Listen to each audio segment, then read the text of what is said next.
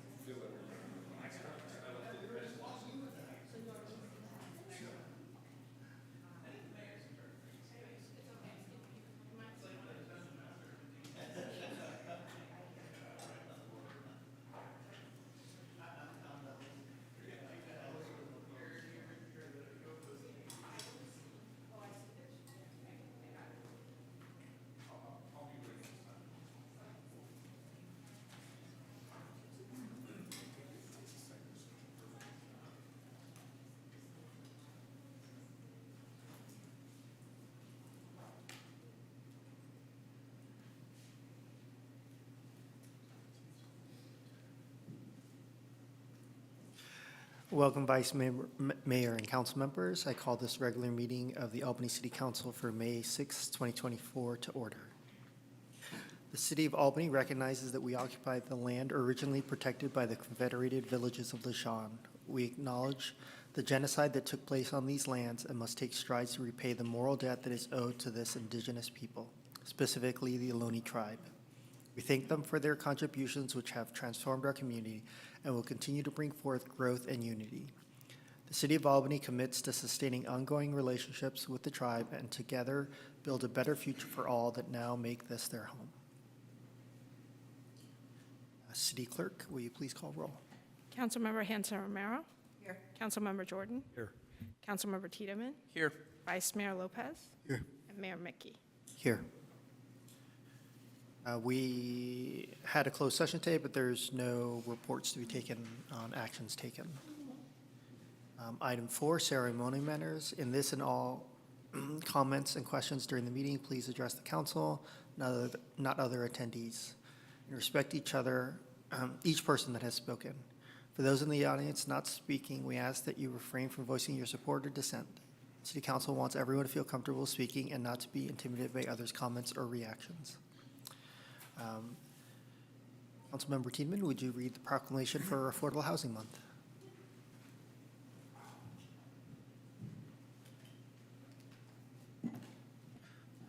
Proclamation in recognition of Affordable Housing Month, May 2024. Whereas quality, affordable homes are vital to healthy, safe, and racially just communities, and whereas even before current inflation rates, increasing housing costs led longtime residents to be displaced, live in overcrowded homes, or experience homelessness, threatening our region's racial diversity and economic opportunity, and whereas stable, affordable homes are the solution to homelessness and support seniors, families, youth, veterans, people with disabilities or special needs, and our whole community, and whereas the upcoming November 2024 ballot presents a unique opportunity to vote on a regional bond that will generate as much as $20 billion for the creation of affordable housing and homelessness solutions across the 9 counties, signaling the importance of unity among our communities, and whereas this general obligation bond measure would build and preserve tens of thousands of new affordable homes, house hundreds of thousands of our neighbors, and generate tens of thousands of jobs, whereas local housing organizations are continuing to recognize May as Bay Area Affordable Housing Month because regional action to a growing regional housing crisis is an essential part of recovery from the pandemic and the work to ensure that everyone has an affordable and stable home. And whereas East Bay Housing Organizations has organized Affordable Housing Month for 28 years, acknowledging the need for and benefits of affordable homes, and whereas as East Bay Housing Organizations proudly commemorates its 40th anniversary, it continues to champion affordable housing in the East Bay, fostering a racially and economically just community for all. Now, therefore, be it proclaimed that the Albany City Council does hereby recognize May as Affordable Housing Month in the City of Albany, and be it further proclaimed that the City of Albany will work to support affordable and stable housing at the local, regional, state, and federal levels.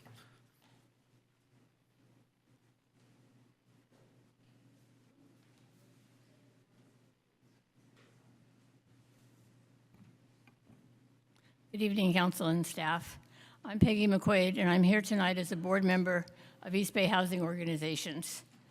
As we celebrate our 40th anniversary, EBHO continues to mobilize the power and wisdom of our members to produce, preserve, and protect affordable housing opportunities for low-income communities in the East Bay.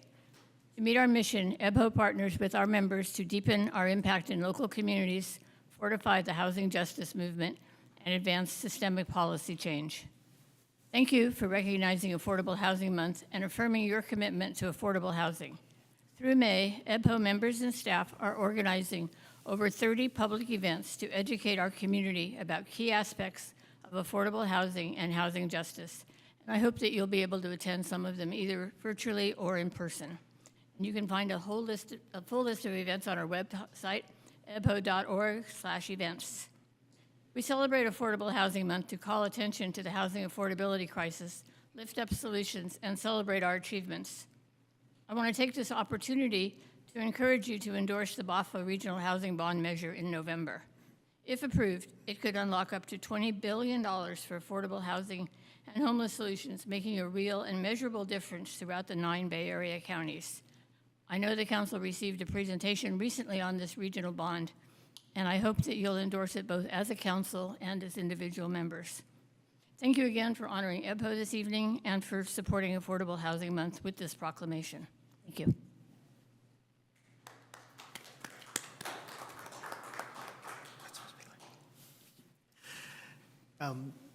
City Clerk, do we have any public comments?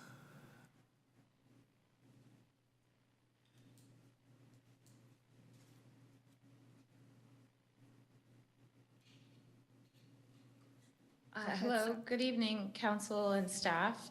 I wanted to speak about Measure 11, that's going to be the Renters Emergency Fund, and say a little bit. Apologies, we have not gotten to item 11 yet. We are on proclamations right now. Oh. Okay.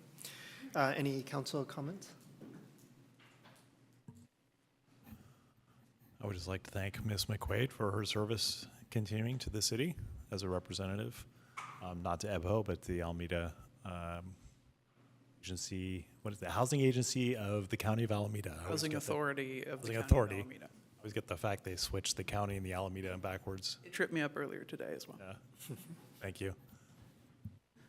I would like to echo that and thank former Councilmember McQuaid for serving on that body as well as the EBHO board, and encourage everybody to take advantage of Affordable Housing Month. There are truly a mind-bogglingly large number of events this year, more than there were last year.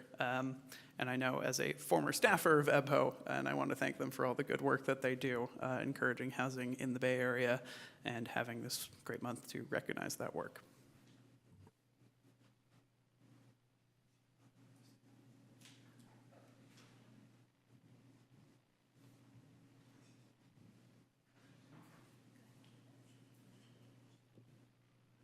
Proclamation in recognition of Asian American, Native Hawaiian, and Pacific Islander Heritage Month. Whereas Asian Americans, Native Hawaiian, and Pacific Islander Heritage Month is observed during the month of May to recognize and celebrate the innumerable contributions, diversity of cultures, languages, religions, and rich heritage of Asian Americans, Native Hawaiians, and Pacific Islanders, AA and NHPI.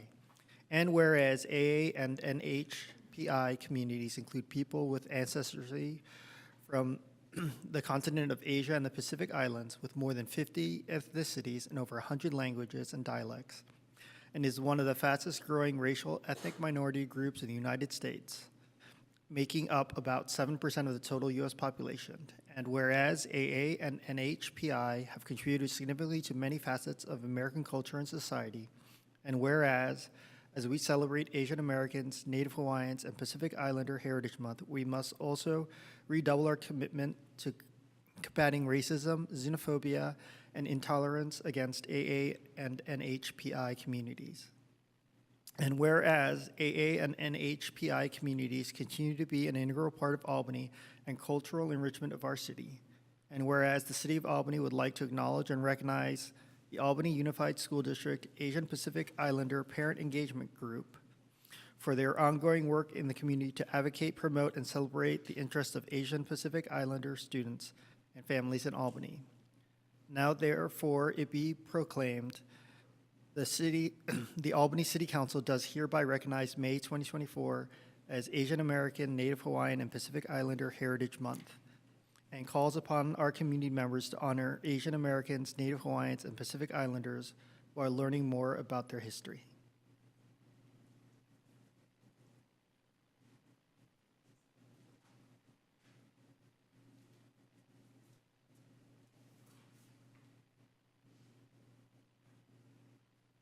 So much, Mayor Mickey. Of course, it's really my honor and my pleasure to be here to receive the proclamation again. Last year I was here, and I believe this is the 4th consecutive year for the City of Albany to make the announcement or proclamation. I checked on the website. This month is really special. I came to this country 30 years ago, exactly, 1994. And I'm really proud of this country, this city, this land that gives me the opportunity to grow and to call this land home, my home. So I have a long speech, but I want to cut it short.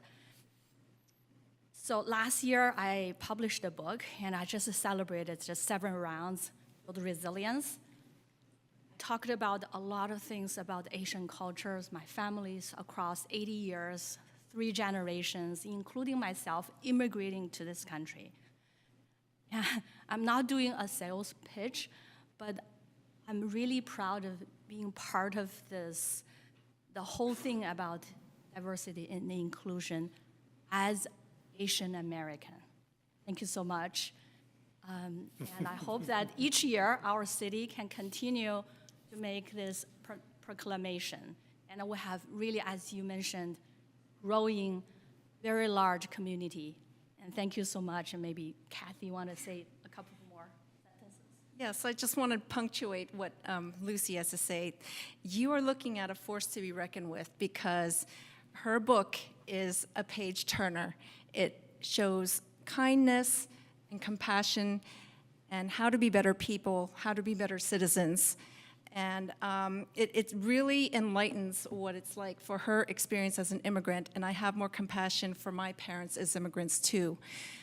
30 years ago, I came here as a resident of California, and my young adulthood was formed by International House because it's half foreign and half American by policy. So the amazing thing, because I'm from a small town in Pennsylvania where I'm the only non-white from my class, it's so cool to come here, meet 10 other Kathys that are Asians. I can do something stupid and no one will remember me. I'll say, you got me mixed up with another Kathy, you're racist. Anyway, so thank you so much for recognizing us. Mayor Mickey, council members, ladies and gentlemen, Albany's been an amazing home, not only for me, but my daughters. It's been so inclusive. We have teachers that lived in China for 4 years and know more about, leave it to Albany, where there's more white people teaching me about Asianness. It's embarrassing, but very enlightening. It says so much about the Bay Area. So in terms of 80 years ago, we also should remember things such as, what it taught me is having inclusivity, which I love that Albany really embodies in so many ways, in its policies, in its people, in its leaders. So thank you very much. We should also remember things such as over 80 years ago, the policy of our federal government did incarcerate over 125,000 Japanese Americans here in California. We should remember them too. And also, that should be a lesson to us to not pay attention to mainstream media that profits from spreading hate. If you look at the acrimony that they're trying to spread between even Taiwan and China to start another possible Ukraine war, please, let's be better than that. Lucy's from China. My parents are from Taiwan. Her Chinese have been entwined with the Taiwanese. So ethnically, we have so much more in common. Language, food, religion. So let's stand up and fight against and speak up against hate. So that's what I'm inviting you for, and thank you for your time and for your kind attention. Take good care. And I invite you to take a picture with the two of us. Is it possible? One more thing is, if you are in San Francisco June 1st, because it is in the cusp of Asian American Month and Immigrant Month, she will be speaking as her author in San Francisco's Public Library at 2 p.m. June 1st. It's a Saturday. Come enjoy and enjoy the warmer weather coming. Thank you.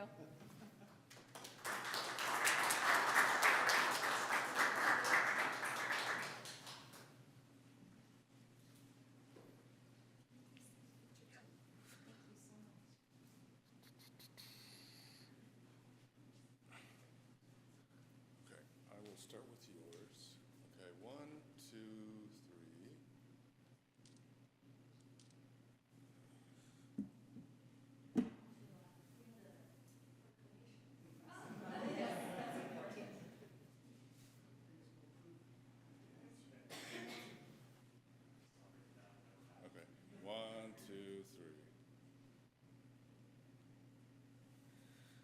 right?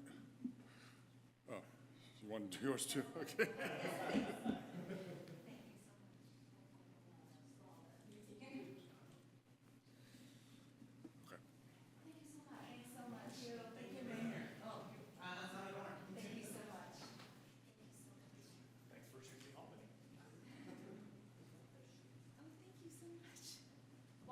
One thing I forgot to mention that I'm gonna make a donation of my book to the Albany Library. Thank you. Yeah, it's called Resilience.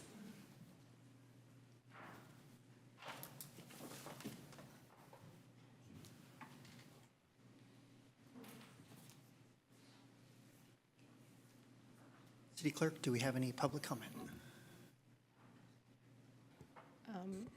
We have one raised hand, but I'm not sure if she's. Go ahead, Catherine, if you're speaking for the proclamation, the Asian American, Native, Hawaiian, and Pacific Islander Heritage Month proclamation. Otherwise, please lower your hand.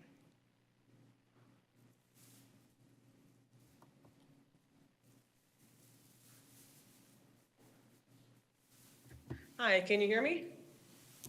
Yes. This is Catherine Gears with Albany Climate Action Coalition, wanting to thank you all for your service to the city and appreciating everything you do for the city of Albany. A couple items I'd like to share in general. Again, want to encourage folks to take more action on the climate because it is a really an emergency. Thanks for having that on the agenda tonight. Want to encourage the city council to please buy EVs, electric vehicles, rather than gas vehicles for city use. Ma'am, we're on the Asian Pacific Islander, Native Hawaiian and Pacific Islander proclamation item. Apologies, thank you. Thank you.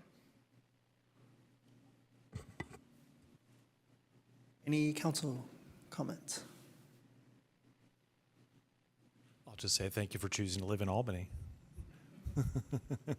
You could have gone a lot of places, I imagine, so we appreciate it. I'll just add that I too found coming here to California, going to Cal to be very refreshing, such a different environment. I grew up in Miami, Florida. I definitely was one of very few Asian families. I could be picked out for anything that I did. Lived in Pittsburgh, Pennsylvania for a little while. On campus, there were a lot of Asians, but once you were in the communities and neighborhoods again, kind of stood out a little bit. And I have really appreciated coming to the Bay Area because I was raised in a family where we did not learn Japanese or Chinese. I learned more about Peru than I learned about either of my heritage. And coming here, I felt like I've learned so much about the Asian culture. And again, the diversity of people who have helped me learn about this has been impressive. I do want to emphasize also one other thing is that while the U.S. ran internment camps, one should understand that this was actually something that happened all around the Pacific Rim. My grandfather on my father's side was put in jail because of his Japanese ancestry. So when one thinks about those things that have been done in the past and remember that even those who come to this country from other countries understand what it means for the Japanese Americans to have been put in internment camps because some of their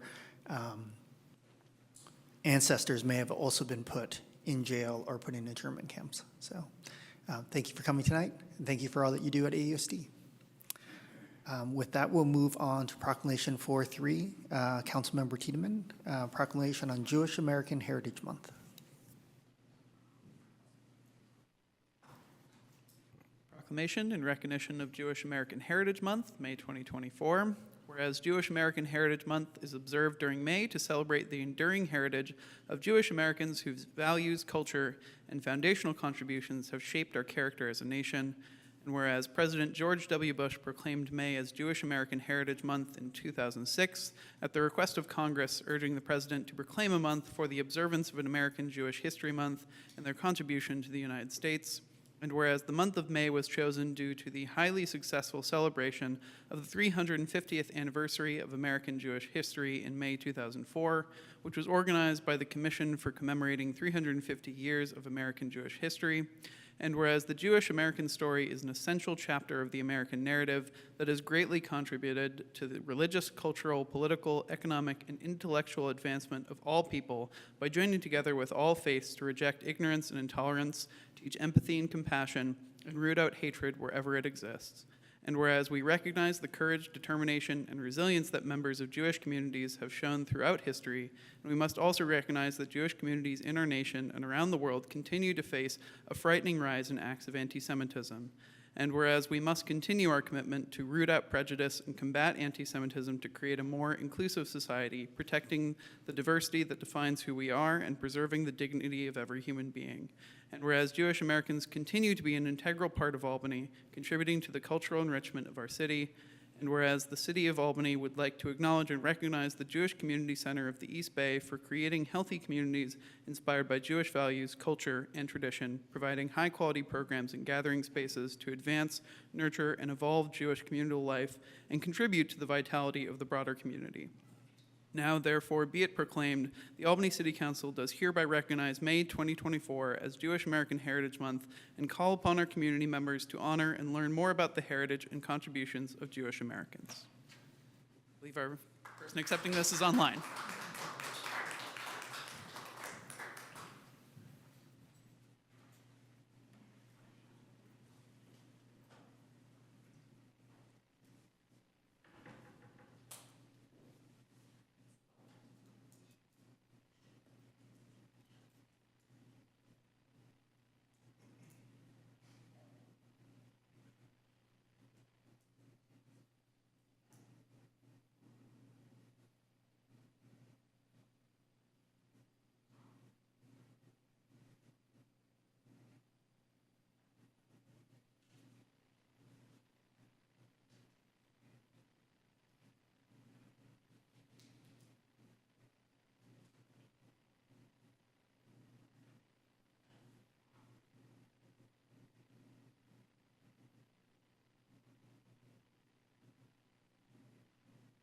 Hi, good evening. Thank you, council members and Mayor Mickey.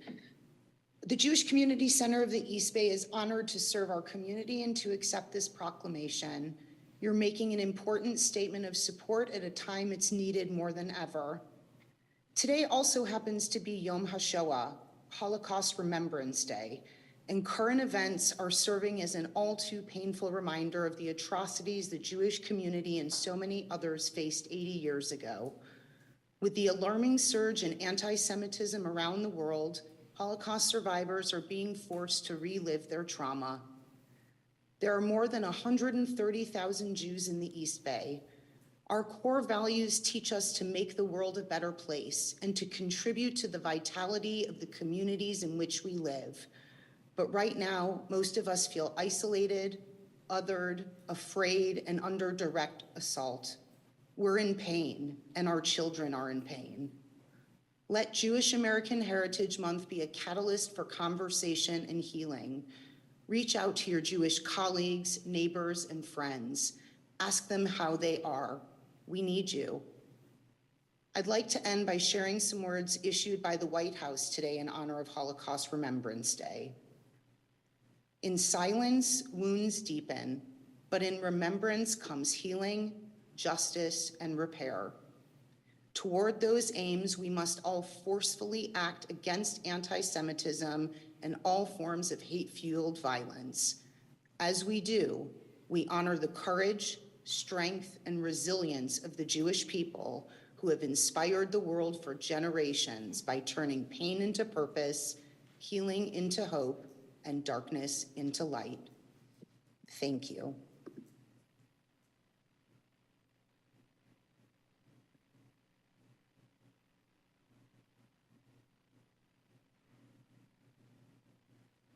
Thank you. City Clerk, any public comment? Any comments from council members? I'd just like to thank Melissa Chapman for being here as alumni of the JCC After School Program, where I spent every afternoon for several years. I'm always happy to see them represented and grateful for all the work they do in the East Bay. We'll move on to Proclamation 4-4, Mental Health Awareness Month. Councilmember Jordan.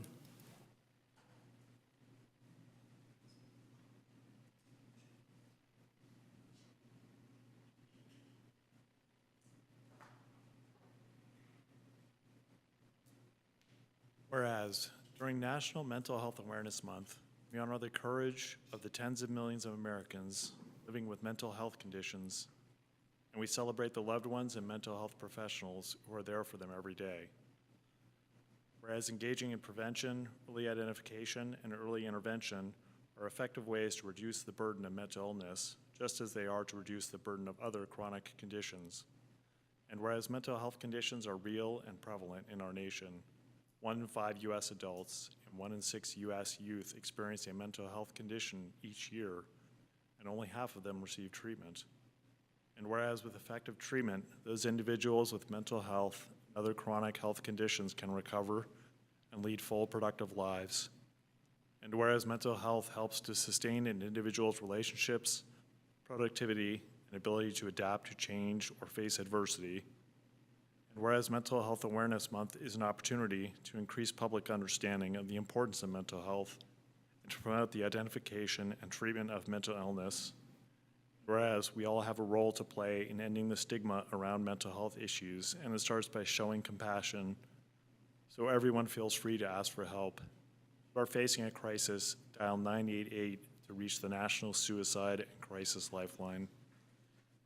Whereas each business, school, government agency, healthcare provider, organization, and community member share the burden of mental health problems and has a responsibility to promote mental wellness and support prevention efforts.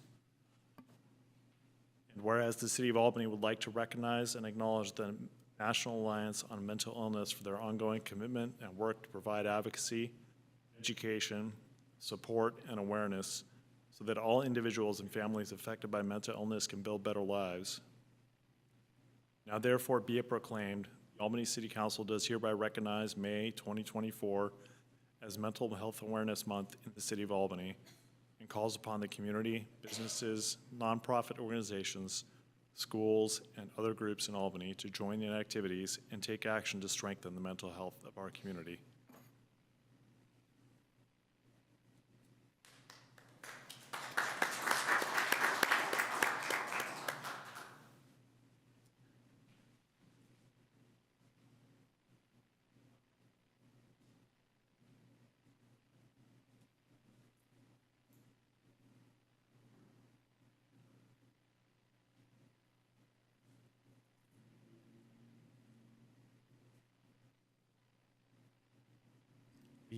Unfortunately, we can't hear you quite at the moment. Yes. Here we because go. I was. Is it okay now? It is. Nice to see Okay. you. I run Zoom meetings, and this happens all the time. Anyway, I'm Liz Riebensdorf, and I'm the president of NAMI East Bay, which is located in Albany. There are 4 affiliates in the county, and we are sort of the North County representatives. The proclamation you gave included everything that I would have said if I was going to have a prepared speech, but I'm so thankful and honored that you are acknowledging, first of all, the stigma and the fact of mental health and mental illness. It's pervasive. The people that we work with are just the tip of the iceberg. There are so many families and individuals under great stress, confusion, exhaustion, worry, fear, angst, who are going through the problems that seem to be caused by genetics and by trauma. It's a great big problem, somewhat unsolvable in many cases, and it seems to be taking up much of the room, much of the airspace, and much of the room in the papers. We have legislation that's very exciting, and we hope some changes will be happening.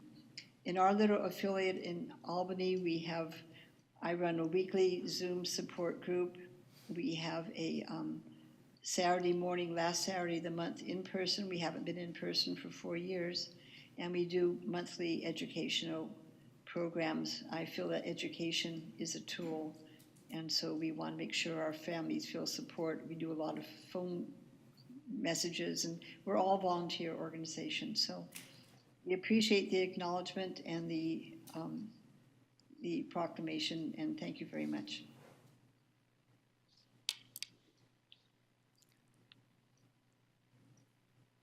Thank you. Any public comments? Any council members' comments? Oh, sorry, there is a public comment.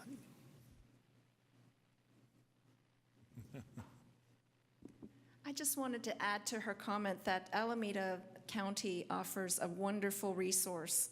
It's 24 hours, 7 days a week. It's a warm mental health access line, and it is 1-855-845-7415. And a lot of times it doesn't,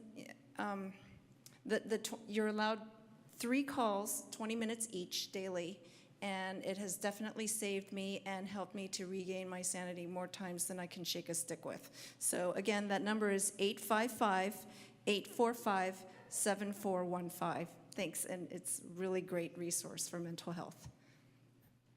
Could you say the name of the line again? It's the Warm Line Mental Warm Line Mental. Access. Thank you. Yes. Thank you for your comment. I'll just offer, I learned of a book recently I haven't read since books came up earlier that is just coming out called Profiles in Mental Health Courage, or Profiles in, I think that's it. It sounds like it'd be quite educational and powerful book. Just want to say I'm grateful that mental health is slowly being destigmatized, mental health difficulties. I know in 2014 I went through a fairly dark episode, and I'm grateful for the Family Medical Leave Act combined with mental health professionals for helping me recover.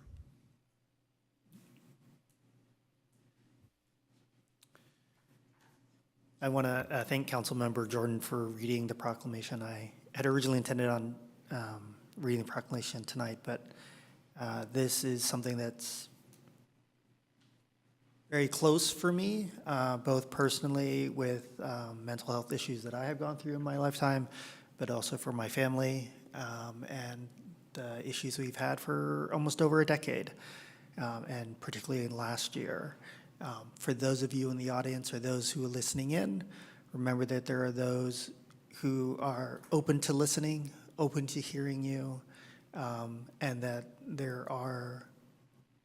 there's always someone you can reach out to talk to.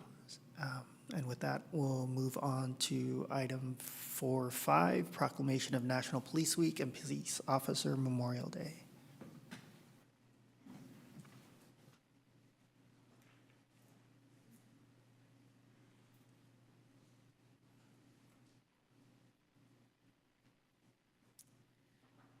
Proclamation in recognition of National Police Week and Peace Officers Memorial Day.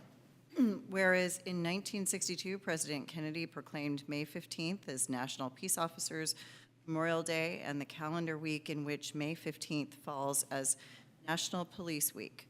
Established by a joint resolution of Congress in 1962, National Police Week pays special recognition to those law enforcement officers who have lost their lives in the line of duty for the safety and protection of others. And whereas the members of the Albany Police Department play an essential role in safeguarding the rights and freedoms of our community members, and the Albany Police Department continuously provides a vital public service. And whereas over 1,400 law enforcement officers in the state of California have made the ultimate sacrifice and have been killed in the line of duty. And whereas it is important that all members of our community know and understand the duties, responsibilities, sacrifices, and hazards facing the more than 800,000 law enforcement officers serving in communities across the United States, including the dedicated members of the Albany Police Department. And that members of our law enforcement agency recognize their duty to serve the people by safeguarding life and property, by protecting them against violence and disorder, and by protecting the innocent against deception and people against oppression. And whereas Albany police officers are committed to the highest professional standards and working in partnership with our community to meet the challenges of reducing crime, creating a safe and welcoming environment, and improving quality of life for our community and those who visit. And whereas the City of Albany is proud of our police officers and wishes to recognize their commitment to the public safety profession. Now therefore be it proclaimed that the Albany City Council hereby recognizes the week of May 10th, 2024 through May 16th, 2024 as Police Memorial Week and calls upon all community members, civic and educational organizations to join in commemorating law enforcement officers past and present who by their faithful and loyal devotion to their responsibilities have rendered dedicated service to their communities. And be it further proclaimed that the Albany City Council hereby recognizes May 15th, 2024 as Peace Officers Memorial Day. And we call upon the community of Albany to observe this day in honor of those law enforcement officers who, through their courageous deeds, have made the ultimate sacrifice in service to their community or have become disabled in the performance of their duty. And let us recognize and pay respect to the survivors of the fallen.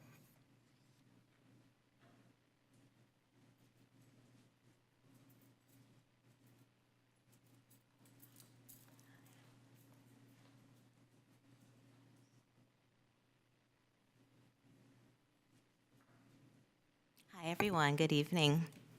I'm Sergeant Holly Matthews, working tonight. I would just like to say thank you, Mayor, and thank you, Council, for recognizing and supporting National Police Week and Peace Officers Memorial Day.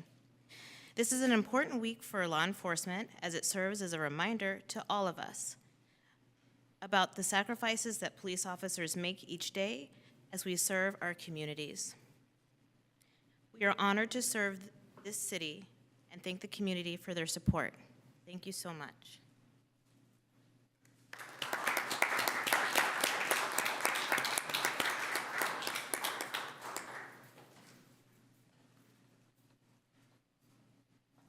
Do we have any public comment? Not seeing any public comment. Are there any council members who would like to speak? I just want to say thank you to our police department. You guys have been out there in the community just doing a wonderful job, and we all thank you and appreciate you, and you are there immediately, and thanks to all of you.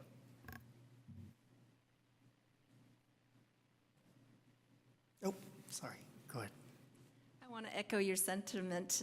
Totally true. I'm right here on Madison Street. They're there in less than a minute if there's any issue for any reason at any time of the day. So I totally agree with you. The nice thing about being a little city is that we are able to get to know those who were hired to protect and defend us. One thing I do invite, because I was a participant at Richmond's annual International Women's Day, is there is a Black Church of Ladies that did inform me about qualified immunity, because as a structural engineer, I look at things as a system. So I asked two questions: what hurts?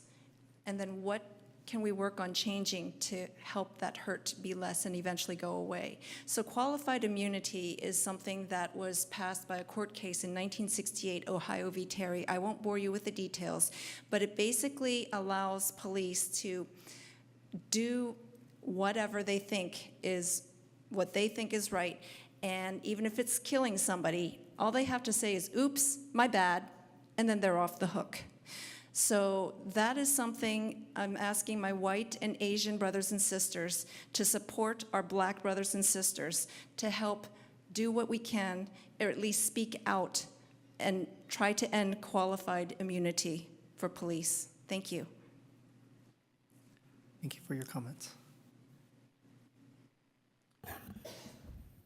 I thank the department for your culture, which I don't know intimately, but from the distance at which I sit, it seems to very much emphasize de-escalation, for which I'm grateful, and also maintaining Albany's culture. So we had a meeting that could have been contentious, unfortunately was not so long ago, and I asked the city manager how that was handled in terms of security, and she said that the department had 2 shifts overlapping at the time, specifically so that we would not need mutual aid, so that we could maintain our own culture here. So I very much appreciate the care that you take with that. Thank you. Yeah, I would like to echo some of the statements that have been made. I think I really appreciate the culture that the Albany Police Department has. Often, your first interaction with the police department you may not be in your best place, and the professionalism that I have experienced and I have heard from others is outstanding from our department, and I really appreciate that, and I want to thank you all tonight.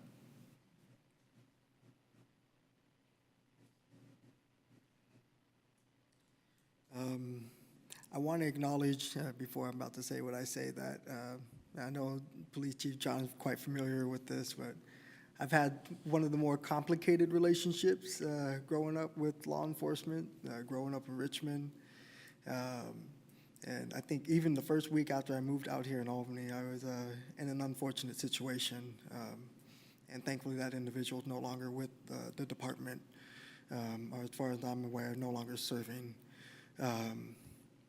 But I say that to highlight that I've been fortunate, and my family's been fortunate, to not have those same type of encounters in this community.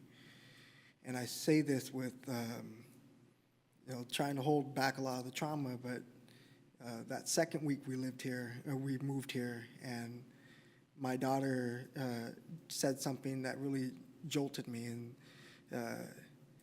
my wife and I were just driving the car talking, and stated how we're so fortunate to be in a safer community, because my daughter had noticed that the lights were on at Ocean View Park, and that's something we weren't used to where we came from. And we just said, oh, well, it's safer over here. And she said, yeah, my daughter said, yeah, I knew it's much safer because I no longer get tensed up and I don't get scared for my life when I see the cop next to us on these streets.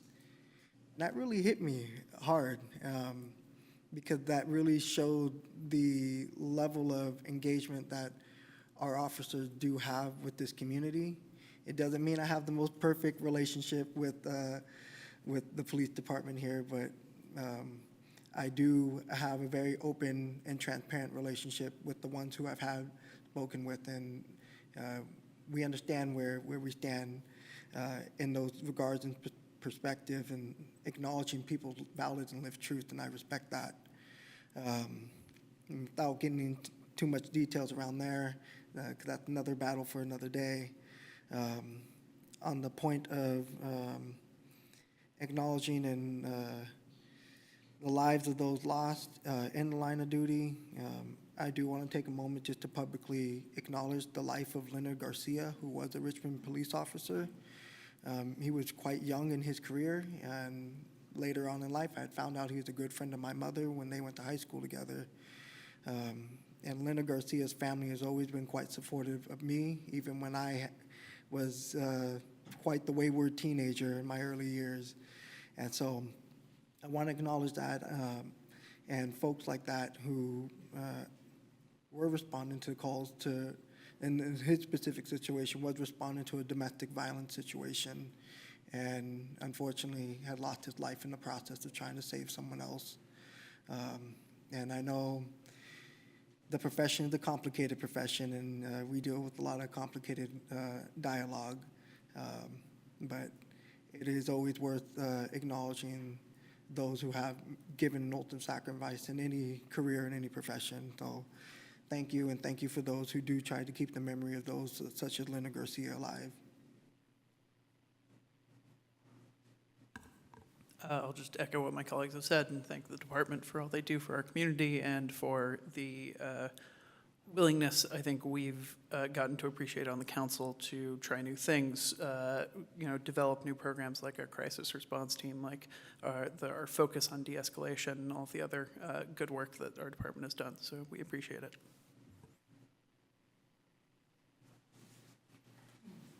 I hope it's not out of line that I come up and just thank you very much. Your words mean a lot to me. They mean a lot to my staff. We do take a lot of time. I heard it mentioned a few times, our culture, and that's one of the things I think that allows us to provide good services. We do our best to get it right. Sometimes we make a mistake, but it's not intentional. But having the support from you really reemphasizes the reason we're here, providing service. So thank you very much for that. Thank you for your comments. With that, we'll move on to item 4-6, Proclamation Public Service Recognition Week. Vice Mayor Lopez.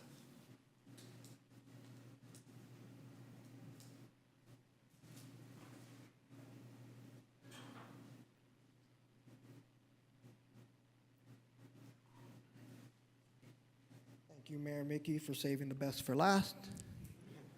In honor of Public Service Recognition Week, whereas Public Service Recognition Week is celebrated the first full week in May nationwide to honor those who serve our nation as federal, state, county, and local government employees. And whereas our community is served every day by City of Albany employees, including the city's administration, city clerk, community development, finance, fire, human resources, police, public works, and recreation and community services department. And whereas the public servants of the City of Albany have demonstrated commitment and dedication as evident in the daily interactions and services provided to our community, ranging widely from public safety and emergency response, maintenance and construction, park and environmental stewardship, community services, events and recreation, planning, permitting, and associated support services. And whereas City of Albany employees are people and members of our community that bring their own individual uniqueness, expertise, and life experiences to our city. And whereas the City of Albany currently includes 111 full-time employees and 39 part-time employees working together to serve our community. And whereas, as included in the City of Albany's core values displayed in city facilities, we are here for the community, act inclusively, providing quality services for all, take pride in our work, and go the extra square mile. Are innovative and take initiative, do the right thing every time with integrity, honesty, and loyalty. Now, therefore, the Albany City Council does hereby proclaim the week of May 5th to 11th, 2024 as Public Service Recognition Week in the City of Albany and express gratitude to the City of Albany employees for their dedicated public service.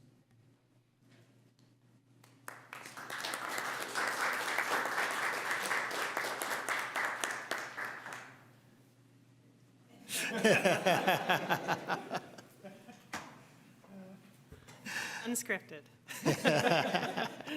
Thank you, Council. On behalf of city staff, truly a pleasure, and underscoring that sentence in the proclamation that your employees are people.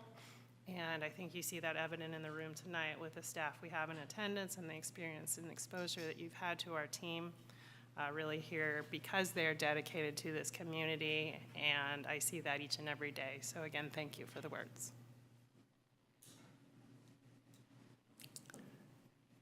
City Clerk, any public comments? All right, looking at the council chamber, any public comments? All right, any council members? I would just like to say how I see so many hats being worn all at once, and you guys are just always there taking care of things when they need to be handled, and I'm just really proud of our staff that we have here. So thank you, everybody. It makes things so much smoother.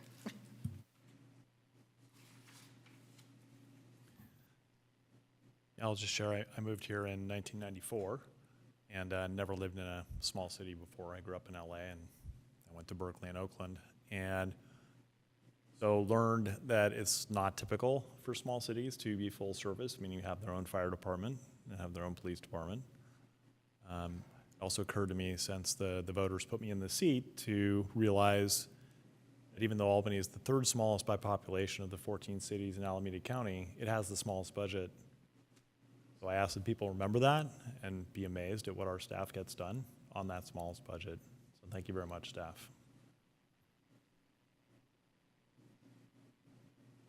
I would say about public staff that there is never enough funding, never enough people, never enough time in the day, which makes it all the more impressive what our staff is able to get done, considering that we are a small city with a lot of needs, but not always the amount of time or resources we want to meet all of those needs. So we really appreciate everything our staff does and all that they work with us on, get to the detail on, and implement and figure out how it can work for our city. And I'll just say that the Alameda County HCD had a ice cream party to commemorate this, during which the power failed for the building. So I hope that the Albany City staff have some similar event that hopefully the power stays on for.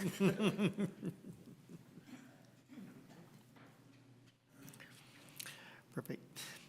Thank you, everyone. We'll move on now to item 5, City Manager's Report. Thank you, Mayor. I have a brief report this evening. A reminder that Older Americans Month is here, and there are a wonderful array of activities at our senior center as usual. I will note a couple that are to come up soon, more throughout the month. Every Tuesday is Movie Tuesday, and also a special event for this Mother's Day, May 10th, which will be a Mother's Day luncheon. So please take advantage of that opportunity for connection. We have a new event coming up, Movie in the Park. This is to recognize the interest of film within our community. Wonder Woman will be playing on May 17th at Memorial Park, approximately 8:30, allowing for the screen to be more visible. So sounds like a really fun event, and I appreciate our recreation and community staff for always being creative. Down the street at Ocean View Park, you are seeing some changes on the courts as we convert some of them to pickleball.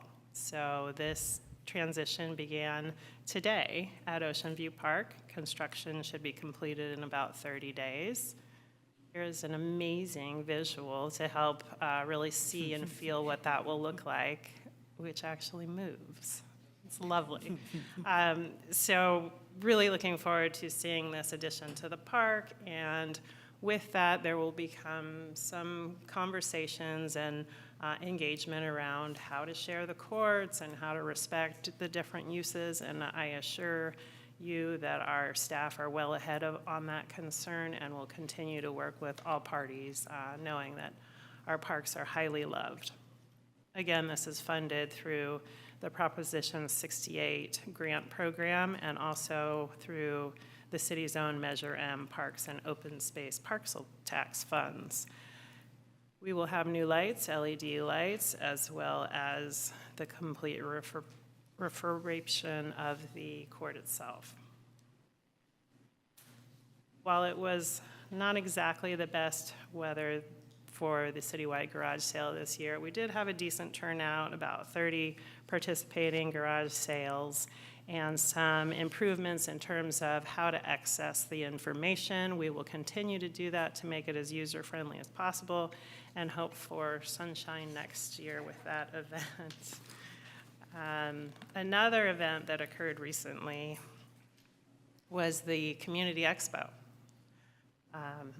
This was our 3rd annual event held at the Community Center, and it included over 50 community-based organizations, as well as every city staff department representing services and programs and everything that the city does to serve the community. It was a great day, and experienced a really good turnout from the community at large. So this is an event that we think is here to stay and continues to evolve over time to fit the needs and interests of the community. So any feedback you have is welcome on an ongoing basis to make sure that this is of value and fun as well. A reminder that we have a survey going on right now regarding the Cairns-Adam Bikeway pilot project. It closes this Wednesday. This information helps guide future decision-making on how these streets are used. So please take advantage of that opportunity. And that completes my report. Thank you. Thank you. Thank you, City Manager. If anyone attending would like to ask questions about or comment on the City Manager's report, please raise your hand button online or raise your hands in the council chamber. If you are on the phone, please raise your hand by pressing *9. Note this is for questions and comments on the City Manager's report only. If you have comments on matters not on the agenda, the time for those is next. Any public comment? Not seeing any online. Anyone in the council chamber? Not seeing any in the council chamber. Any council questions or comments? Just to thank city staff, especially the recreation department, for putting on the community expo. I was there as I usually am, and it is always great to see so many people taking advantage of it, and you know, who are also people interested in the event, people interested in getting involved in civic groups, children playing, people enjoying the music. Really all around great event. I'll echo what Councilmember Tiedemann said. The Community Expo was a really wonderful event this year. I really appreciated the higher visibility this year in closing Masonic, having a lot of the events happen there. I think that just helped make it feel much more open and inviting, so thank you. Not seeing any other comments or questions, we'll move on to item 6, good of the city, public comment. For persons desiring to address the city council on items that is not on the agenda, please note that the city policy limits each speaker up to 3 minutes. The Brown Act limits the council's ability to take and/or discuss items that are not on the agenda. Therefore, such items may be referred to staff for comment or to future agenda. Good evening, Mayor, Vice Mayor, council members, staff, and members of the public. My name's Ryan Lau, External Affairs Representative at AC Transit, also a public employee. Here to provide an update on our Realign initiative. As a reminder, Realign is a review and update of our entire bus network, working within our existing operator count and budgetary resources, trying to better meet the needs of our riders in the post-pandemic era and the way that they're moving around the region. So AC Transit will be launching the next phase of Realign outreach, starting the sort of formal window starts May 15th. And runs all the way through June 5th. So I encourage you and your staff to review the proposals just so you can see what's out there and make sure that it works for your constituents. We're also going live on the website. It's kind of a soft launch. I think it should have some new stuff on there by the end of the week, which will include a matrix with the new route proposals. And then right at the start of the outreach window, they'll have like a new trip planner that you can actually look how it would impact your day-to-day life. And so we're doing the roadshow again, going out and making announcements at city council meetings, being at various community events. We're going to have ambassadors at bus stops doing outreach at sort of high ridership bus stops. Also working with community-based organizations to work with their constituents and make sure that their users are familiar as well. We're also going to have 2 public workshops. One is a virtual workshop, May 23rd at 6 p.m. Another board workshop, June 5th, and that's hybrid. And then the window will close June 5th, so anybody that's interested in providing feedback, please do so before then. And then we'll also have route profiles and feedback opportunities at local libraries as well. So if you're not familiar with digital platforms or comfortable with them, then you can still go out to your local library and look at the sort of telephone book of route proposals. And then the formal hearing process will start, it's scheduled to start in August and then conclude in September of 2024. Board decision in October of 2024 with a planned implementation date of roughly March 2025. I will also leave these little announcement cards with the clerk, so if you're out and about, please share. Thank you.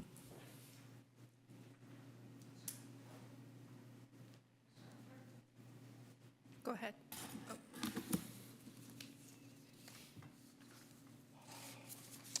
I am Francesco Papalia, and I'm a member of the Financial Advisory Committee since its inception 2.5 years ago. I ask that you make sure that the new finance director has a clear understanding of their role as the city liaison between our committee and the council.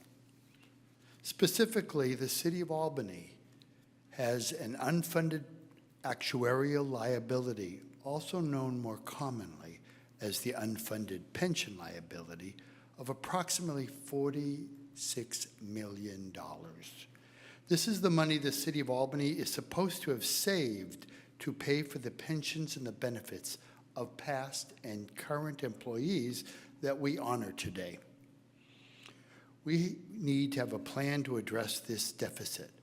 I propose that the City Council appoint a subcommittee to work with the City Manager, the new Finance Director, and the Financial Advisory Committee to formulate a 5-year or 10-year plan during fiscal year 2024-25 to address the unfunded pension liability.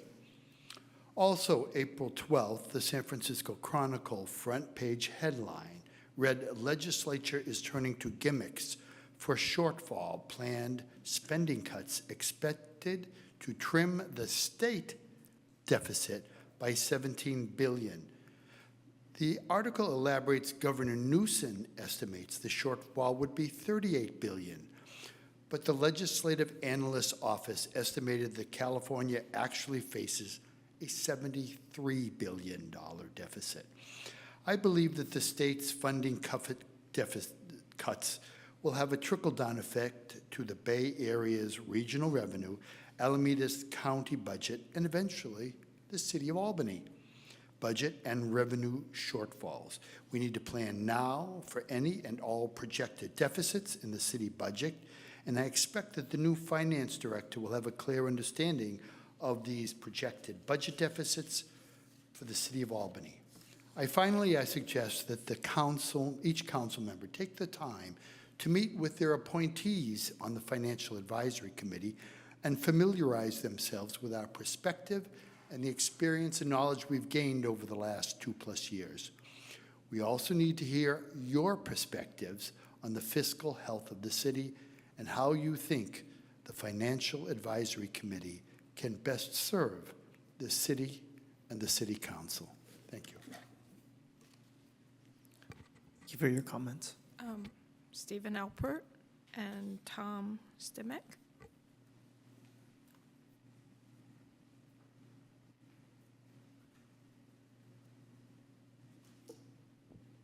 Good evening. Council members know that I'm Dr. Stephen Alpert. Why?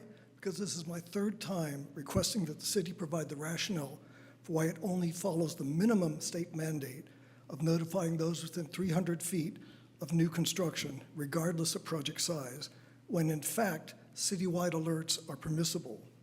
Whereas the city follows its approved ordinance of only alerting those within 300 feet of new construction, this practice is inappropriate for large multi-story projects which will impact all of Albany. Such is the case for the 5-story mixed commercial residential structure proposed for 1600 Solano Avenue. I first presented this issue to the council as a Zoom participant on April 1. The video of that meeting will confirm that the issue of 300 feet notification was not addressed. Likewise, the video shows that the city attorney declined to comment on the feasibility of a 2-tier notification scheme to distinguish between large and small-scale projects. However, during the meeting, Councilman Jordan stated that existing state laws would create legal exposure if the city adopted different rules for public notification based on size. Pursuant to my formal document request, City Clerk Hsu reported that no state laws support this assertion. Councilman Jordan is now the 2nd city official to invent and cite non-existent state law to avoid addressing the issue of 300 feet notification. The first was Community Development Director Jeff Bond, who falsely asserted that state law precluded Albany from issuing citywide alerts for new construction. The veracity of these serious allegations is thoroughly documented in the public record, and neither Director Bond nor Preston Jordan have contested them. Equally remarkable is what occurred following my in-person comments at the April 15th council meeting. Mentioned at the start of every meeting is the Brown Act, which prohibits lengthy discussion on topics not on the meeting agenda. Thus, following my remarks, I expected that Mayor Mickey would cite the Brown Act and relate that the issues I raised would be referred to XYZ for further review. Instead, he declined to so much acknowledge my presence and my presentation, as well as the supporting comments made by two others. The video of that April 15 meeting will confirm this. Why the city seems so reluctant to address the issue of public notification for new construction is very perplexing. At the April 24th meeting of the Planning and Zoning Commission, I asked that the issue of 300 feet notification be submitted as an agenda item for a future council meeting to allow for in-depth open discussion. Tonight, I also am requesting that the practice of alerting only those within 300 feet of new construction be added as an agenda item for a future council meeting. Thank you for the opportunity to address the council. Thank you for your comments.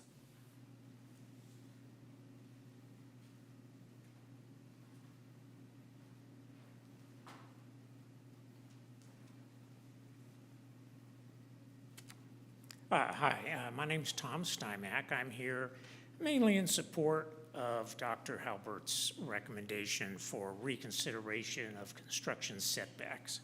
By way of background, I've lived in Albany 40 years. I'm a state licensed geotechnical engineer, and I've had a practice here in Albany for more than 20 years. So I am familiar with work in Albany. With respect to the 300-foot distance described earlier, I think you should be aware what 300 feet is. It's one block if you include an adjacent street. That's not very far.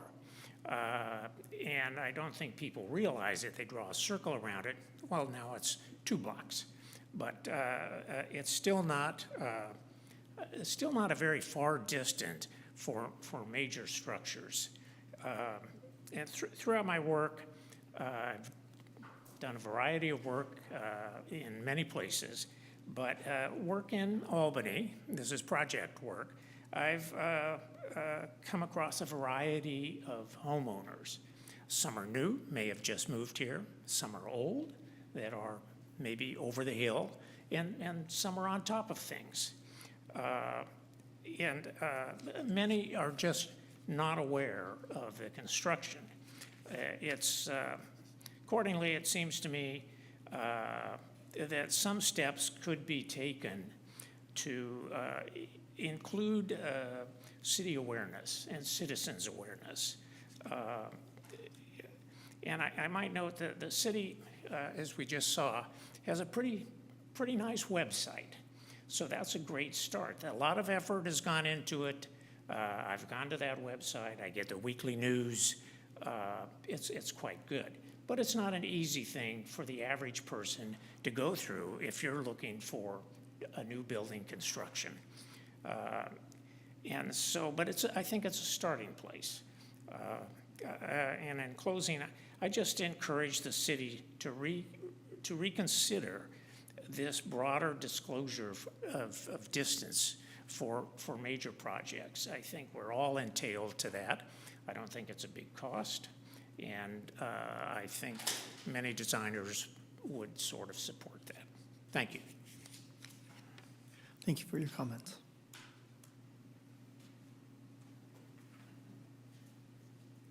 Hi, my name is Catherine Bierce. Thank you all for recognizing all of the groups earlier in the proclamations. In light of this being Affordable Housing Month, I'd like to disagree with the prior speaker's comments of the 300-foot rule and encourage the City Council to continue to prioritize developing already developed corridors like San Pablo and Solano Avenue to increase the amount of housing, because affordable housing starts with having more housing, as well as low-income housing and mixed income housing. So thank you for considering that. As you know, I'm a passionate climate advocate, so I've got a couple comments about climate action that are not on the agenda. Would love the City Council to appoint a committee or work with the Climate Action Committee to adopt an ordinance similar to Palo Alto San Francisco's, protecting native species and private land. And so that's not just street trees, but also trees and private property, such as coast live oak or other major species that are native to California, that are not high water use, that are not invasive, that really benefit wildlife and provide shade as the temperatures get hotter every year with climate change. This is important to protect and private, not just public land and street trees. Secondly, would love to buy more electric vehicles and not just gas vehicles. I understand that there was a Parking enforcement vehicle was a gas vehicle. There's one on the agenda coming up later about the diesel EMS vehicle. So we encourage electric vehicles to help reduce the city's impact on the environment. As well as third point, since the City for Climate Action Plan trying to advance sustainability throughout the city, it's incongruous that the senior center and the community center both have gas stoves for gas cooking classes, while this induction cooktop blending program trying to advance induction cooking, which is electric-based, zero emission in the kitchen, healthier for kids and seniors and everyone, and better for the planet to get off of fossil fuels. So thank you for considering all of these climate action areas and affordable housing as a priority for the city. Thank you for your comments.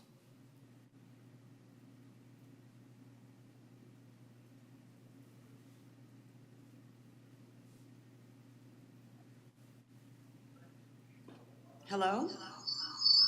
Oh, shoot.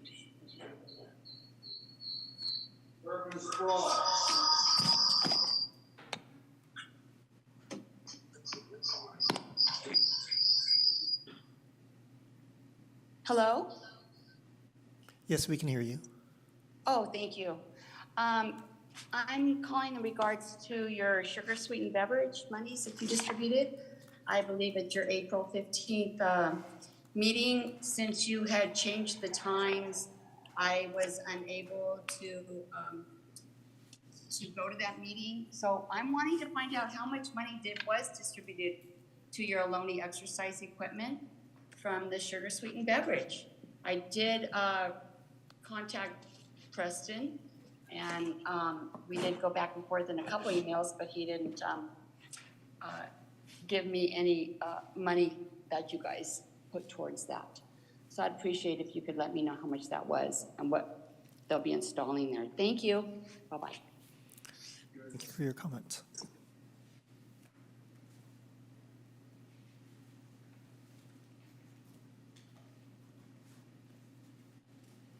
Hello, this is Lucinda Young. I'm an Albany resident, and I am also a member of the Climate Action Coalition. And I would support the earlier speaker, Catherine Bierce's points. In particular, I would ask the City Council to reconsider its selection of a gas parking enforcement vehicle and explore an electric parking enforcement vehicle. Both the cities of Berkeley and San Francisco have electric parking enforcement vehicles, and the purchase of an additional gas parking enforcement vehicle is not consistent with the city's climate action plan. In addition, I want to thank the City Council for authorizing funds for the purchase of replacing the gas landscaping equipment with electric. I know that was done recently. Very happy to hear that. However, it appears the city is still contracting with outside contractors that use gas landscaping equipment. Just last week on Washington Avenue, there was an outside contractor who was working for the city, and they were using gas leaf blowers and weed whackers. And I stopped and spoke with one of the employees, and he said that this company had recently purchased a large inventory of gas landscaping equipment, which is now illegal. The purchase and sale in the state of California as of January 1st is no longer lawful because of its both the health hazards and climate impacts of this equipment. So I would just ask that the city be mindful of who it's contracting with, and let's support landscaping contractors who are supporting our climate plan and supporting our state's climate plan. Thank you. Thank you for your comments.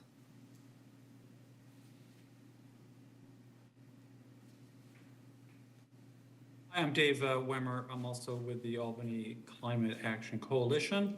And I just want to echo previous speakers. I want to support a purchase of a EV enforcement vehicle. You know, we had heard that, you know, that there was some, maybe some mechanical reliability issues or something with the EVs versus gas, and that's why the city was leaning towards the gas. You know, I'd like to see some further investigation, you know, into those types of issues, and maybe issue a memo or something that we could, you know, look at the details. But it just seems to me like the EVs, you know, are like super low maintenance. You know, and we've had an EV vehicle for 5 years, and it's like zero maintenance. It just rocks. And everybody that I know that has EVs, you know, don't have any issues. You know, long term, it's like a zero maintenance vehicle. So I was pretty surprised about the choice of maybe going with gas when you know you got to change oil, you got to do this, you got to do that, tune-ups, all that kind of stuff, transmission, you know, all sorts of things. So so I would support a closer look at the EV enforcement vehicle, and then also I'll just support the previous speaker on us hiring subcontractors or contractors that you know walk the talk of our climate action plan and use battery operated equipment wherever possible, which I think is pretty much everywhere in today's world of landscaping tools. And that's it. Thank you. Thank you for your comments.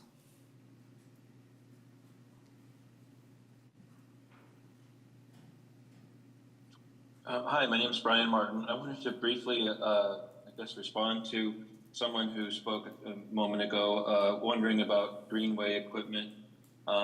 I'm on the Parks Commission, but you don't have to be a member of the Parks Commission to just, you know, anyone who's been watching the meetings has seen at our public meetings that the greenway equipment has been assigned to what to replace the broken greenway equipment with has been exercise equipment has been assigned to a subcommittee, and so anyone interested in what should go there should follow the Parks Commission meetings and contact the Parks Commission.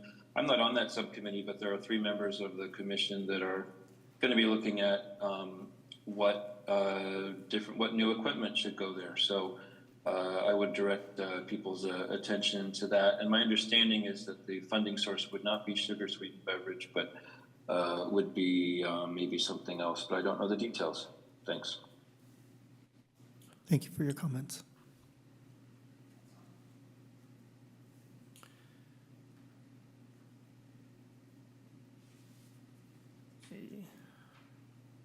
Are there any items that staff would like to respond to? Sure, Mayor, to the extent practical this evening. Yes, thank you to Commissioner Martin. That is correct. And our staff will be working with the Parks, Rec, and Open Space Commission to determine opportunities for the Albany Greenway.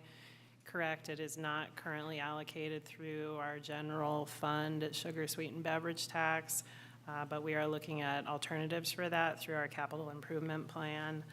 Also, with regard to the I think that was the main question that was raised. Others of interest to the council, I'd be happy to address.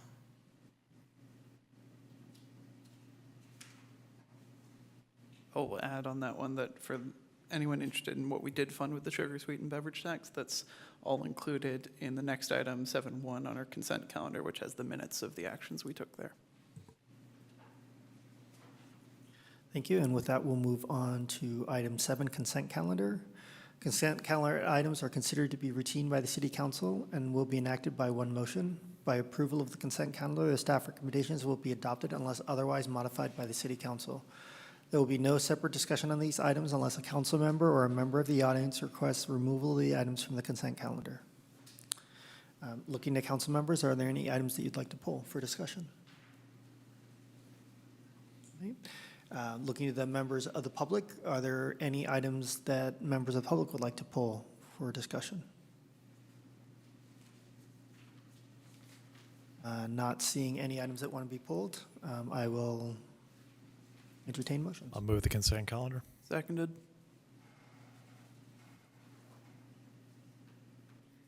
Councilmember Jordan? Yes. Councilmember Tiedemann? Yes. Vice Mayor Lopez? Yep. Mayor Mickey? Yes. And Councilmember Hanson Romero? Yes. Motion carries. Moving on to item 8, presentations. 8.1, automated license plate reader program.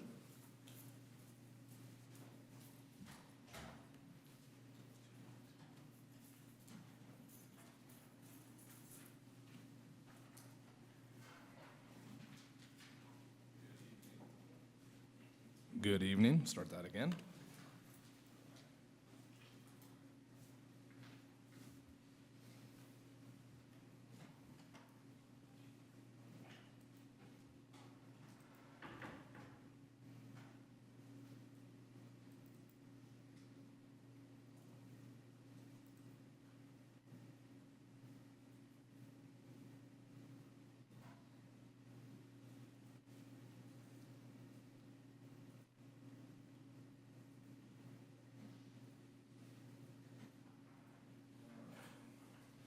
Sorry about the delay there. Technology. To talk about that. So, good evening, and thank you for giving me the opportunity to discuss our automated license plate recognition cameras potential through flock safety, otherwise known as ALPR. So, one of the biggest questions that people have is, how does this technology work? So, they operate off of solar-powered cameras that are going to be installed throughout the city. As a vehicle passes the camera, the photo actually captures the rear of the vehicle to include the actual license plate. The system only reads the license plate, the color, and the make of the vehicle solely. If a vehicle license plate has been entered into NCIC, which is the National Crime Information Center, or NCMEC, which is the National Center for Missing and Exploited Children, or a hot list, which we could specifically enter a plate into, an alert is actually sent to our officers. So, flock safety will provide the Albany Police Department with essentially indiscriminate evidence from actual fixed locations, so from each of the cameras. They provide all of the maintenance so that we can focus on keeping Albany safe and prosperous. So on the right, you see as an example of what actually is the rear of the vehicle and then the actual license plate itself. The program itself is infrastructure free. So it reduces time for our officers and for any of our city staff because the cameras themselves are owned and maintained by Flock. There's 24/7 coverage, so it captures its objective because it's not deciding, it's just taking a picture of every license plate, and it's data around the clock. So you'll hear it referred to as a force multiplier. It's more eyes out there on the street. And then, again, there's real-time alerts. So through NCIC, like we talked about, NCMEC, which is essentially Amber Alerts, and then any of the custom hot lists, we'll actually get those alerts real-time. And then, again, privacy is huge. It's not facial recognition software, so there's no facial recognition. It's not used for traffic enforcement, and it's, again, indiscriminate evidence. So a big question that people may ask is, can they actually see into a vehicle? I think there's a misnomer because of red light cameras. Red light cameras, on the flip side, actually illuminate the inside of a vehicle and are taking it from the front of the vehicle. There's no illumination with the ALPR system through Flock, and in addition, the images are strictly of the rear of the vehicle. So what is Flock? So it's, and you'll hear me repeating this kind of over because it's important to understand really what it is and what it's not. It's license plate recognition system. It gathers objective evidence and the facts about vehicle, so not the people themselves, and it alerts police of actually wanted vehicles, so either through NCIC or the NCMEC or through the hot list. And it's used to actually solve crime. It's an investigative tool. And then it also adheres to all the state laws. So what it's not, again, it's not facial recognition software. It's not tied to any personal identifiable information, so we refer to as PII, but anything that's personal. It's not used for traffic enforcement, and the data is only stored for 30 days, and then it automatically deletes after 30 days. So One of the biggest things is, again, still protecting privacy. So the footage is actually owned by the Albany Police Department, and it will never be sold or used by Flock. It definitely takes the human bias out of crime solving by detecting the objective data and detecting events that are objectively illegal. So essentially, if a stolen vehicle were to enter the city, we would get an alert. It's just based off of the fact that it was entered as a stolen vehicle. And all data is then also stored in securely in the AWS, the Amazon cloud, and it's got end-to-end encryption from both sides. So again, not facial recognition software. It's not predictive policing. It's not going to tell us where the crimes are actually happening. And there's no PII in Flock. It is not used for traffic enforcement. And importantly, it's not connected to any registration data or third-party databases. So to Carfax, even to the DMV, it's not running any sort of registration. And then the search reason is actually required for an audit trail. And then we would request to have it's optional, but it's called a transparency portal. And that's what I'm going to talk about next year, which is essentially, it measures your return on investment and it promotes the ethical use of this actual system. It's fully customizable for each agency. It publishes their actual usage metrics. So if you see on the right, this is a sample from Vallejo. But essentially, it's what's detected, what's not detected. It's an informational system. It'll actually tell you how long data retention is, which would be, again, 30 days. And then how many cameras are operating and how many hits there are and how many actual plates have run. And it's all searchable by the public. So it's completely transparent to the public. So again, it'll measure the crime patterns. There's an audit search history, so you can actually download to see how many plates were actually searched, and it's connected to actually the users who are approved to actually do the search. And then it'll show the searches in the last 30 days that were performed by the department itself. So again, accountability is huge. So what features do they have that enable the audits and the oversights? So we have to enter a reason code or a case or incident number in for any search that is done to verify the actual legitimacy of the search. And that creates the audit trail. And so that's what you would see essentially in a search on an actual audit. Then also anyone who's authorized to use it are trained properly to actually use the system. And then we also commit not to use the data to work with any third-party companies. So we don't work with any sort of traffic enforcement, any revenue collectors, or any tow companies. Again, it's not facial recognition software. There's no PII that is captured, and no information is provided solely for immigration enforcement purposes. So some of the biggest challenges that we see in investigating crime are lack of evidence, so DNA, fingerprints, videos, pictures. Obviously, investigating crime can be very time-consuming, and then we, of course, as many agencies are limited on staff and resources. So those are the three major things that we see. So one question is, how does the technology actually prevent or eliminate crime? So it's proactive, so it's real-time alerts. So officers can get them either to their MDCs, which are their mobile data computers in their cars. You can get them to your desktop, so our dispatch, it would pop up on our dispatch computer, and you can get them by text to our PD phones or to the Flock app or even email. So if a stolen vehicle were to enter in and pass one of the cameras, we would all receive, those who are authorized to receive alerts would get an alert. As an investigative tool, it can really assist with increasing our clearance rates and can ultimately assist in decreasing our crime. So the more cases we're clearing, the less crime we're going to see because we're actually maybe getting out there before. And I'll have some examples to talk about where we can use it as such. And then they're also a good deterrent because if you have an option of going to another city that doesn't have cameras, a lot of, you would go to that city if you didn't want to be caught in a stolen vehicle in a city. So in the NorCal area, you can see, I'm not going to read them off, but all the surrounding agencies around us have them. Kensington just recently passed them. And then from California itself, and this list is, as Flock has told me, is constantly growing.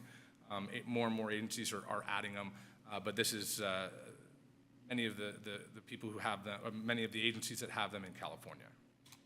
So wanted to go over a few case studies. I think it's important, it kind of gives a little bit more of a background of what the system can do. So Hillsborough PD, they received an alert from a Flock LPR system regarding a stolen vehicle that was reported by Daly City Police.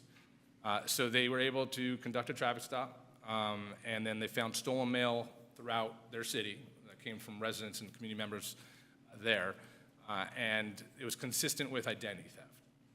So one suspect was on parole, and another had a lengthy criminal history, and they were, again, driving around in a stolen vehicle. The PD attributes it to potentially 60 people, residents, that could have been victims of identity theft and fraud. So something so small can affect so many, especially in their city. And then there was a case study done in Atherton where on 11/15/23, they basically contributed, they say that they contributed a 90% decrease in package and mail theft, which we are also susceptible to, as you know, here in our city as well, especially during the holidays. Additionally, officers have used the technology to make multiple arrests, including a suspect accused of robbing a man of his watch as residents on Marsh Road. So you can use it as an investigative tool. So crime is reported, you run vehicles that were in that time frame that may be passed to a camera. And if you have a vehicle description, you might be able to get a plate, and then from that you can continue to develop on the investigative side. This one is actually kind of near and dear to here because it occurred on the 14th of August, where Berkeley responded to a report of a carjacking. The next day, Palo Alto, who recently had gotten Flock cameras, had a hit on the carjacking vehicle. Because of that, they were able to get undercover officers, send resources to the area, and they located in a parking lot. Basically, as they entered, they attempted to flee, but because there was more officers, they were able to stop them.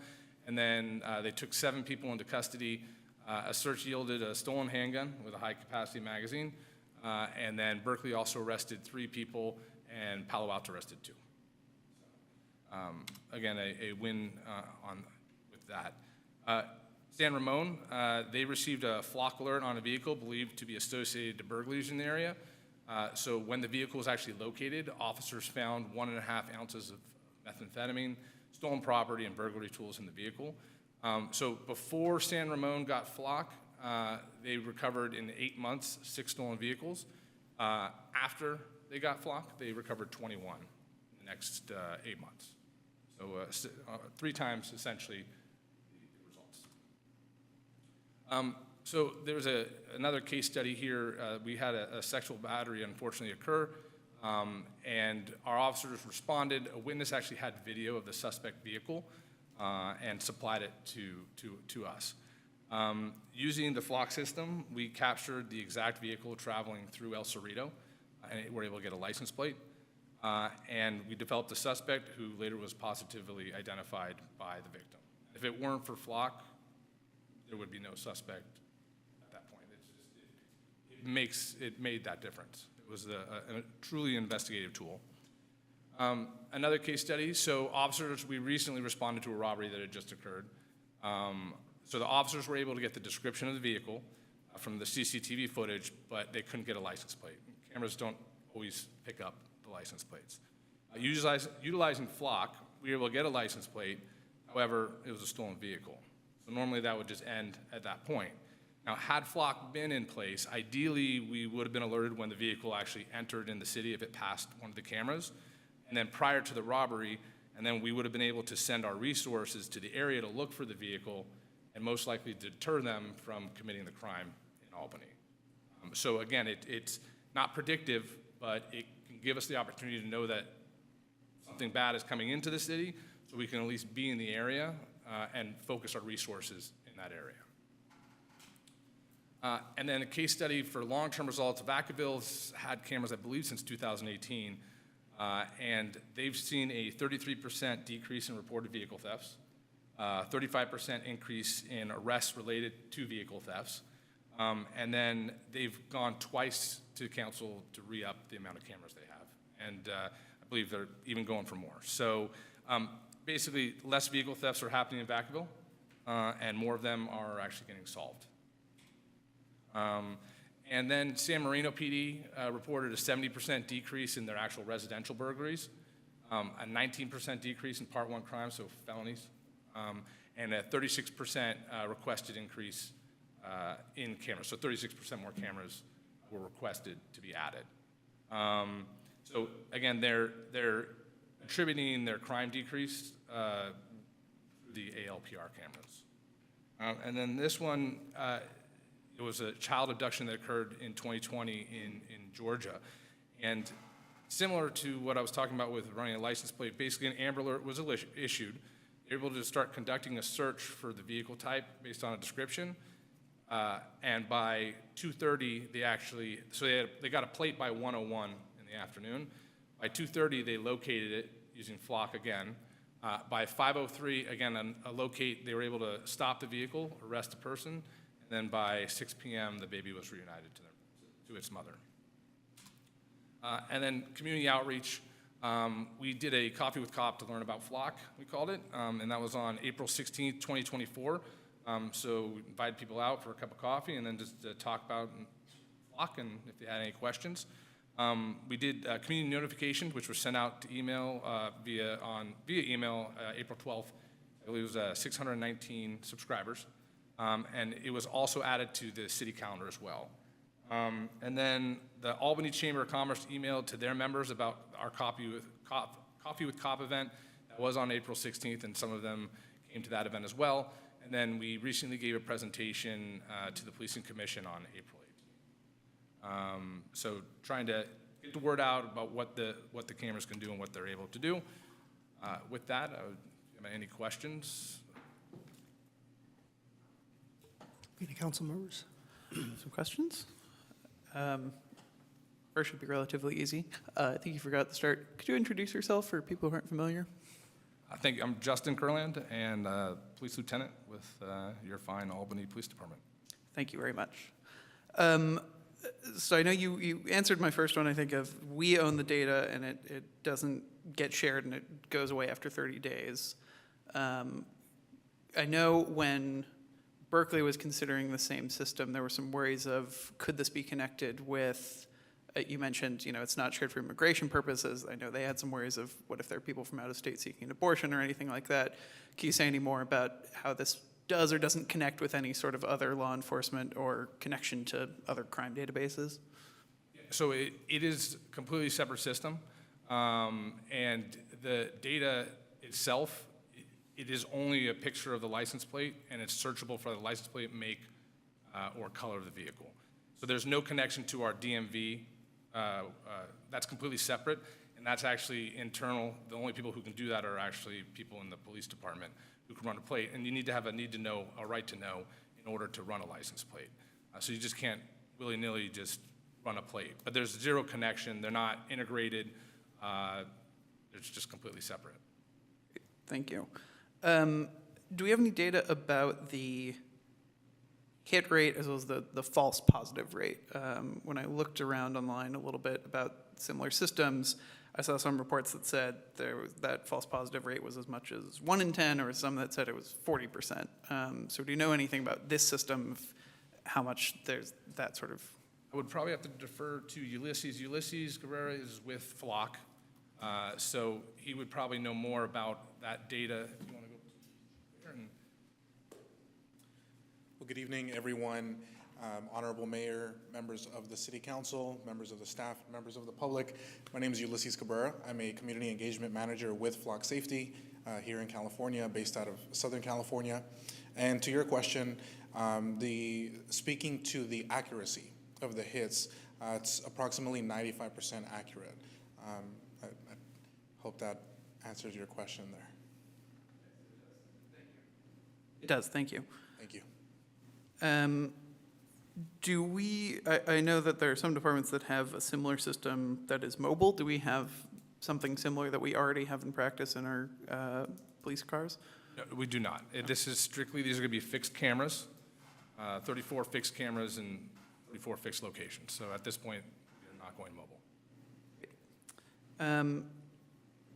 The type, do we have a different approach for the type of stop this is relative to, say, a normal traffic stop, say if someone's speeding or something? Because this is the possibility of this is a stolen car, or there may be more of a risk factor. Is there a difference in what the stop looks like when it pings for this? Yes, is the quick answer. It's what we refer to as a felony stop or a high-risk stop. So it's multiple officers, and it's done. There's a procedure that we all go through and continually train on, but it's considered a high-risk stop if it's a stolen vehicle. But I will tell you that the alert that we get, we were going to confirm that it's stolen. So we don't just stop the car. We have to confirm that it's actually stolen, because sometimes vehicles may not have been removed right away. There's mistakes do happen. And so therefore, there is a confirmation. And then if it's something like a lost or stolen plate, same thing, it'd be something to confirm. It doesn't mean you're going to end up on a felony stop for a lost or stolen plate. The officers do due diligence to make sure that they have, at least to the best that they can, the correct vehicle. Last question. I know that this is a special source of funding that is for a pilot program. Can we comment on, I believe some of this funding has previously been used to fund our crisis response team or for other ideas. Can we comment on whether, can we just confirm that we are not taking away any funding from any other program, or what we would envisage continual funding for this program looking like if we decided to keep funding it, as I know this is a sort of one-time pilot expense version? Well, let the chief talk to the... So we are using COPS grant funding, which is the same funding from the ACT team. It's an annual item we get from the state. It's used for kind of one-time costs, not ongoing programs. So when it comes to like our crisis team and even this program, we'll search out grant funding if we're going to continue with them. And in particular with our ACT team, we've spoken with our associate clinician, and she's indicated there's funding for these types of programs if we're going to continue. So, and same with the license plate readers. There's Homeland Security money that we may be able to tap into as well. Great. Thank you, Chief. That's all my questions. Thank you for presenting this evening. As expected, I have a litany of questions in front of me. I will try my best to condense them and keep them short. And I believe Councilmember Tiedemann had already asked a couple questions that were of utmost concern to me, so thank you for addressing those already.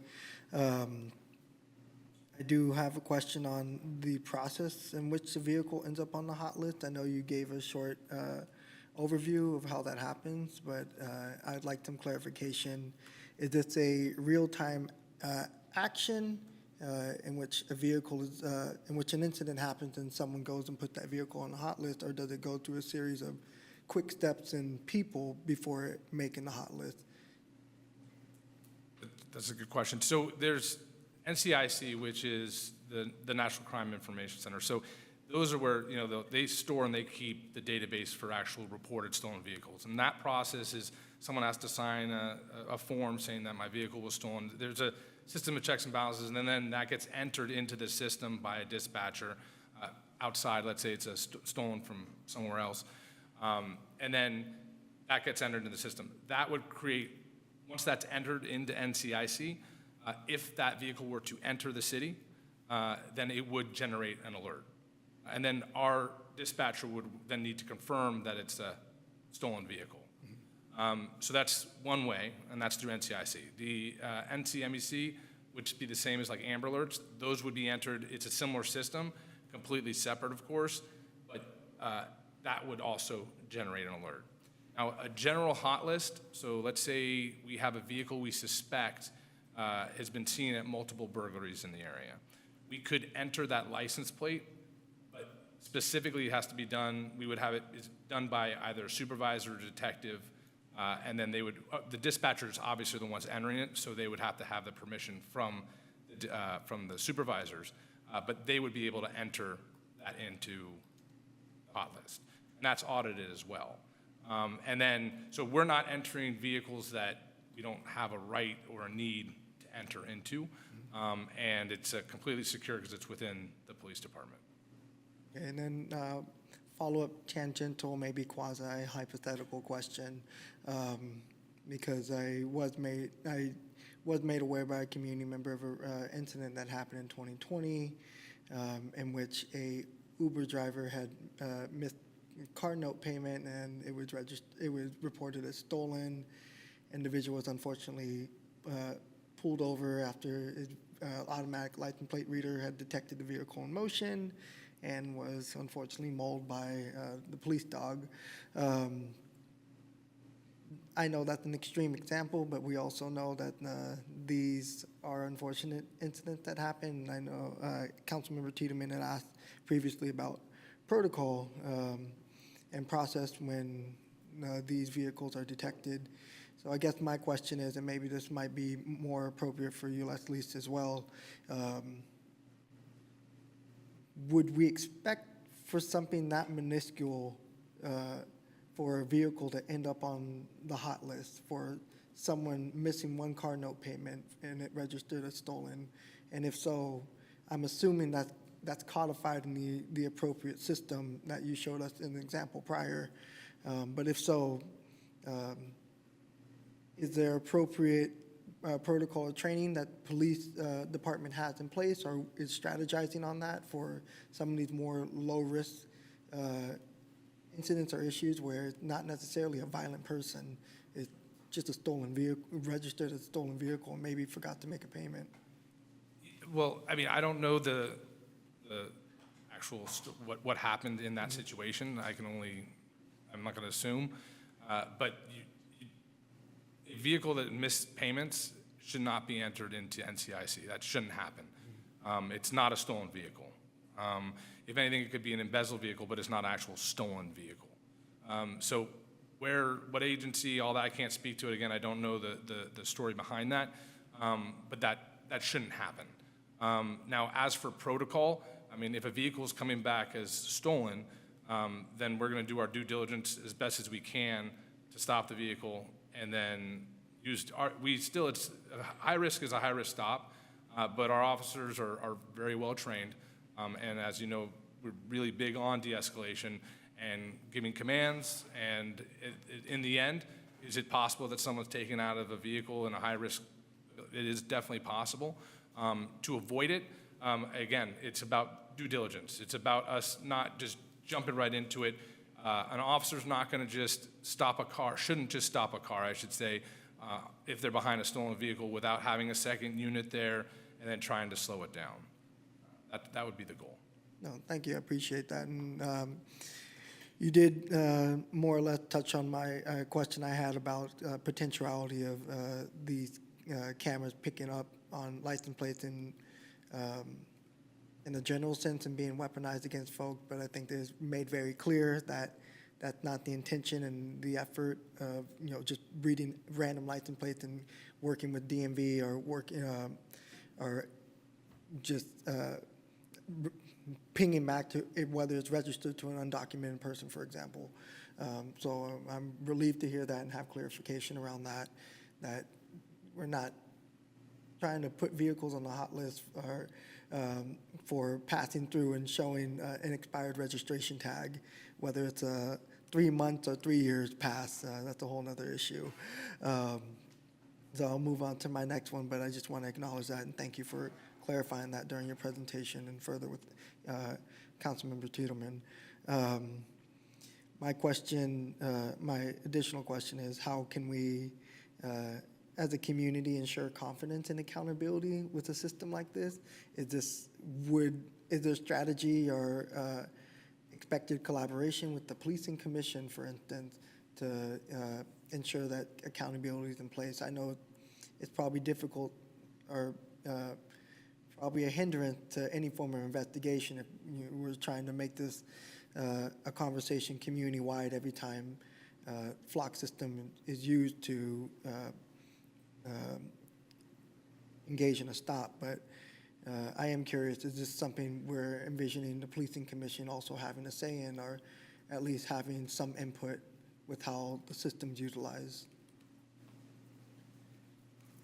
I think Justin touched on it. We have the transparency portal that will provide the information of how it's being used. And I think that'll provide us the accountability. And we're planning on doing quarterly audits of the system, so that'll help us pick up if there's any issues with it.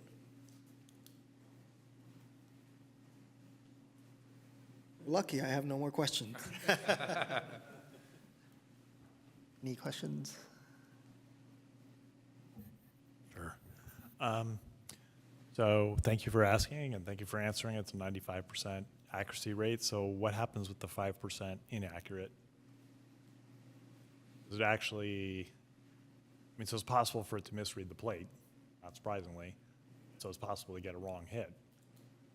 So if it were to read the wrong plate, plate is, as you saw in the one of the first pictures, the dispatcher, we actually get that plate, and then we would actually run that plate, and then they would be able to see the difference that the plate was misread by the system, then it's not that actual stolen vehicle.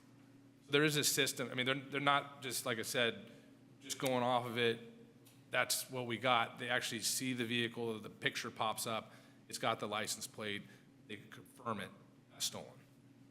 Thank you. Yeah, and I want to thank a community member who sent at 4:59, right, 1 minute before the deadline, a link to sort of a listing of various anecdotes and issues. It was from 2022, and I think there's been a lot of evolution since 2022. I could see some of the things that happened then. The system's changed, so it couldn't happen now, but some of the things could happen then.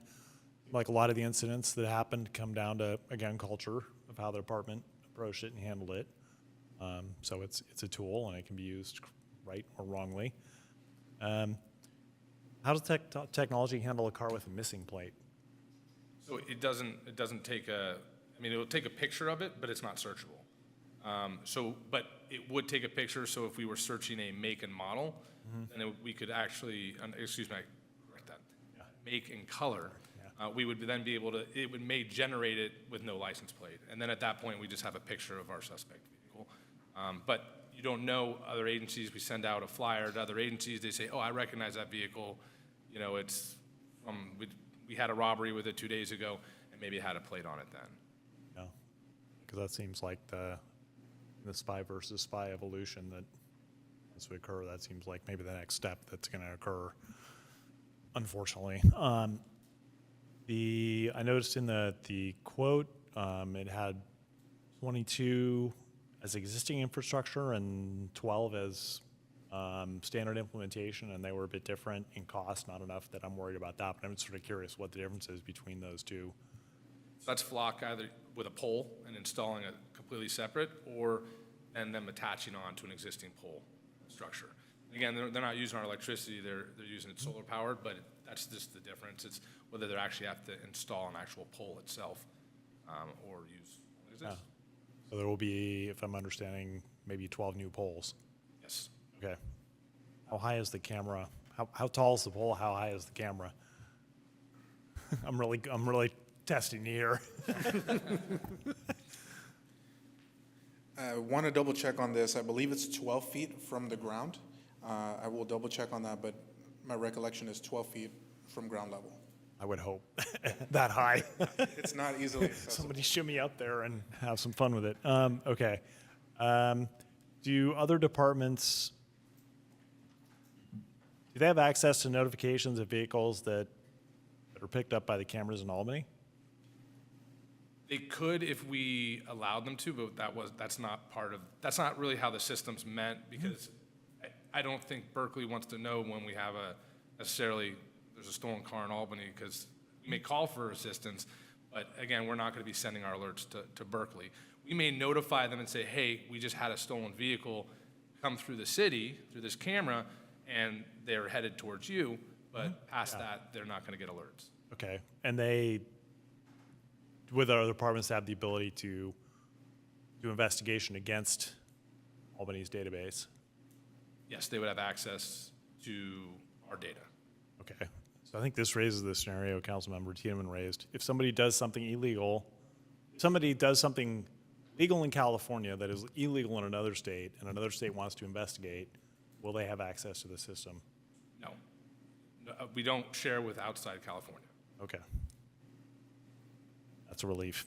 And then I did watch the Policing Commission. Thank you for presenting there, Lieutenant Curlin, and learned about the quarterly audit process, looking at the audit trails. Are the results of those going to be publicly posted? Are they part of the portal?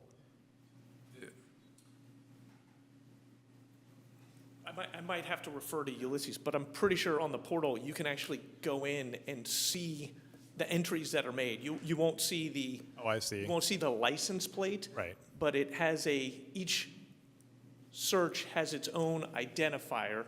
Okay. And then it'll have, each officer will have their own identifier.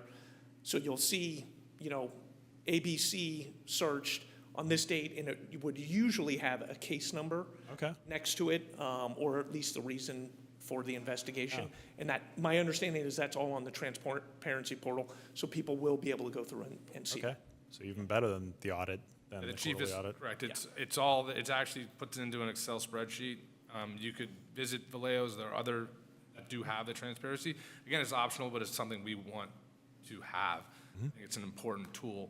Again, it has all the data. Even if an outside agency were to search, their actual numeric for who they are and whatnot, we can see that they were in the system and checking. Okay, great, thank you. A question about the length of time in which we hold the photographs. Is 30 days pretty standard for our neighboring communities? Yes. Okay. That's it. Any other questions? Nope, yes. I lied, I have more questions. One more question, I promise. With the potential addition of flock camera system, does this at all change policy or protocol within Albany Police Department? And for instance, does it reduce the necessity of officers having to be on beat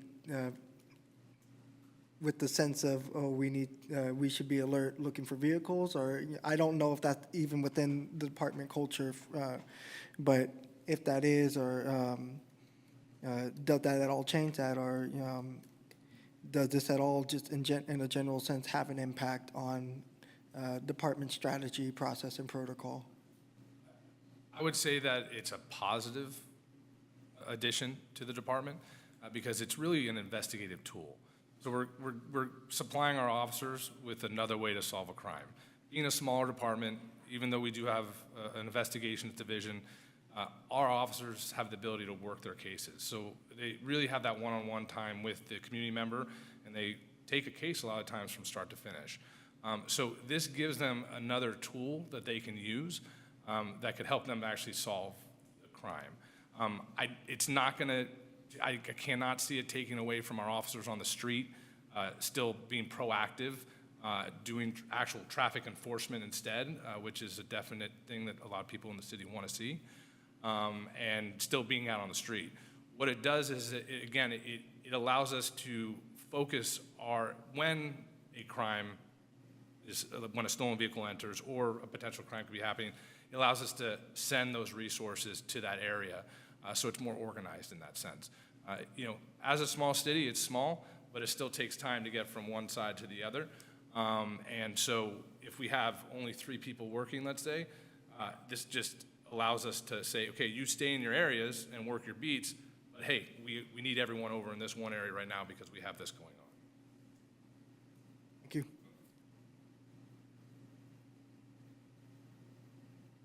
Seeing no further questions from council, I'll open it up to public comment.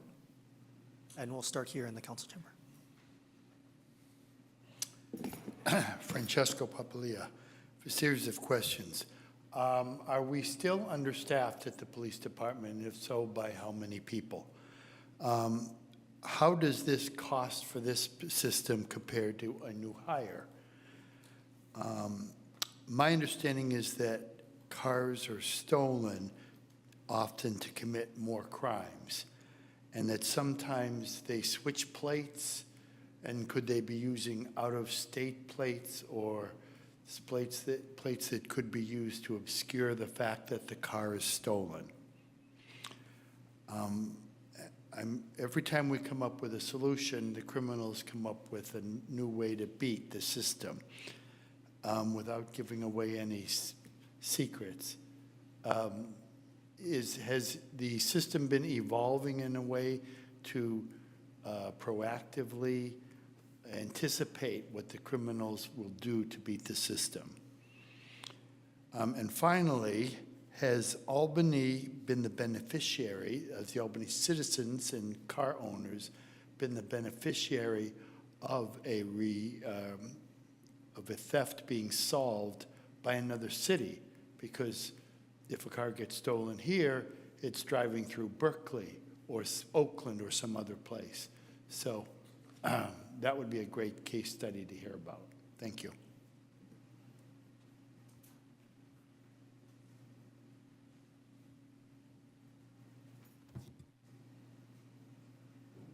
Hi, this is Elaine Stelton. I just, in reading the news, criminals have become so very brazen. And recently, Emily from the Berkeley Scanner had an article about a man who was both pistol whipped, when his baby was in the car, and they even pointed a gun at the baby. And there have been cases where cars have been carjacked with babies in. Usually they let the mother or the father take the baby out, but there have been cases where they've driven out with the baby. There have been cases where they've carjacked the car with an animal in it, and the owner hasn't been able to find their dog or whatever. So this technology is a way and to provide Albany with a network. So when that car keeps going through the next neighboring town with God forbid, the baby, the dog, or whatever in the car, as it keeps driving through these neighboring communities, it will keep setting off these cameras. And the police will be able to track that car. Usually in carjacking type situations, they don't take that extra time to take the license plate off. So yes, Francesco is correct. I'm sorry, whoever also mentioned you can remove a license plate. Of course you can, but in carjacking situations, that doesn't usually occur. So this technology would be very, very helpful. I don't know if you're aware, but there was a carjacking at the Calusa Circle during the day. It was at 10 or 10:30 in the morning. There are no cameras there at the moment. I think Kensington will be putting in some. I think Berkeley has some in the vicinity, and hopefully Albany will have some there too. Again, this was 10:30 in the morning, a carjacking. Thank you very much.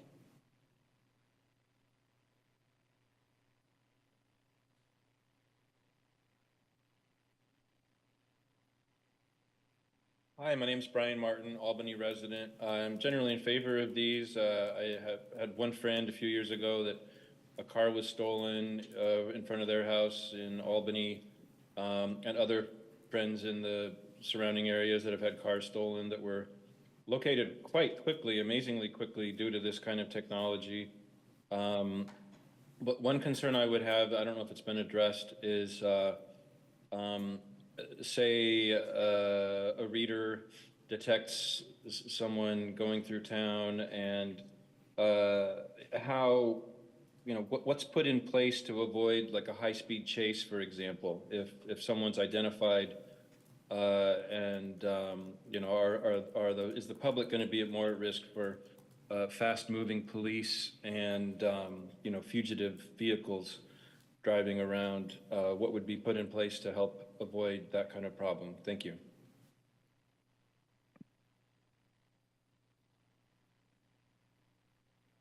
Hi, my name's Catherine Bierce. A little bit concerned about the Big Brother and Minority Report kind of nature of this technology.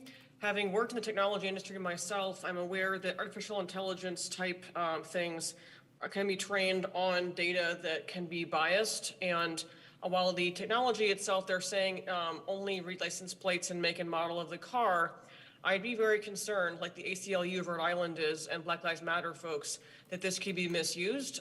You say right now it's not going to be shared with other cities or other states. I mean, in Rhode Island, they are sharing the data across different states.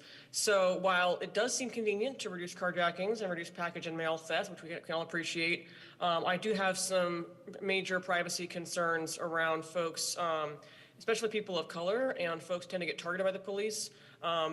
With this kind of technology is an example of that. So I'm very curious to know more about how it works, but I'm also very concerned about using this at all. So thank you very much.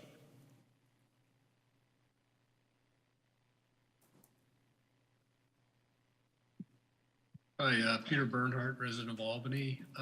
Share the privacy concerns of the previous caller, and also the opportunity, as the first speaker mentioned, for defeating this type of technology by altering a license plate or changing it entirely on a stolen vehicle. One thing I didn't hear discussed were two things. Well, the ongoing costs. So per the proposal, I noticed that there's $100,000 cost to continue the program, and I'd like to know where you would expect to get the money for that. And the other thing I'd like to learn more about is what's the plan to assess how well the system, if it's put in place, actually works. Are you going to look at crime rates? I mean, are you going to have case studies that you present to the city by the police to assess whether or not it's actually doing what it's promised to do? As everyone, we want a safer city, but yeah, we do have concerns about first its efficacy and the privacy concerns. Also, I'd like to know what other technologies are already in place. I know there's the cameras that are already at traffic lights used to see if you make a turn on a red. But are there other technologies in place, other surveillance systems that are already in place? And this is just adding to that. Thanks.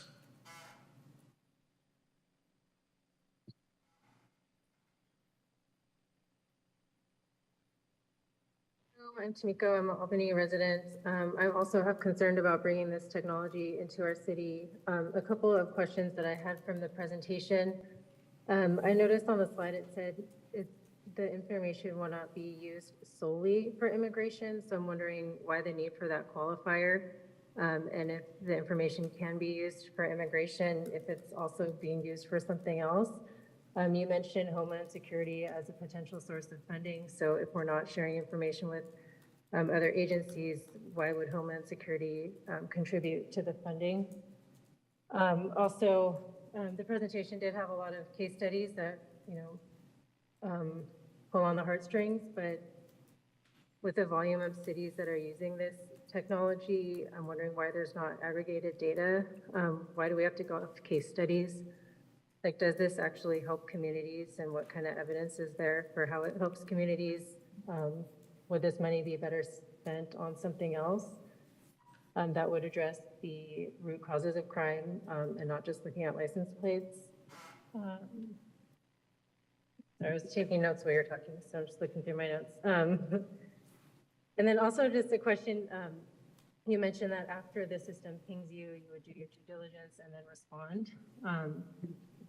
Albany is just a really small town, so by the time you do your due diligence, then respond, like, is the car gonna still be in Albany? And you mentioned also that these are high-risk stops. So I'm curious, what is our number of high-risk stops in Albany now? And are we expecting that to increase with this technology? And is that something we want in our city, more high-risk stops? But yeah, thank you for the information, and thank you to the council members. You asked a lot of questions that I had as well. So that's it. Thank you.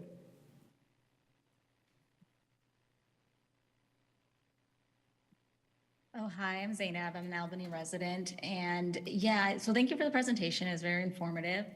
But like others have expressed before me, I do have my concerns as well. And some of my questions, I don't know how much you went over it, so I apologize if you did already, but one is about like the 30-day data retention policy. Like, how are you ensuring that the data will actually get deleted after 30 days? and who is overseeing that too. Cause yeah, like, I don't know, just make sure it doesn't slip through the cracks kind of thing. And then also, yeah, I'm worried too about how this can be abused and like how it can be used for nefarious purposes, and how are we ensuring that it won't be, yeah, again, who will be overseeing that besides the police department kind of thing, or like, I don't know, it's just overall, I'm a little bit, I'd like to see more of assessments of how this is used and how you guys are mitigating it when it's not being used appropriately. And yeah. And then also, yeah, similar, I think, to what was mentioned before, how are you assessing the quality of this? And obviously this technology, it's gonna go wrong. I mean, technology goes wrong at times, so how are you keeping track of that, and what is like the accuracy number and so forth? Yeah, so those are just a few things that come to mind. But yeah, but thank you.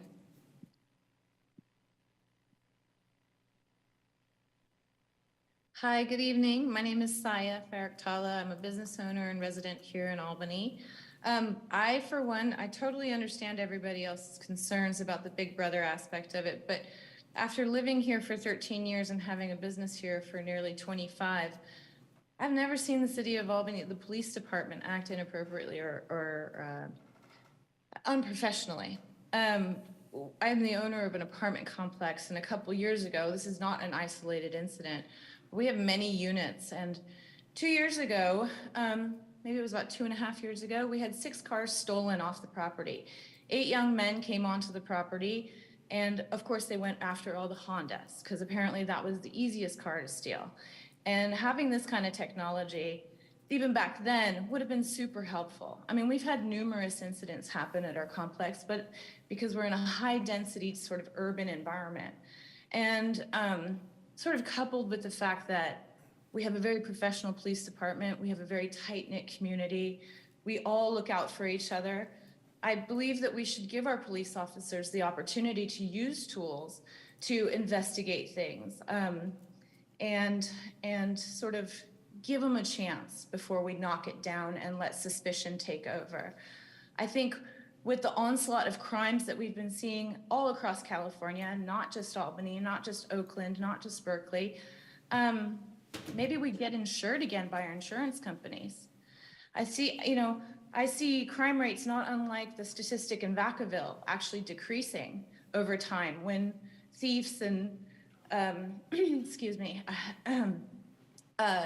they see that we've got tools and we've got police officers that are armed with the appropriate sort of investigative ability to take care of these high crime type situations and make arrests. It makes us an undesirable place to come and attack at that point. So I'm in support of it. I understand everybody else's concerns, but I'm definitely willing to support this to see if it's effective for our community and it helps make us safe again. Thank you very much.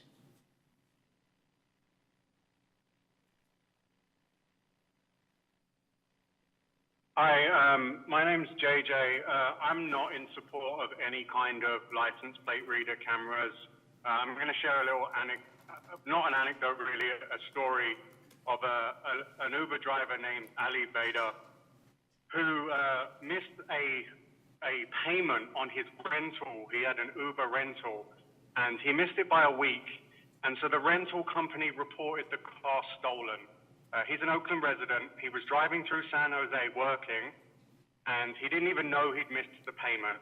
The San Jose cameras picked up the car, registered as, which had been reported as stolen. They then put out an APB for a stolen vehicle, and when he was driving off, he finished a fare in San Ramon. He was pulled over. Now, Ali Bader was Afghani, I believe, and his English wasn't great. And when he was pulled over, the police weren't aware that he had just missed a payment. They thought he'd stolen the car.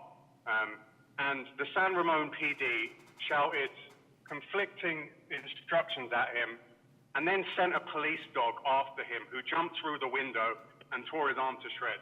I think he had 11 surgeries and resulted in a federal lawsuit. So the San Ramon PD had no idea the circumstances of why this car was reported stolen. The fact that it was reported stolen is another matter for other laws. But my point is that these camera systems are a very ineffectual tool and very blunt. And what they actually do is just collect surveillance data. They don't really prevent crime at all. There are some incidences of them helping to recover stolen vehicles after they've been dumped. But most of those license plate readers that do work are actually attached to the police cars and not static cameras. The static cameras are run by private companies with very poor data protection, and the specific company we're talking about uses AI systems to basically build surveillance metadata.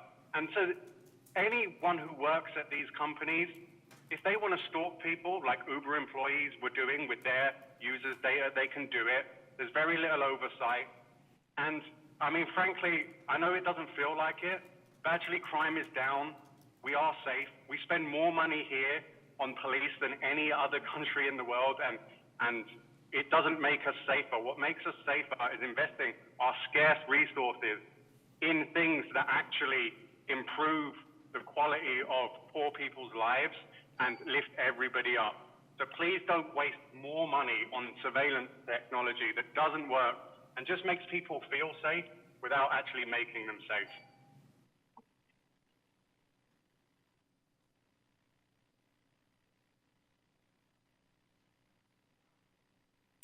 I want to thank everyone for their comments. Oh, yes.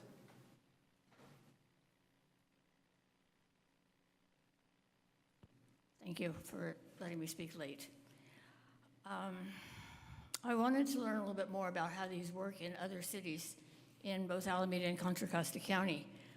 And I still know a few people out there, so I reached out. And I'm just going to give you some of the responses that I received. One city in Contra Costa County told me, "We love our flock cameras." Another comment was, "Multiple in-custody stolen vehicle arrests have been made using the flock system." Another one said, Flock played a crucial role in gathering evidence related to dangerous commercial burglary crew, leading to multiple arrests and the recovery of several firearms. And the last one I'll read to you, our Flock public safety camera alerted officers to a stolen vehicle. After a short pursuit, 2 occupants were apprehended without incident. The driver of the stolen vehicle was learned to have escaped from the California Department of Corrections and Rehabilitation for his involvement and conviction of a violent felony assault. I think they do work. I think we are the only, if not the only one, of very few in Alameda County who don't have them. I think it's time for us to move forward. Thank you.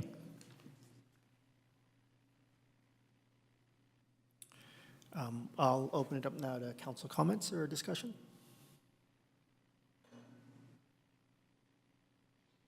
So I just wanted to ask some of the questions that were asked, if I may. Is the department at full staffing, given the number of positions that's allotted to it? We are not. We are down 4 positions. Okay. Let's see. What is, another commenter asked, what is in place to avoid high-speed chase, or is a high-speed chase to be avoided? Sure. We have a pursuit policy that's in place, and it's very strict, and that would need to be abided by our officers. So typically, it's not something that, a stolen vehicle isn't something that we're going to chase based on our policy. Again, it's about life over property. And for our officers, we do encounter stolen vehicles occasionally, and if they take off, they take off. Our officers don't pursue. But again, it's policy, and that would be part of the framework as well. Thank you.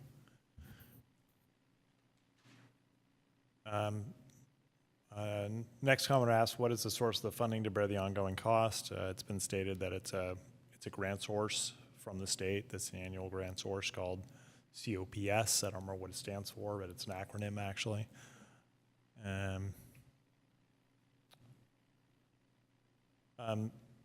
Same commenter asked, There is video detection of vehicles at traffic lights to cause the traffic light to change. And so I think they're wondering, could that be used rather than this technology, or, you know? We don't have red light cameras. We don't have any cameras or any surveillance cameras at any intersections or anywhere in Albany. This would be the first ALPR cameras for us. Yeah, I think they're asking about the newer signals, rather than using loop detection in the ground to detect when the vehicle's there to change the light. They actually have a video camera that watches the intersection, and when a vehicle comes up, then that'll trigger it to change the light to green. So I think they're asking if those cameras could be used. I could check with Flock, but I don't believe they're not integrated to the system, so I don't see how they could be. It's kind of what I expected, but, you know, I think it's a good question, so good for the public to get the answer. Yeah, just to reiterate, our cameras don't have that capability. They are solely looking for, you know, hot listed or wanted vehicles. They don't have the capability to enforce any kind of traffic violations or parking violations or anything like that. Well, again, just to be clear, that the cameras that the comment I was raising, they're not red light cameras. They're not speed cameras. They are traffic light triggering cameras that are watching all the time and change the light when a vehicle comes up. If you look on a lot of the masts around here, you'll see a light looking basically at the intersection for when a vehicle arrives to change it to a green. So I think they're asking, can't those cameras be used for this purpose? Yeah, I'll defer to. Yeah, but there's no connection. These are solely separate cameras. We have no connection to those cameras that are on the lights. So no access to any data or anything from them. Okay, thank you. Maybe an area for future research in terms of cost savings. Let's see. I think you already addressed this, but somebody asked, can the information be used for immigration enforcement? And if it can't, why would Homeland Security pay for it if INS doesn't have access to the information? It was mentioned that there's Homeland Security, or there's grants from Homeland.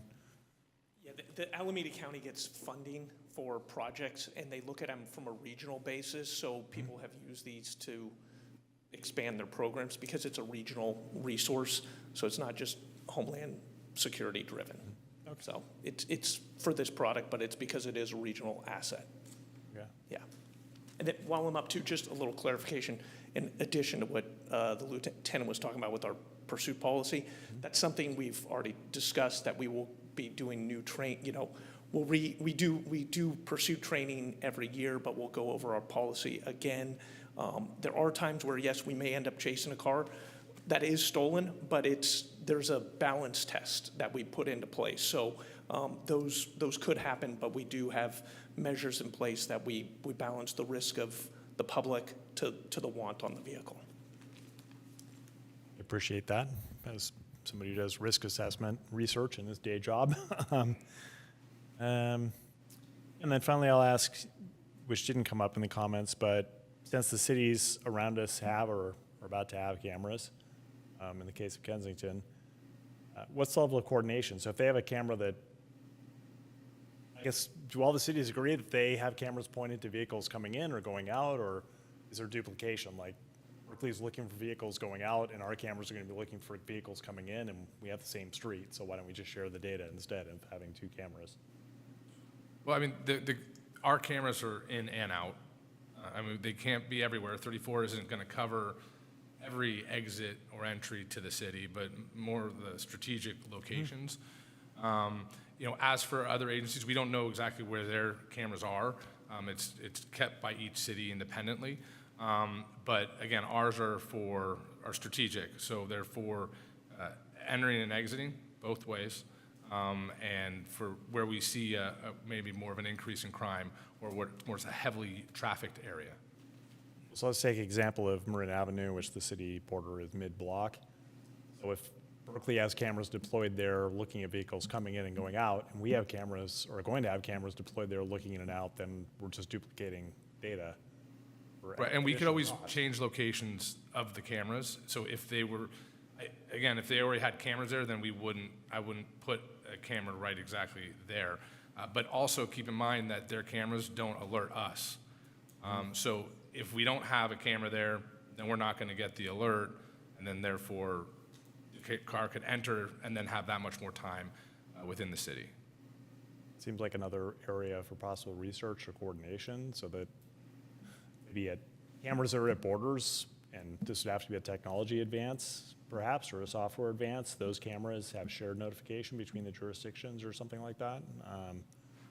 It just seems inefficient to have 4 cameras when you only need to have 2 to collect the data if you had some sort of MOU with the other city. So I understand it's a pilot, but that might be something to look at during the pilot period. Talk to Berkeley, talk to El Cerrito, talk to Kensington, find out where their cameras are. I presume they'll share where their cameras are with you as fellow professionals. And so you might be able to find some cost savings there and some effectiveness there. I'd be interested to hear if the flock representative has anything to say about that. Thank you.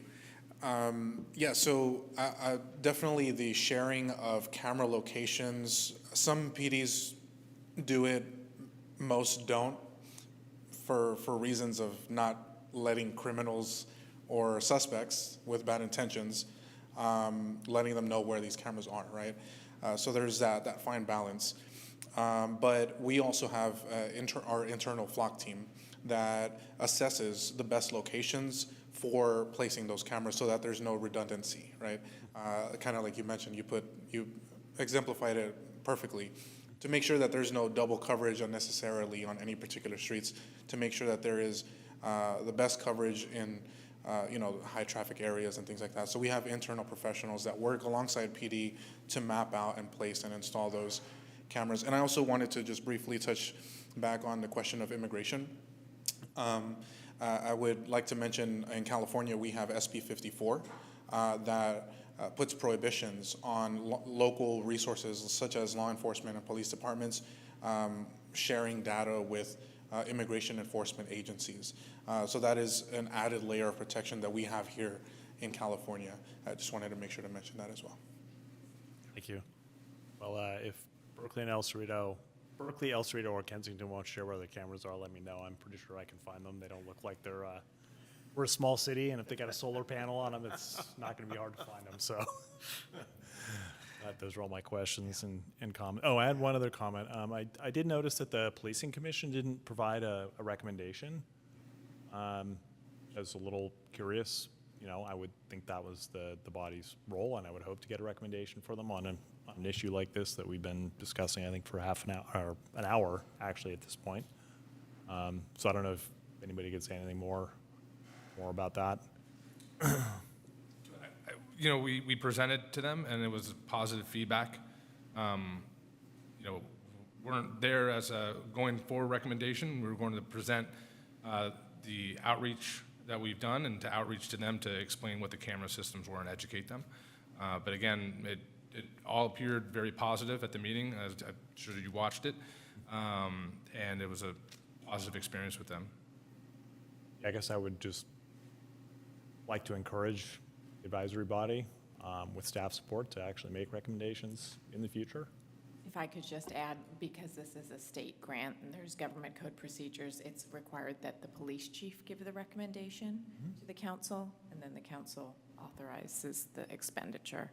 So I just wanted to make it clear that it's a little different from other processes that we're probably more used to. So does that mean the advisory body would be prohibited from giving a recommendation? I don't know that they're prohibited, but I would want to make sure that it's the police chief's independent recommendation that goes to the council, and that the council is considering that recommendation. Yeah, I mean, if they're not prohibited, again, I would have preferred to get a recommendation because it is a policy matter and it is the advisory body, and part of their role is deliberating and eliciting lots of comments like we just received, so thank you. I think there was one other question just about the 30-day retention process. I think you had mentioned, I just want to verify this, that it's automated. It is always automated. happens. So it By the second, actually. I confirmed that with Flock. So as the seconds keep ticking, we will be losing that data from that second, that minute, 30 days prior. And I assume that if the data is needed for an investigation, it can be marked and then that is preserved, but any other data is lost? Yes, if we do a search and it's within that 30-day period, then we're able to actually save the image to show for evidentiary purposes that the vehicle went through this time and here's the picture. Perfect, thank you. 2 more follow-up questions from comment. There was one about, I don't think we covered this. There was one about why the qualifier solely for immigration purposes is in there. Can you comment on why that distinction has to be in there? It's just a word. I'm not, there's no specific reason. I mean, again, with SB 54, it doesn't allow us to share anything for immigration purposes. And we have policy in effect, especially as a sanctuary city, that doesn't allow it as well. So just to clarify, we have state and local city level policy that ensures that we don't share immigration data for any purposes. Correct. Thank you. There was also a question of, we've established that we own the data and it goes away after 30 days. This may be a question for a flock representative. Is there any use of this data at all for, any metadata usage, any training of AI, anything like that? Or is it just exist solely for us to run searches on, verify, and use? Good question. So like you mentioned just a moment ago, the data, in this case the images, there are only still images that are taken by the Falcon cameras. Those are solely owned by the police department. Flock does not sell it. We don't share it like many other tech companies out there. We don't do that. To your question about training models, there is a part that allows us to do that for specific reasons, such as when new vehicles come out, like a Rivian, or new cars that are brand new to the world, right, or to the U.S., where we have to train our models to be able to identify those vehicles. So that would be the only scenario where, and it's random, so it's not like we're picking a particular city or anything like that, but that's the only scenario where we would use that, is to be able to identify any new vehicles that are, entered into the world. Thank you. Thank you. I actually have a follow-up question that was triggered by that. So I'm getting the sense that a neural network is used to do some of that identification. Do you know if that's the case? That's a good the technology. question that I definitely would rely on our product folks to answer. I don't, unfortunately, I don't have that level of... It's pretty esoteric. Yeah, it's above my level of expertise. Yeah, I was just interested to know if there's the data, if the license plates that are in the NCIC are used in any part of the training, because that could lead to potential bias in various ways, or if it's purely trained without that data. Yeah, I don't believe it is, but again, I would want to double check with my team. Okay. It's outside of my scope. Yeah, okay, I'll follow up otherwise. Yeah, I can get you that answer. I'll absolutely make sure to follow up with you. Great, thank you. I would just add, though, that NCIC is completely separate from Flock. So they don't have the access to NCIC. Oh, okay. So the hot lists are what are provided by NCIC. So those are the actual plates, but they're not accessing the actual database. That's NCRIC and NCIC. It's not. You have to be training and sworn, and there's a lot of things that go behind being able to access that system. Okay, that's helpful to know, because, yeah, I could see potential problems if that was used to train a neural network in conjunction with everything else. All right, thank you. Hopefully, we've answered all our questions at this point. To take us into discussion, thank you for the presentation, for answering all of our questions. I know we've been kind of exhaustive, but we really appreciate it. I think it's obvious that there's, it's a big issue and there's some concern about it in the community, as we heard. I'll say that I am generally very sensitive to those privacy concerns and wary of adding cameras or programs like this for some of the reasons that our public commenters outlined. Though I think that needs to be balanced with, there needs to be some right way to use technology to increase our effectiveness of our police department, take less out of the police department staff time, and just be more effective in our enforcement of some of the laws. And there may be some things that are not perfect about this, but it may do some of that. I appreciate especially the confirmation that there's a low percentage of false positives here. I think that's one of the biggest concerns, especially as this is a higher risk sort of thing when it is enforced. And I think that also highlights what we've said a couple of times tonight of this is a tool, and it's to a great extent about whether we trust our police department to use it correctly. And as we've said a couple of times, there is, from my experience at least, a big focus in this department on de-escalation. And while these sort of situations or enforcement of something like this could go a very bad direction, we have not seen evidence of that happening in our community. That's not a reason not to be aware of it. It doesn't mean it can never happen here. But it means I think there's some confidence in our officers to enforce that in the right way. And I'll relate that on council, we get an email if there's ever a big stop that results in seizure of illegal weapons or anything like that. And every time we get that notification, it shows that officers resolved it peacefully, regardless of if there were weapons or people with outstanding warrants in the car when they stopped those people or just interact with them due to suspicious behavior. So there's some background to back that up.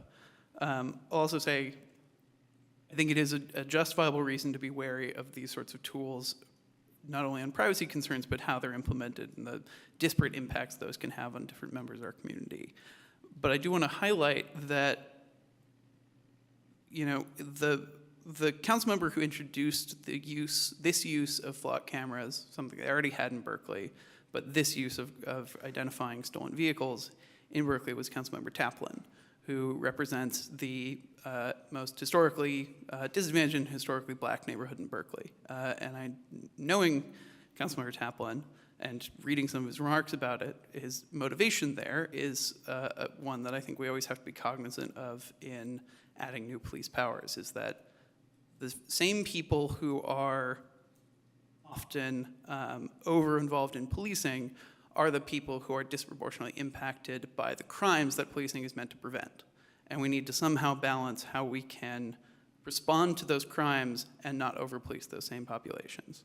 And I know that Councilmember Taplin's reason for introducing this was to try and do that, of trying to introduce a tool that could be used to reduce over-policing while ensuring that the people who we want to be protecting the most from the people who suffer the most from petty property crime or stolen vehicles, who are often the most disadvantaged members of our community, have some recourse and have a system that responds to their need. So I think there are reasons to consider this and consider it seriously. I'll echo what Councilmember Jordan said earlier of, I think future decisions like this should certainly come with recommendation from the Policing Commission. I don't fault anyone for that not happening this time. It is a new commission, a very new type to us, so there are some growing pains. We're still figuring it out, and I appreciate staff work on that. But I think in the future we should have that happen, and that we should be assessing if this program is successful and if the use of it, if we approve it, with that policing commission, they should be looking at those quarterly audits, which I assume is the plan, to see, is this effective? Are we using it right? And is it having the effect we want it to have? On my point on discussion point of this discussion phase of this item, I echo some of the shared concerns and values that Councilmember Tiedemann just expressed. I probably more than just echo them because I've been on the receiving end of being surveillance as a teenager. I've been of the folks who were taken against my will as a teenager and questioned, not realizing that I had rights, and so that's always in the back of my mind whenever I think of any form of surveillance, and I know that's not the intention. Again, are the goal of the flock camera system. but I think it's important to understand the valid and lived experience and truth that I alluded to earlier that many folks do have, that it's really hard for us to trust any type of system like this, even if it's intended to protect us. There's a lot of generational trauma there. And so I preface it with that, but I also just want to express that I'm willing to give my support for this pilot program, similar to what Councilman Tiedemann had expressed, with the hope that there's collaboration with the Policing Commission to review these quarterly audits, like what Police Chief John Gitzenberg had mentioned earlier as well. I think this is a really great opportunity for folks who are listening in, who may have a lot of concerns, similar to the concerns that I have, to consider applying to be on these advisory bodies where you do make a difference and where you can provide your input. In terms of what I think tips me over the fence to be supportive of this pilot program is that I've unfortunately had to resort to having to need personal security cameras around my own household for a variety of reasons. And one of them was an individual who came up to my front door with a gun while I had my 1-month-old son in my hand. And this happened like around 1 o'clock at night that evening.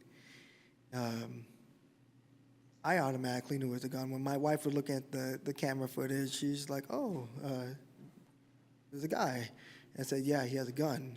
And when I got a hold of UCPD and they confirmed exactly what I knew it was, they immediately went looking for this individual. And the point I'm getting to is because of this ability to have something that, that isn't, the technology was intended for what we wanted it to do, was to protect us. Because we were able to do that, though we weren't able to find that individual who had the gun, they were able to find the individual that was also with them. That person ended up being wanted on a high-risk felony warrant. And so I'm still concerned that there is someone lurking around UC Village who's walking around at night going up to front doors apparently with a gun for whatever reason. But the fact that we were able to use this technology for good to get someone off the streets who is an immediate threat and danger, especially in a community full of children, I was able to live with that. I don't like this idea of being surveillance or, people being recorded, but we also live in a day and age where everything's being recorded when you're in a public space, and we unfortunately kind of half accept that, especially those who sit up here at the dais. We gotta half expect that we're always gonna be recorded. And I'm sure our folks in the police department are well aware of that too. I probably recorded some of you in the past. But all things considered, again, I recognize this as a pilot project. I recognize this as an opportunity to really put to test this idea. Councilmember Tiedemann's also highlighting that we could use this as an opportunity to truly show that it's an effort to protect our community. I'm willing to go out on a limb and defy, what typically is considered hyper-progressive values here and see if it works.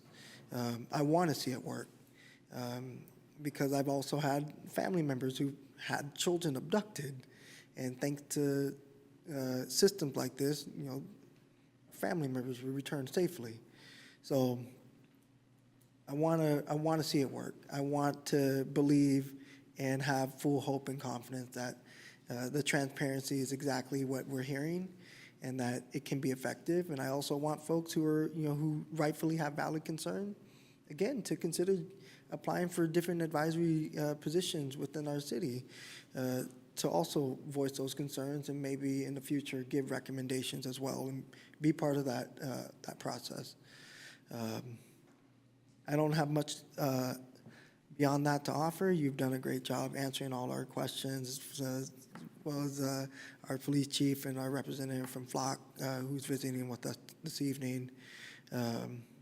But rest assured, if I'm putting my name on it to being supportive of something like this. You can expect me to hold the police department fully accountable, and Flock, you too. You will not be a stranger to me. But I want this to be a healthy working relationship, and I want it to be effective, and I want people to have trust and confidence in the decision that I'll likely be making this evening, that it is for the greater benefit and safety of our community.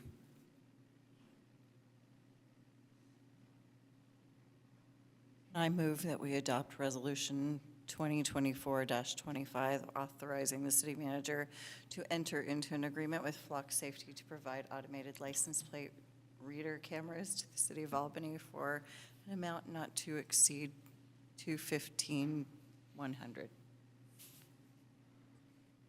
I will second.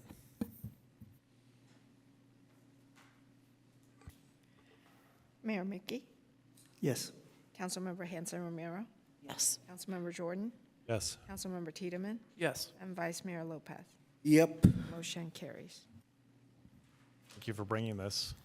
Thank you for having us. Thank you. And with that, I will ask that we take a 5-minute break, and we will reconvene at 9:52.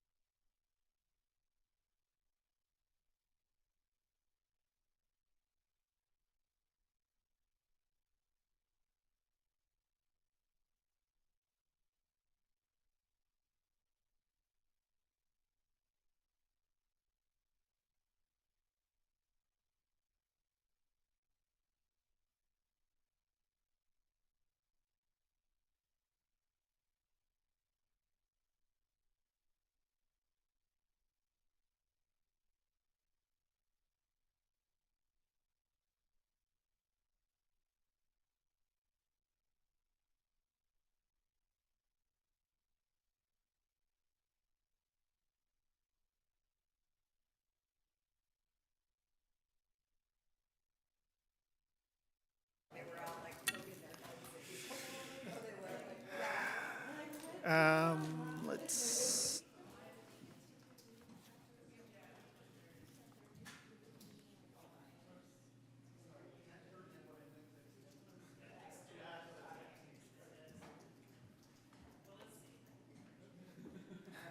thank you, everyone. We're going to go ahead and reconvene. Let's see, so we are now on item 9, public hearings. 9.1, City Contractor Equal Pay Act, Compliance Ordinance.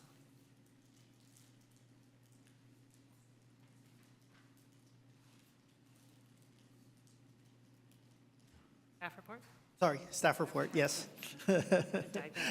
Thank you, Mayor. I am following up on the direction from the council at your April 1st meeting with regard to establishing an Equal Pay Act compliance ordinance. This is the first reading of that ordinance. Thank you to Vice Mayor Lopez for bringing this to the council's attention, as well as Councilmember Tiedemann. Before you, you have the proposed draft ordinance. It is fairly succinct in nature, but certainly carries the weight of responsibility on the contractors engaging with the City of Albany, really focusing on pay parity against to all employees of another gender, race, or ethnicity for equal pay or substantially similar work. It cites both the California Equal Pay Act as well as the Fair Play Act as codified in California law, and provides some definitions therein. In terms of implementation, the code section would be incorporated into our standard contract language, as well as a form that all contracts would need to enter into to acknowledge awareness of this obligation. And we would continue to monitor that over time. In the interest of time, that will conclude my presentation of the item, but of course, happy to answer any questions. Looking at council members for questions. Seeing no questions from council members, I'll open it up to the public for questions and comments. Not seeing any in the council chamber and not seeing any online, we'll move on to council discussion.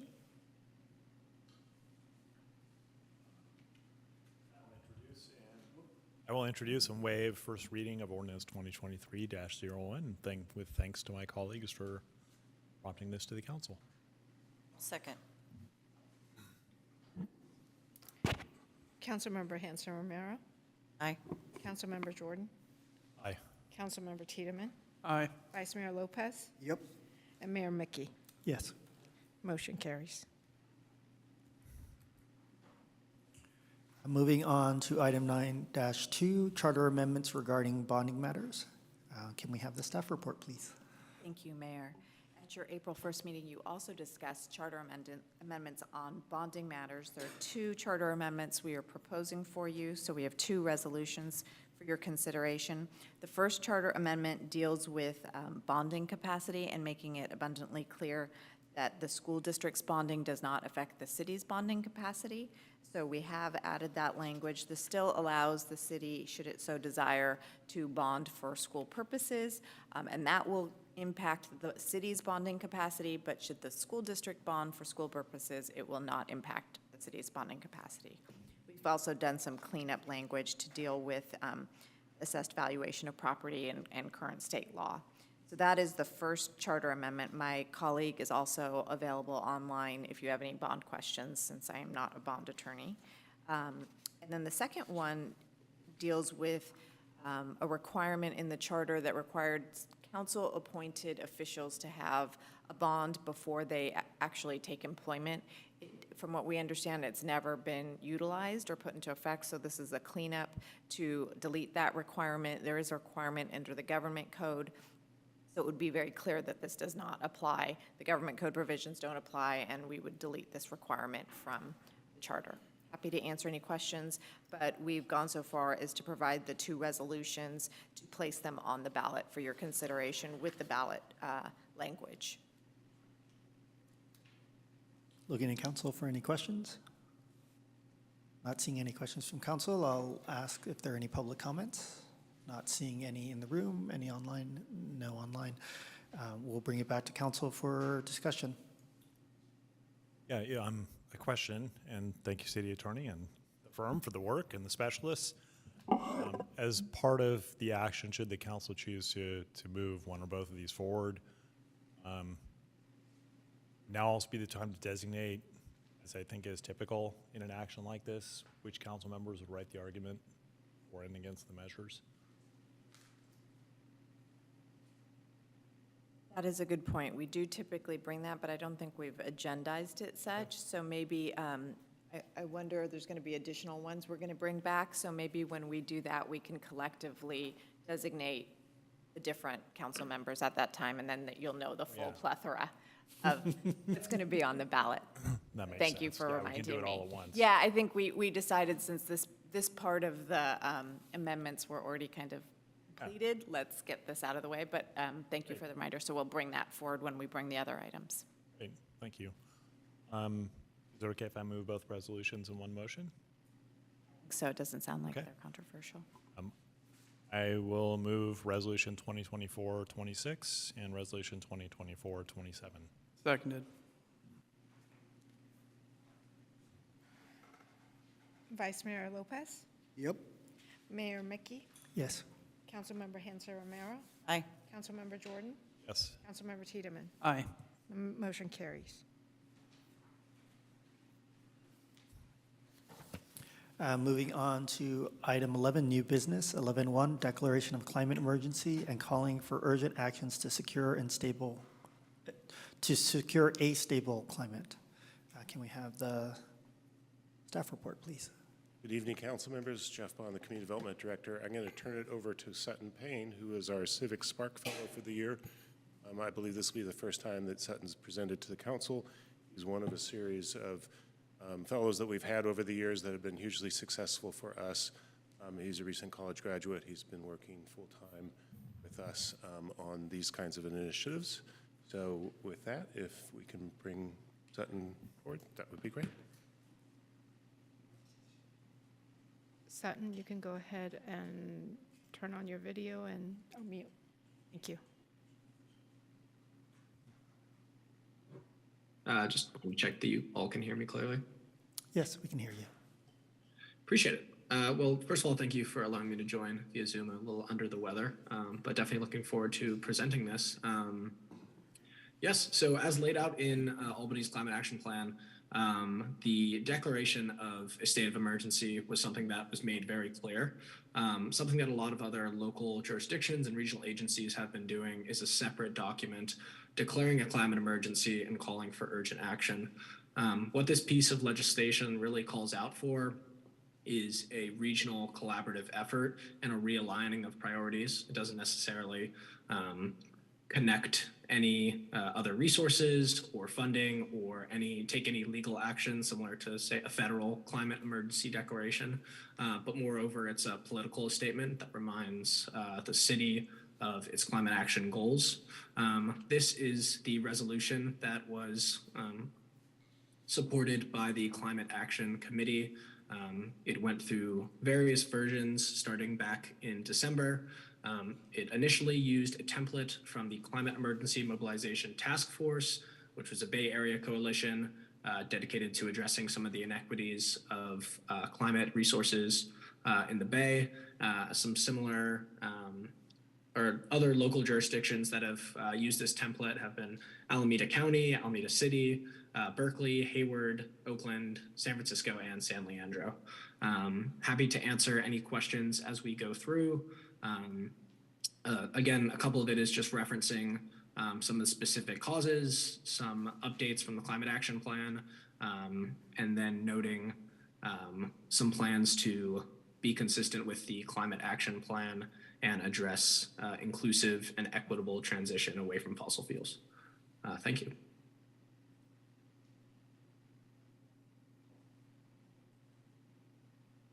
Thank you.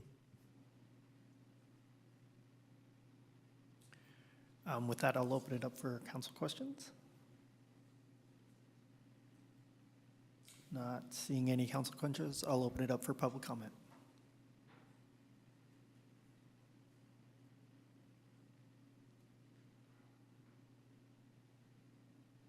Hi, this is Catherine Beers with ACAC. Wanted to just thank the council members and the CAC for getting this resolution through to this point. I want to say I support it wholeheartedly and appreciate you getting this passed very soon. I support it with no additions. Thank you. Thank you for your comments.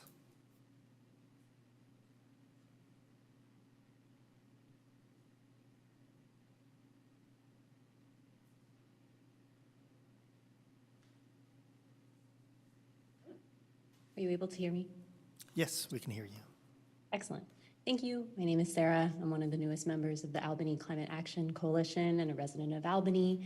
I've been attending a few of the most recent council meetings in person, but recently I haven't been able to attend tonight. I'm very excited to see this declaration on the agenda, and I know that the Climate Action Committee has worked hard to make this possible, including public input and carefully revising multiple drafts to ensure this declaration aligns with the goals written in the Climate Action Plan.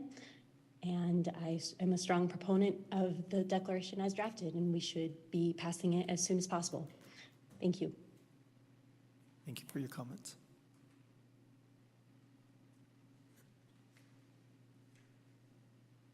Yes, thank you. This is Lucinda Young, Albany resident and member of the Albany Climate Action Coalition. I also am in strong support of this declaration. I would like to see our city join the roughly 2,300 other jurisdictions around the world that have declared climate emergencies. Most of our neighboring cities have already declared climate emergencies, including Berkeley, Oakland, El Cerrito, San Francisco, Hayward, Richmond, San Rafael, Tiburon, Mill Valley, many cities. I feel that this is actually long overdue for our city. And I would urge the committee members, if you have not looked at the UN's Intergovernmental Panel on Climate Change, their summary for policymakers, that you do so. Briefly put, this is from their 2023 report. The situation is continuing to rapidly degrade and impacting human life now, and it will be devastating if we do not act now. And I'd like to just read very briefly from that report. Climate change is a threat to human well-being and planetary health. Very high confidence. There is a rapidly closing window of opportunity to secure a livable and sustainable future for all. Parentheses, very high confidence. The choices and actions implemented in this decade will have impacts now and for thousands of years. High confidence. So I would urge you to pass this. Each of you on this council in your campaigns have made climate change a centerpiece. I still have the campaign literature from the last three who were elected in the last election. All of you spoke at length about climate change. So I would like to, I'd really like to see a unanimous passage of this declaration. Thank you. Thank you for your comments.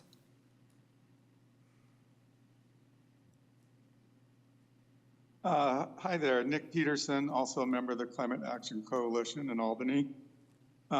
This, again, as previous speakers have said, this is really crucial. We need to pass this. We need to also look at it as a beacon as we go forward, that we hold true to these words. And I am expecting the City Council to unanimously approve this. This definitely represents what the city stands for, what we've worked towards, and what the citizens want. And I think the urgency issue needs to be reinforced and embraced. And I look forward to you standing up for this critical moment in time and truly embracing the aspect that we need to do everything that we can within the next few years. It's really important. So having this declaration of urgency really provides all of Albany and its citizens with a touchstone to talk to one another and to talk to our city council members and our city employees that, you know, we really need to move the needle in Albany on this as quickly as possible. If we can't do it here, we're rather affluent, first world city. We have resources, we have capabilities. We certainly should be able to do it here. If we expect the rest of the world to follow suit, we should lead on this. This is a leadership thing. You need to embrace it. I strongly support it. I know all the members of the Albany Climate Action Coalition support it. The Climate Action Committee worked very hard on this and did a great job getting public comment and modifying the statements in the declaration until they truly rang with what represented the input from Albany citizens. So I strongly request that you put into place this declaration and that we continue forward as a city on the cutting edge of bringing about change that will improve the climate, that will help the environment that we need and has been around for the last few million years, through which humanity has even evolved, keep in place for the next generations. It's something we really need to do. Thank you so much. Thank you for your comments.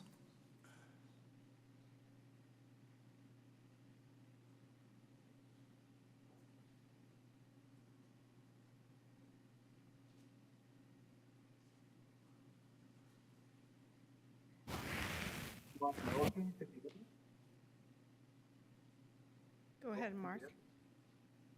You can't hear me? Great. Yes. All right. My name is Mark Belgian. I'm a member of the Climate Action Committee, but I'm speaking tonight on my own.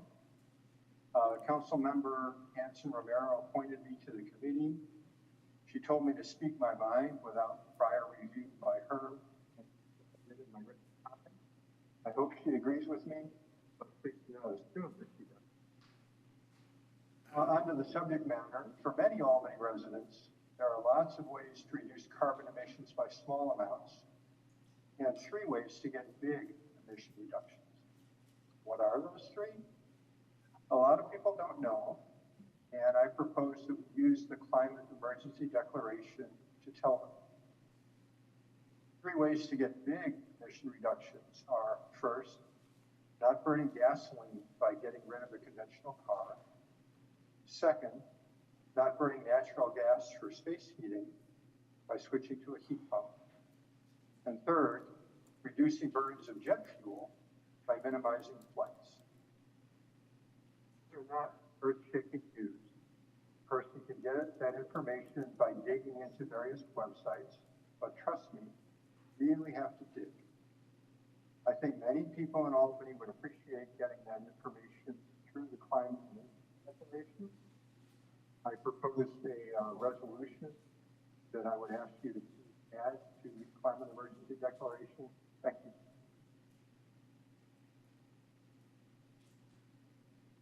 Thank you for your comments. Hi. This declaration of, as everyone said, all the speakers, this declaration of a climate state of emergency is crucial and long overdue. So thanks for doing this and hopefully passing this unanimously. I'm going to ask that you please be sure that all of Albany's committees and commissions and city staff see and truly understand this. And it's not just you that have read it. And just as importantly, please ensure that your body and the committees and the commissions and city staff take this into account when addressing each and every agenda item that you all see every day. It can't just be a declaration, but it needs to lead to real action by everyone to reduce their carbon emissions and live more sustainably in Albany. So please make this not just be words, but action. Thank you. Thank you for your comments.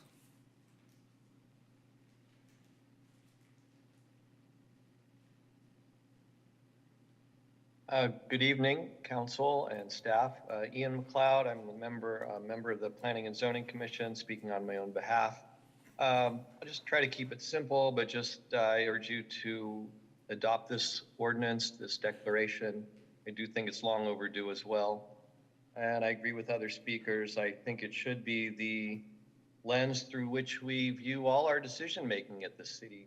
And it should be a priority. Using the guidelines outlined in the Climate Action and Adaptation Plan should be the lens through which we make our decisions, and it should inform those decisions. I think too often decisions have been made without referring to the Climate Action and Adaptation Plan. Look at some of the vehicles we recently purchased. I think, one of the mantras for reducing carbon emissions is electrify anything, everything, anything and everything. So when I see vehicle purchases that are still gasoline-based or even diesel, even biofuel, I'm disappointed. I think we can do better than that. I think these are long-term decisions that really should be made with the climate in mind as a priority. And, there's lots we can do. There's building standards. We can improve our transportation infrastructure, move it more towards active transportation and transit, reduce our vehicle use, put more bike lanes on our streets. There's a whole host of things we can do that will have a big effect. So I urge you to adopt this, but also use it as a priority in all decision making. So I'll leave it there. Thank you very much. Thank you for your comments.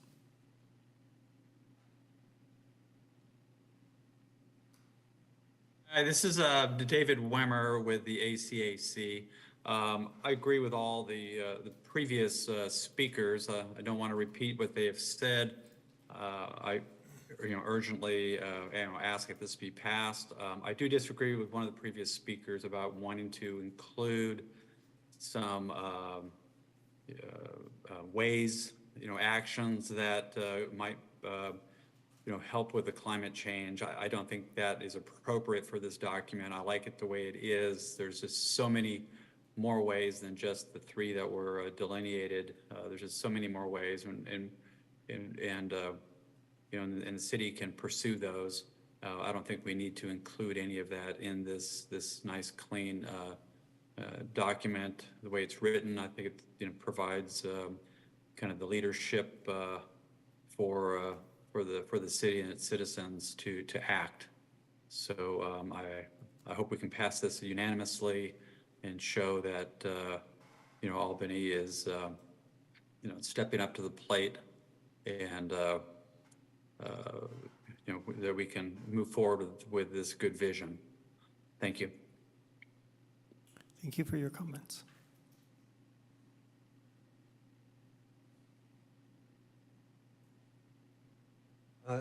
Good evening, Council.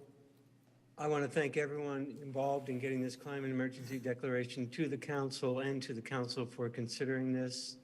I strongly support this declaration. Lots of good comments have been made by others.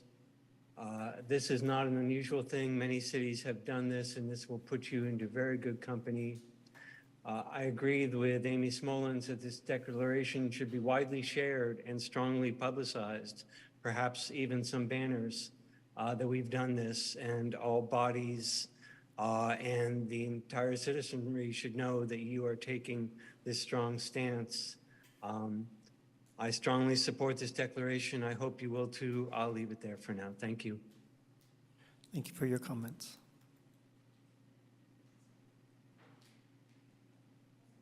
All right. Thank you for all those comments. I'll bring it back to Council for discussion. I will move resolution number 2024-28. I'll second.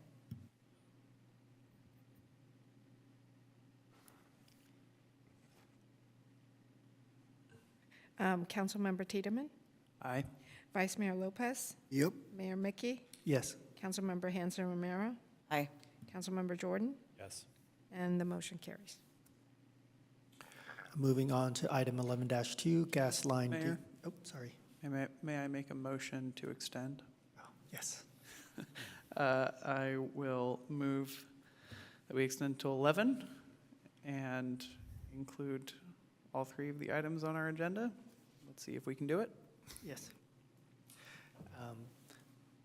And I believe, we have to vote on that, is it correct? So, I'll second. Mayor Mickey, Yes. Councilmember Hanson Romero, Yes. Councilmember Jordan, Yes. Councilmember Tiedemann, Yes. Vice Mayor Lopez. Yep.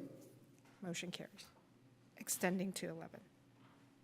Item 11-2, gas line decommissioning pilot program preliminary prioritization. Staff, if we could have a report. Thank you. Good evening, council members. Michelle Plaus, Community Development Analyst. And I'm here to tell you today about one of the things that we're doing to address the climate emergency. Go off of our last item.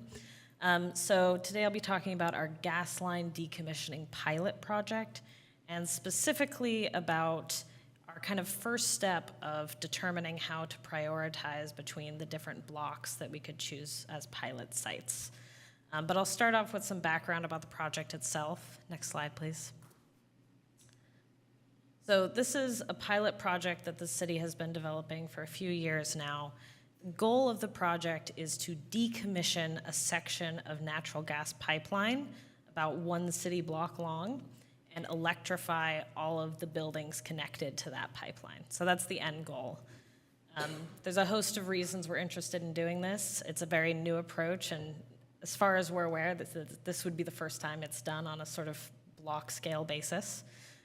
But basically, there's a lot of potential benefits of working in a sort of zonal area, making it so that we don't have to, or so that PG&E doesn't have to invest a lot of money into the gas system for pipelines that are going to be used less and less and less as we electrify. There's efficiencies, there's greenhouse gas benefits, and there's also equity benefits in the way of reducing the increasing costs of gas on utility bills because of those fixed costs, and helping reduce some of the energy burden for households that aren't able to electrify, either because they're low income or they're renters or other reasons like that. And then also potentially providing a mechanism to proactively electrify buildings for people that might not have access to that. So that's the short version, since it's late at night, of why we're pursuing this project. Next, please. And just a little bit more about where we're at on this project itself. We've been working for the past few years with PG&E and managed to identify 12 potential pilot sites within the city based on the gas lines themselves. And then in the fall, we were awarded a $200,000 grant by the Department of Energy to pursue the next phase of this project, which is the community outreach, building electrification analyses, and deployment planning, which I'll cover more in a second. And then the other really big important thing about this project, probably the most difficult and most interesting piece of it, is that in order to decommission a gas pipeline, every single building owner on that block will have to agree to electrify their building and participate in the pilot. Next slide, please. So, looking forward, the things we're working on next, first is community outreach. We'll be hiring consultants, which we're working on now, and creating an outreach plan that will include specific strategies, specific blocks that we'll be doing outreach with, an understanding of the budget, the timeline, all those kinds of details. And that will be based on the priorities set by council tonight. Then we'll go ahead and conduct that outreach. We plan it to be very intensive and targeted and really focused on these specific blocks that we're looking at. That will take several months, up to a year, that we'll be working on that. And as we get to the point that we've connected with building owners, they allow us to come into their homes to do building electrification assessments, we will be completing those with the help of a second group of consultants. They're going to be analyzing each building on these selected blocks and estimating the scope of work and the cost for each of these electrification projects. With that information, we'll then move into the deployment planning phase, where we're actually doing that very tricky work of negotiating and working with building owners to get everyone to 100% agreement, to plan out all the details of funding strategy, scope, cost share, project management, all those pieces of what this project really looks like, and hopefully get a block where we can have everyone in agreement to partake. Then we'll be working on reports. You know, we hope that this pilot will be very helpful in other jurisdictions and policymakers, both statewide and nationally. So we'll be creating a lot of reports and toolkits to help move this kind of approach forward. And then, assuming that all is successful, we'll move into a second, or a third phase actually, which is where we'll actually be doing the electrification work itself, installing heat pumps and so on. And that will be outside of the scope of our current grant, and we'll need a different funding source. So that'll be sort of a separate part of the project, and then working with PG&E to actually decommission the gas line. So that's what we have ahead of us. And what we're working on tonight is that first piece of strategizing how we go about this outreach phase. We have 12 blocks, as I mentioned, that are feasible from a gas line perspective, but we need to determine which blocks to begin with. In particular, we think we need to kind of isolate it down to something like 3 or 5, just based on the budget we have and being able to be really intensive and connect with all of the people on those blocks. So that's why we're trying to prioritize here tonight. As I mentioned, we'll be working with our consultants to create a specific outreach plan with actual blocks in mind and an understanding of the budget and timeline and strategy and all those pieces. But we want to understand council's priorities in the selection in order to make that plan something that council approves of. So we're not looking tonight for a list of, choose blocks A, B, and C, but just those kind of overarching priorities that we can use in the creation of the outreach plan. All that said, there are a lot of ways to approach prioritization, as many as you can imagine. Some of the sort of main things we're thinking about are things like, do we want to look at a variety of block types or go for several that are similar? Do we want to balance out different factors or really focus on prioritizing one characteristic, looking for all the blocks that have this particular characteristic?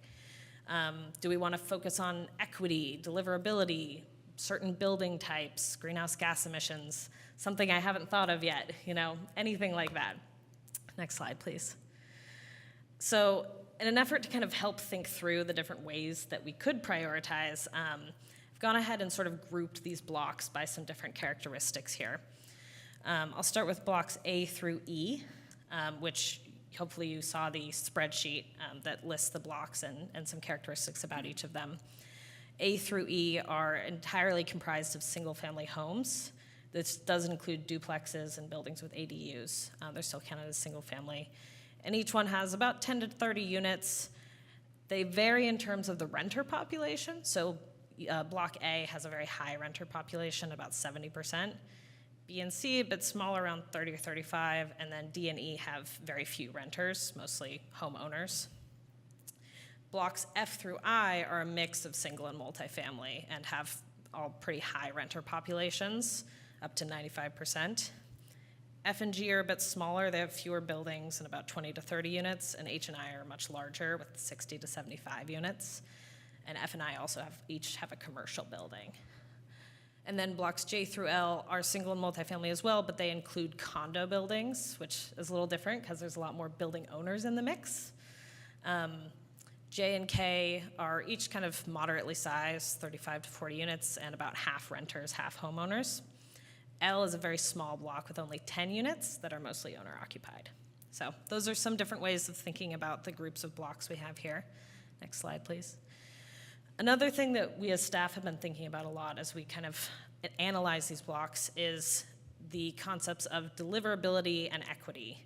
And by deliverability, we mean the likelihood that we could actually get a certain block to that 100% buy-in and complete the electrification project, which is a very difficult task. And generally, we think that blocks with fewer building owners will be easier, since fewer people to convince. And then also a smaller number of units and newer units, it brings down the cost of the electrification work, which simplifies things. On the other side, we have the potential equity impact, which is also, a big priority for the city as a whole. We think that some of the better ways to identify those blocks are blocks with a lot of multifamily buildings. We know that many of the residents who are lower income or disadvantaged in various ways are more likely to live in multifamily buildings. And then there's also renter-occupied units, a similar concept.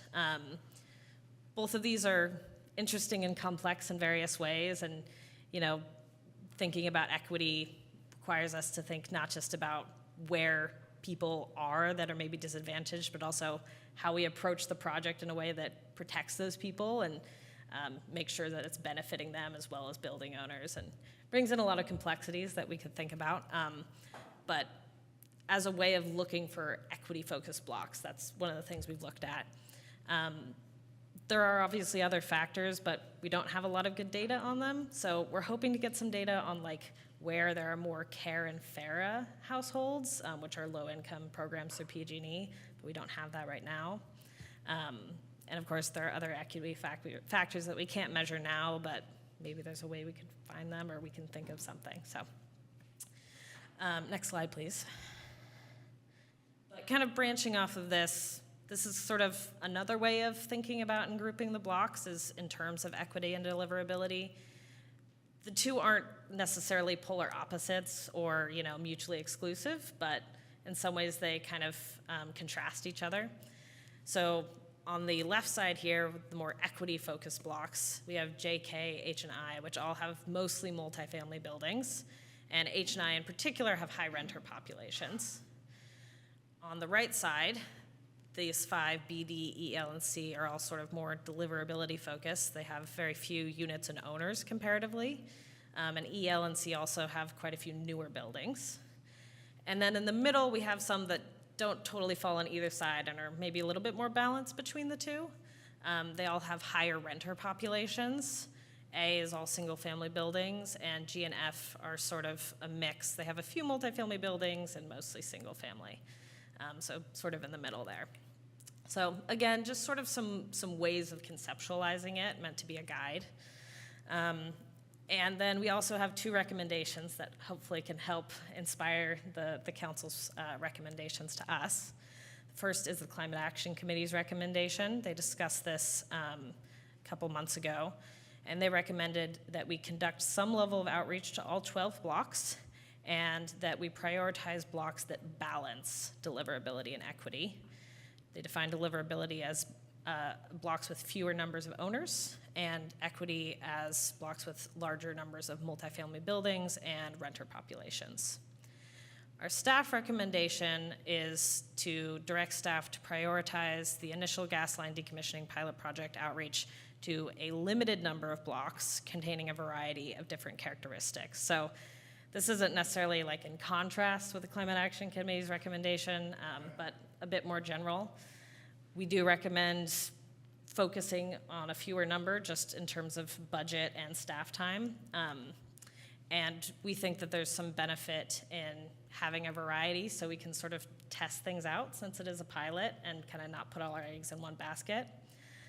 But that said, you know, the main thing is we'd really love to hear the council's opinion on how to prioritize as we move into developing our outreach plan. And I'm happy to take any questions. Couple things. A, what are kind of like your main cons of where you think you're going to pitfall into this? Or where we think what? Any cons to doing this, where some pitfalls might lie as far as budgeting or timing? Yeah, I think there's plenty of potential pitfalls. I think the main thing is that it will be difficult to get 100% of people on any given block on board. So we know we're going to run into a lot of challenges with that, and you know it'll probably take a lot of time and money to succeed. You know, the grant is really, really helpful in accomplishing that, but it is a limited budget nevertheless. You know, I think regardless, we're going to learn a lot of really interesting information as we do this, regardless of how sort of generically successful it is. But yeah, that process of, you know, completing the outreach and the analyses and then, you know, getting into the actual negotiations and all of that, I think it will take a lot of time and energy for sure. And there's no way to like, do we have to use the budgeted amount within a certain amount of time? It is a 2-year grant. It is a 2-year grant. And so you could potentially like identify just one block and do like a quick pilot program with the one block and just take a portion of that money, right? And then if that one's successful, do more, or would you have to do the full consultation all at once? theoretically, we could start with one block. If it goes well, we keep going. And then, if it kind of breaks down at one point, we start fresh with another block or something like that. So that's an option. There's a risk there in that you could get pretty far along and sort of not have any backups.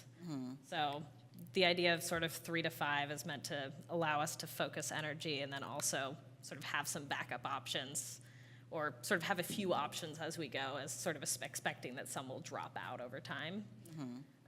But we don't know the perfect way to do it. So, Right. And then also, my other thought process was you categorizing the different ways.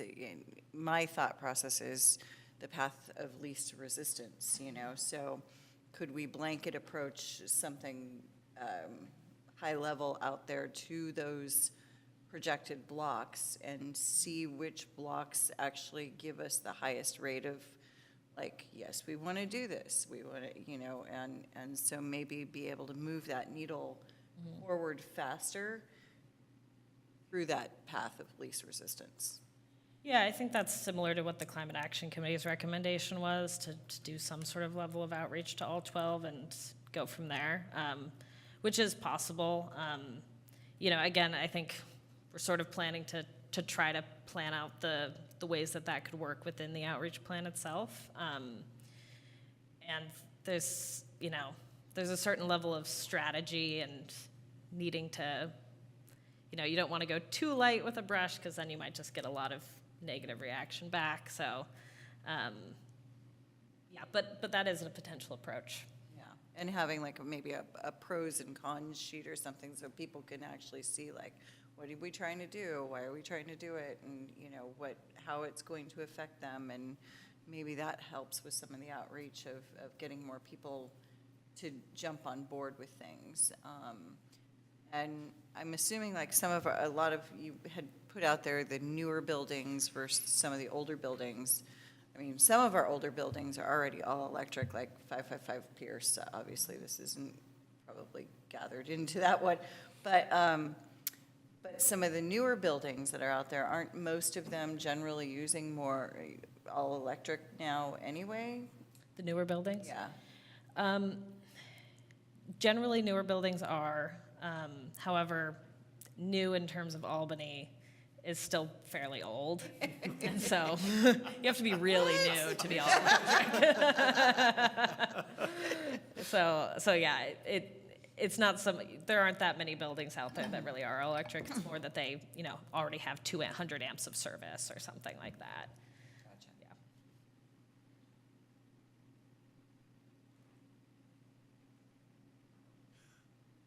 Yeah.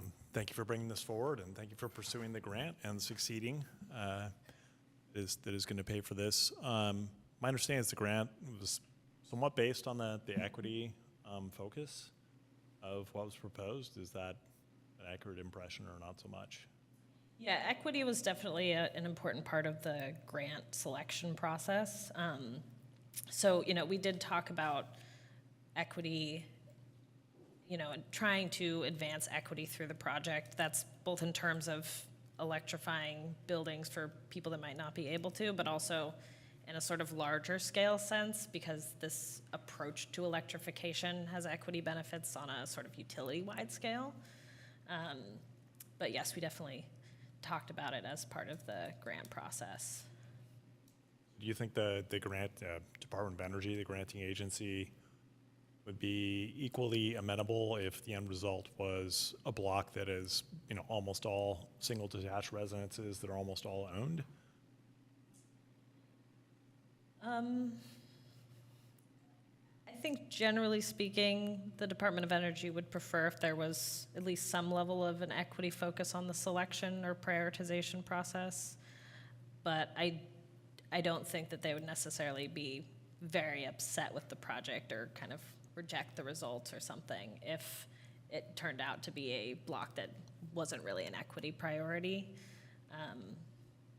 Okay, thanks. That answers. Any questions? I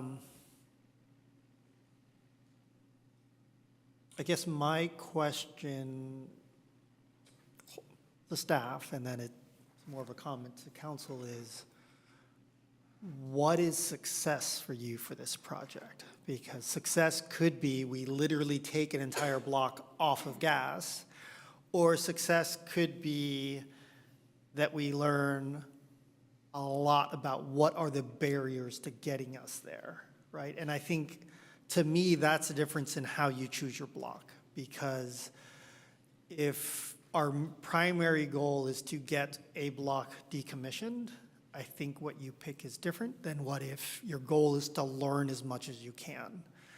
And I think you kind of said that in what you presented to us, but I think that's kind of, I would almost ask staff, what is your primary goal? Is it the learning, or is it the decommission of a block? I'd say in a fundamental sense, our primary goal is whatever the council's primary goal is. Yeah, I kind of figured you'd say that. But, that's a great answer. And so I'll leave you there. But I think that is important for council to think about as well.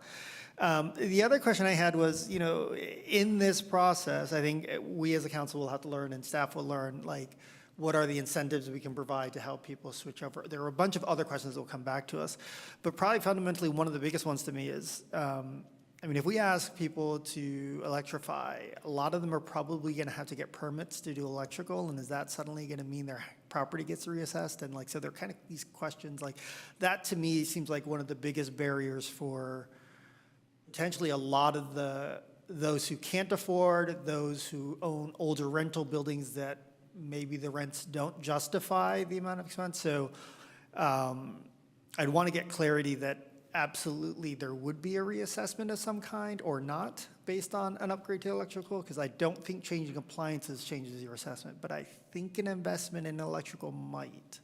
So that's just a question that we don't have to answer tonight, but unless you have the answer, but it would be another consideration.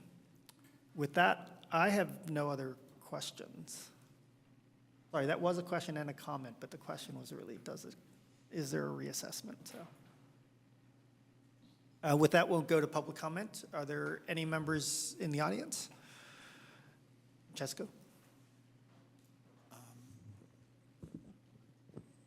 I am trying to figure out, considering the last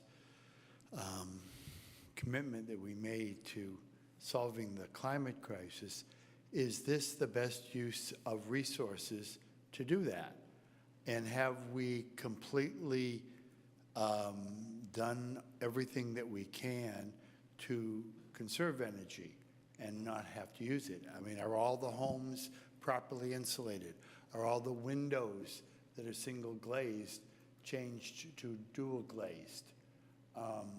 There's many energy saving things that could be done.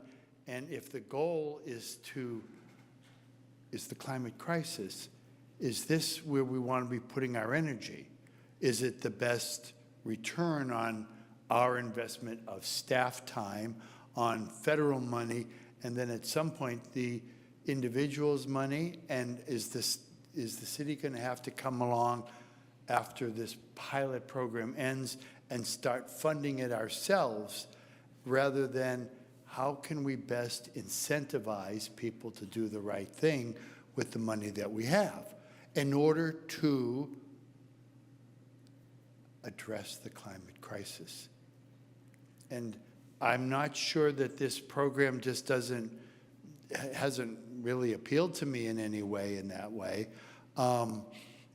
because it seems to have this idea, and I haven't heard you say, we're going to save all of this, this carbon is not going to be emitted when this gets done. There's going to be this measurable outcome that's our goal. And that should be part of the planning process, just like when they talk about electrifying a fleet of buses or eliminating gas cars from our freeways, and shortening commute times, and using public transport. That's what I want to hear and be able to support. And finally, this concept of equity, I don't understand how equity is really applicable to the climate crisis. I mean, doesn't everyone benefit equally if we're emitting less carbon into the atmosphere? Do I care whether the block that I'm part of the block or the block next door is part of the block that's gone all electric? Do they gonna change the air for me, or does it equitable for everyone? Thank you. Do we have any online comments?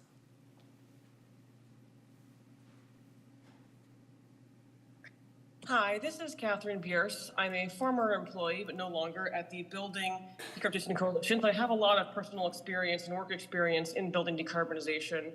Thanks to the city, I decarbonized my own house by installing a heat pump, HVAC, heat pump, water heater, et cetera, and I'm working on an induction stove next. I've personally been walking this talk here. And my questions are with regard to the consultant selection. Is if you care about minority women-owned businesses or veteran-owned businesses doing the work to help reflect the diversity of the cities that we live and work in terms of picking the consultants that you're working with.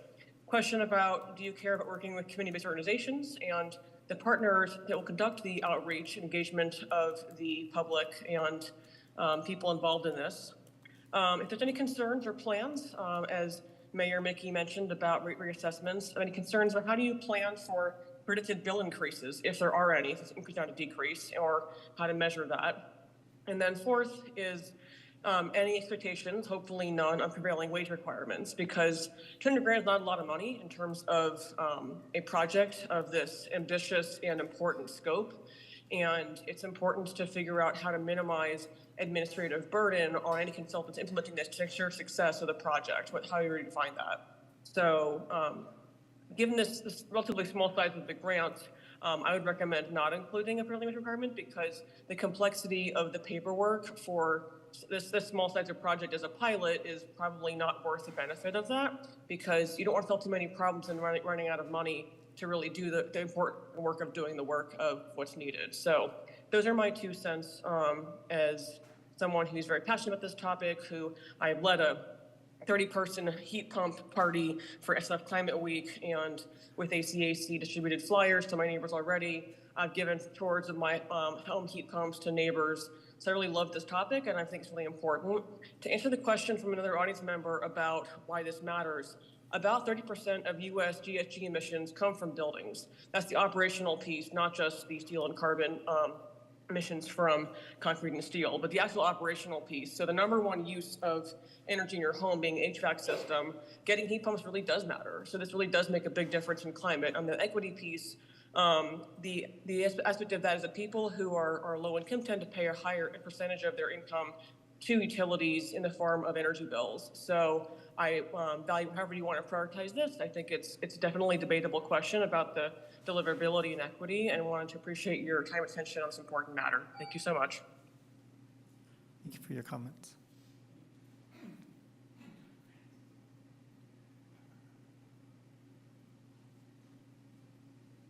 Hi, can you hear me? Yes, we can hear you. Hi, my name is Rebecca. I wanted to chime in because I apologize. I missed the details in the beginning about the grant money, how much it is and how it'll be distributed, but I have questions more than a comment. I work in construction sales, specifically in heat pump technology, and I know there's several state rebate programs for electrification for property owners, as well as for builders and subcontractors, particularly related to heat pump technologies.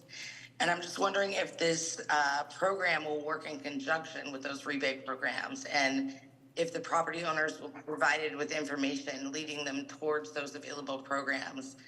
Oftentimes, these rebate programs are left untapped, and then the programs are ultimately canceled because they're underutilized. So I was just hoping that with this,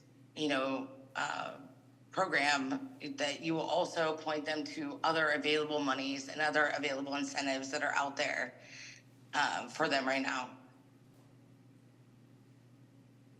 Thank you for your comments.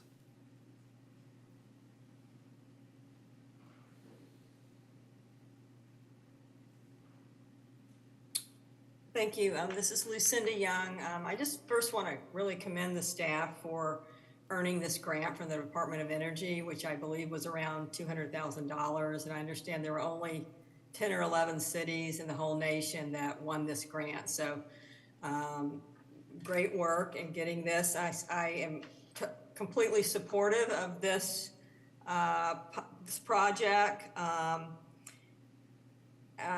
Concerning the question on what should our goal be, as I see it, our goal should be to get a block off gas. That's the most tangible,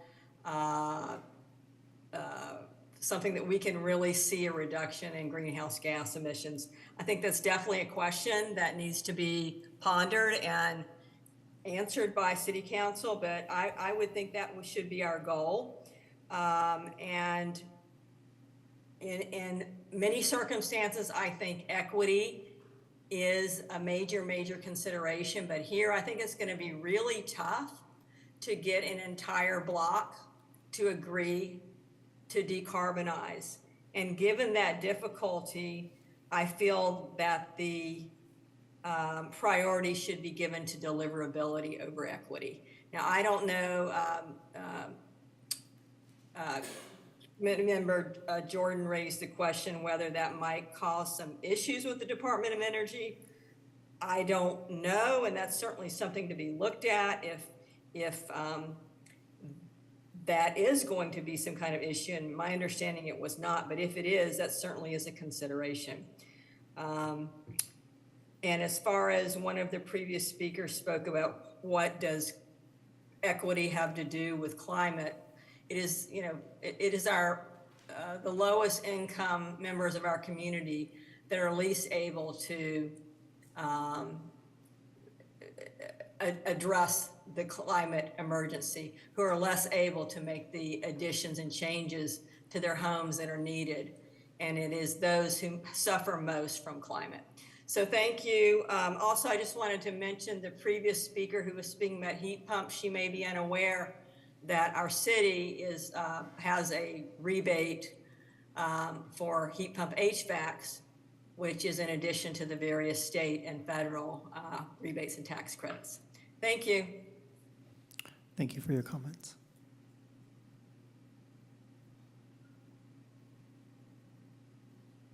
Yeah, greetings, City Council again. Nick Peterson with Albany Climate Action Coalition. So I also want to second the previous speaker's accolades to staff for getting this grant for performing this study. This is just really feather in Albany's cap for sure. So I appreciated what Mayor Mickey had to say. This is a study, and there's an opportunity to learn a lot, and there are a lot of hurdles that we need to learn about. I don't think it would make sense to just pick total deliverability over other things. I think we have a lot of different types of housing, different ages of housing, and I think doing variety would be good because you're going to learn important lessons longer. There's also going to be major outreach, so it's an opportunity to leverage that and really start to talk to the rental home owners about what their plans are and how there could be programs to help them bring their buildings around to non-carbon emitting structures. So, they're probably worried about that. There's not a lot of financial incentive for them to do that. They don't pay the bills other than the house utilities. So it's going to be tricky. And if they start hearing about programs funded at a federal level that are looking into converting whole blocks, and there could be some financial opportunity there for them later, I think you're going to get more participation and more interest. So I really like that idea of reaching out at least to a couple blocks that have the high equity, especially if you can give the rewards or make sure the rewards and incentives for participating go to naturally occurring affordable housing owners who haven't essentially jacked the rent up on their tenants And we certainly don't want electrification to lead to that also. So I think there's a real opportunity to gain a lot of good knowledge. 100% is really difficult to get. I mean, even if it's just individual owners in one area, you're going to have someone in love with their gas stove. So it could be we don't get anything that is going to say, oh, we can do it 100%. But there'll be a lot of lessons learned in a variety of different housing types of what we need to do when we do the next portion of it. So I think it's important to keep it tight, but get a diversity in there. Thanks a lot. Thank you for your comments. Need to move to extend, unfortunately. That's where we're at. And in that motion, I would like to include continuing 11.3 to a later meeting or to a future meeting, moving up 11.4 because we do have somebody who was going to present on that who has been here the entire time. So I will move to extend to 11.30. Seconded. I was about to make the exact same motion. Mayor, if that moves forward, it'd be good to take public comment on 11.3 since we're continuing the item so late in case there's someone who is here to speak on that item and can't speak on it at a future meeting. Thank you. Councilmember Jordan? Yes. Councilmember Tiedemann? Yes. Vice Mayor Lopez? Yep. Mayor Mickey? Yes. Councilmember Hanson Romero? Yes. Motion carries.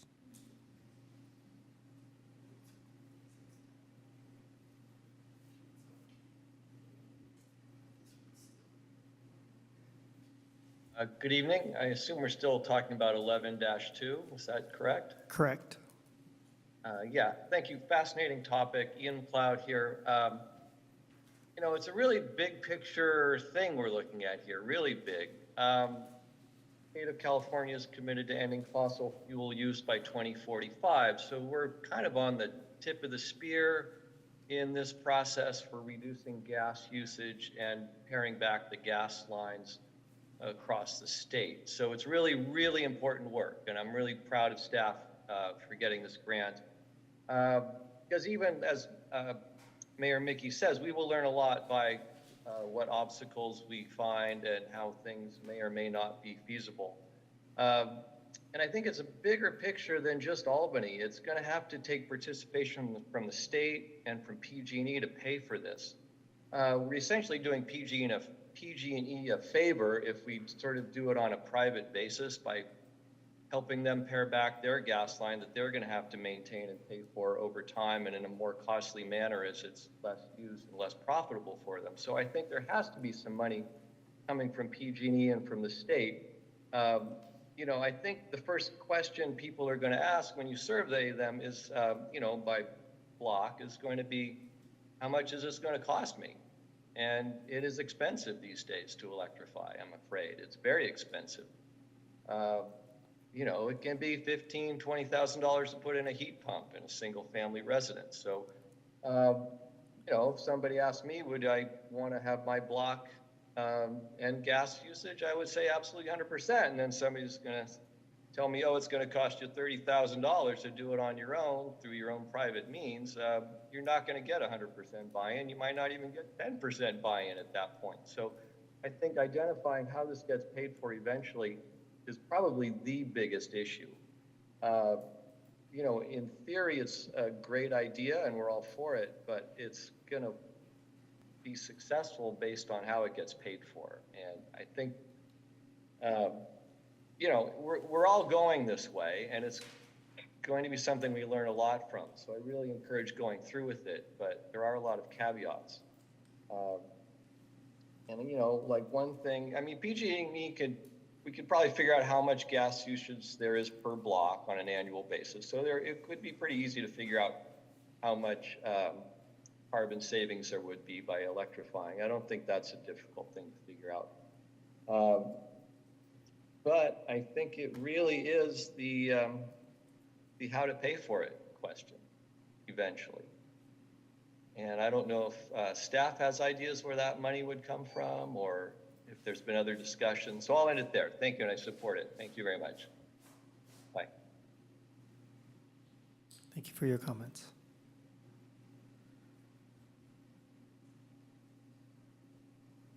This is Sarah again with the Albany Climate Action Coalition. This is a really fabulous and historic first-of-a-kind program, and I'd like to emphasize that it makes me really proud to know that major news outlets in the energy space are covering Albany, and this program is making a buzz in the clean tech space because we're working towards reducing reliance on oil and gas, and because we're experimenting, this is an experiment, with ways to ultimately lower energy prices for everyone at scale, which is the equity component.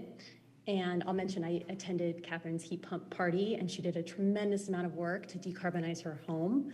And seeing this firsthand, I also echo her points that she mentioned on equity. My line of work right now is in implementation science research, and we focus on barriers and facilitators of putting programs and services in place and then scaling them. Right now I do that in healthcare, but it's analogous to other fields as well. And so I do have a few questions and comments about this program. Firstly, I'm interested to know how we will be documenting this process throughout.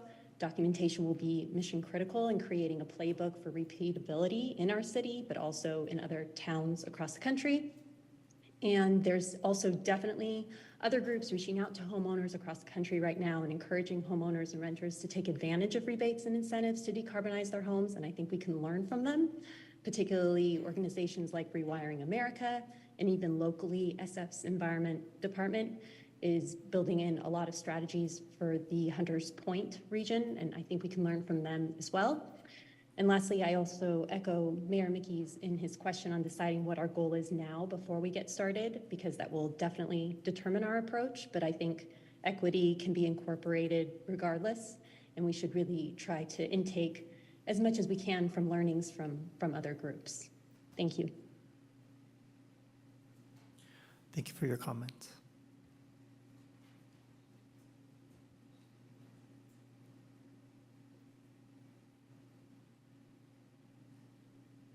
Hi, I do want to mention I heard a podcast about this, and I believe that there was a block in either Oakland or San Francisco where this was done, and I believe that PG&E paid for it. If I can locate that podcast, I'll definitely send it to Michelle because it does talk about all the trials and tribulations of getting this project off the ground. I also wanted to mention with regard to special taxes, for example, when I did a earthquake retrofit at my house, I did get an additional paperwork indicating I was going to be considered for extra property taxes. Fortunately, earthquake retrofits are exempt, and I was able to just put that into my documentation. I'm hoping that this type of electrification, if done, could be considered exempt, or perhaps you can talk to the regulatory, authorities of the state and get this to be exempt, such that this is not a worry for property owners. That's it from here. Sounds good, sounds very exciting, and looking forward to hearing more. Good night. Thank you for your comments. One last check if anyone in the audience wants to speak. Not seeing anyone in the audience, I'll bring it back to council for comments and discussion. Oh, sorry, there are questions that we should answer. I think there was a question about the use of these funds. I think given that we have received a federal grant, it makes sense for us to continue with this study. Any further actions by this council or as a community, I think would have to be evaluated about probably with the results of this. From an equity standpoint, I think there were some conversations about both the cost of the utilities, but I think there's also, all the new studies have been showing that natural gas, the use of natural gas within apartments and houses has other health, sorry, not benefits, the opposite of benefits, but causes health problems such as asthma and other issues. And so from an equity standpoint, I think it is important us to consider that, where natural gas might be removed. There were some questions about consultant selection, community organization, public engagement. I'm not sure if staff is at a point where any of that has been done yet, or? No, we're still in the early stages right now, so I can't comment on that. I think that was it for kind of the questions that came up. So we'll go back to comments and discussion. Great, thanks. Yeah, so I actually, it's fair to say I got this going about 40 days into being put in this seat. Started when I was appointed to Stop Waste, started interacting with the staff there on this idea, and staff was kind enough to give me some leash to go ahead a little bit, and eventually said, you need to get council direction to pursue this, which happened in October of 21. The reason I started pursuing it was really to have an equity component to the spending of Measure DD funding, and this equity component, there was a bar chart that went by quickly, but it showed in 2050, if we don't do a rational transition away from the natural gas network or rational retreat, if I saw the number right, a therm would be $20 in today's dollars, and if we do a rational retreat, then it's $1 per therm. So that's the equity piece, is if you just let everybody who can afford to electrify first, then the people who can least afford it are going to be left holding the bag for the entire gas distribution network, and it's going to be basically economical disaster for them. As far as this grant, and when I got this going, my goal was, yes, electrify a block, but I think, to your question, I think it's what we will learn. I don't see Albany as solving the climate crisis, and so I see this as similar to Albany leading on having a local subsidy for HVAC, heat pump HVAC, which is going to get basically swamped by the federal subsidies that are coming. So we sort of help build the wave, and so this is sort of helping build that wave, build that knowledge that could be shared around, whether we succeed or not in actually electrifying a block. So that's the goal for me. Yes, there's the carrot of subsidies that I'm sure the outreach team will have in hand. There's also, to my understanding, the stick. The Bay Area Air Quality Management District has set dates after which NOx releasing appliances, nitrous oxide releasing appliances will be prohibited, and those are gas appliances. You can't have a gas appliance without releasing NOx. I don't think there's a technology out there that burns gas without releasing NOx. So in effect, gas burning appliances will be prohibited.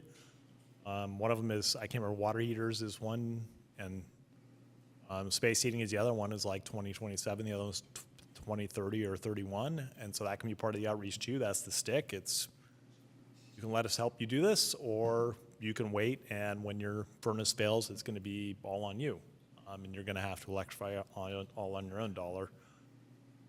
As far as priorities, because of the equity piece, both system-wide and local to that block, my priority is blocks where the majority of residences are rented, which I know you didn't ask for specific blocks, but I'm going to give them. That's A, F, G, H, I, K. And of those, the blocks that have the fewest owners, with hopefully the highest probability that one of those would come in at 100%, which is F, G, H. And then in those blocks, the fewest residences, which is F, then G, then H. And so that leaves I, K, and A. Of those, I, K are the only two that have multi-residence buildings, and I'm really focused on the multi-residence buildings because I think that's the toughest. So the point of the purpose of this grant really being to learn how this can be done. Really want to include blocks that have multi-residences, and I has a much higher residence to owner ratio, so I had to prioritize I over K, and then A last because it's, I think, almost all, I don't think it has any multi-residence buildings if I recall. Mm-hmm. So in the end, that would be F, G, H, I, K, A. I won't go into as much detail as Councilmember Jordan just did, but I generally agree with his prioritization on the grounds of, if we want to have the lessons from this be broadly applicable, I think it needs to include at least some amount of multifamily and renters, and that also is the greatest equity benefit. If those don't work and we end up with one of the blocks that's single family and mostly owners, maybe that's all we can get, but I think the priority should be trying to do one where we can really learn from doing several different types of buildings and dealing with the most difficult type of doing this, which is probably renters and multifamily buildings. I would also just say that there are, Ava Community Energy has the Healthy Communities project that's developing to provide money for electric appliances that may be able to dovetail with this and may be interested in further collaboration there. So I can put staff in touch with anyone there if they aren't already. I'd just like to emphasize that it's fundamentally important that when we are talking about any opportunity to reduce our carbon footprint or address the climate crisis in any capacity, that we do not allow ourselves to cause these conversations of equity and specifically climate equity live and exist in the peripheries of our goals and our agendas. Though the idea of decommissioning one city block sounds amazing, sounds inspiring, and that's something I would love to see. I think what's most important in this situation, this moment, is understanding how do we help our whole community move forward? How do we make sure we're accounting for folks of various identities, socioeconomic statuses, and experiences? And so, that said, I think take into account what Councilmember Jordan, Councilmember Tiedemann have just expressed in terms of recommendations or suggestion, that be incorporated with city staff recommendation, and that we move forward as a city council with that idea in mind.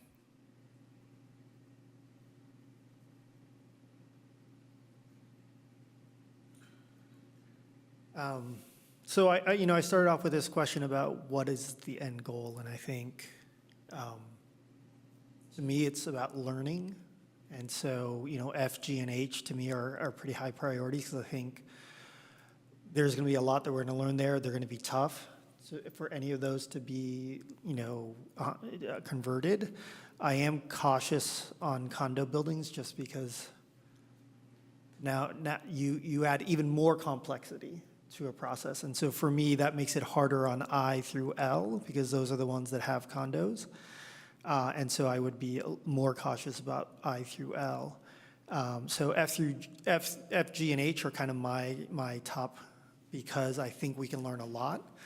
I would love for us to get to the point where we actually are able to say we took a block and removed all natural gas. But I think if it were only to be single family, even if it is primarily rental, which is A, that seems like a relatively low-hanging fruit and we wouldn't learn as much. So I would hope that in our study, even if A is kept in the running, that we're still looking at A block that is, F, G, or H as long as we can. Because my hope, and this is a conversation I've been meaning to have with the city manager for a while, is that we are leading the charge on a lot of different things. And one of our biggest goals should be taking the things that we learned that worked and didn't work and telling everyone about it. And so much in the same way that our multifamily EV charging program was a pilot, to understand what are the barriers, like that's the way I see this is. This is not an academic exercise. This is how do you actually get down to the nuts and bolts of can we get an exemption so your electrical isn't reassessed? What do we have to do at the legislative level to do that? What do we have to do in terms of getting these different programs in place and making sure everyone understands the rebates?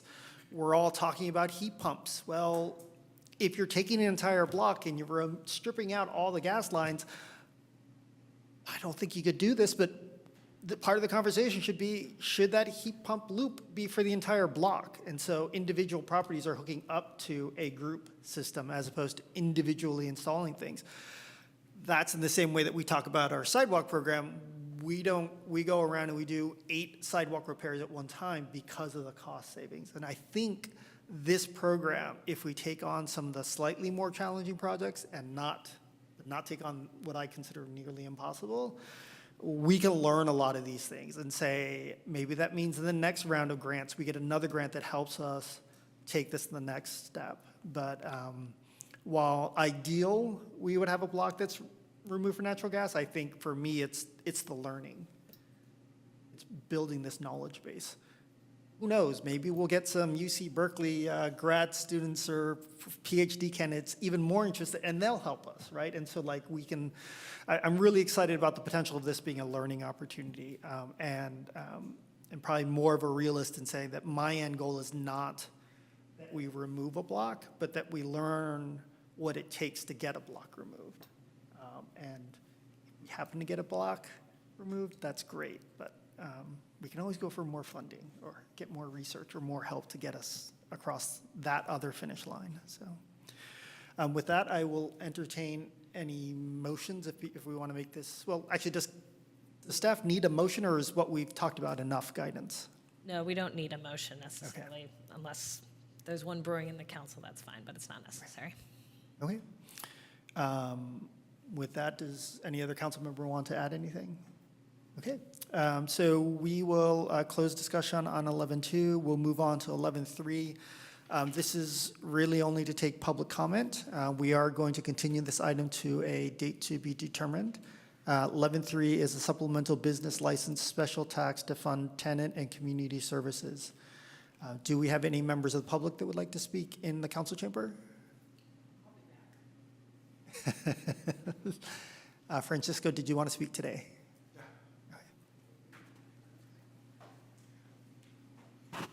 I think we should.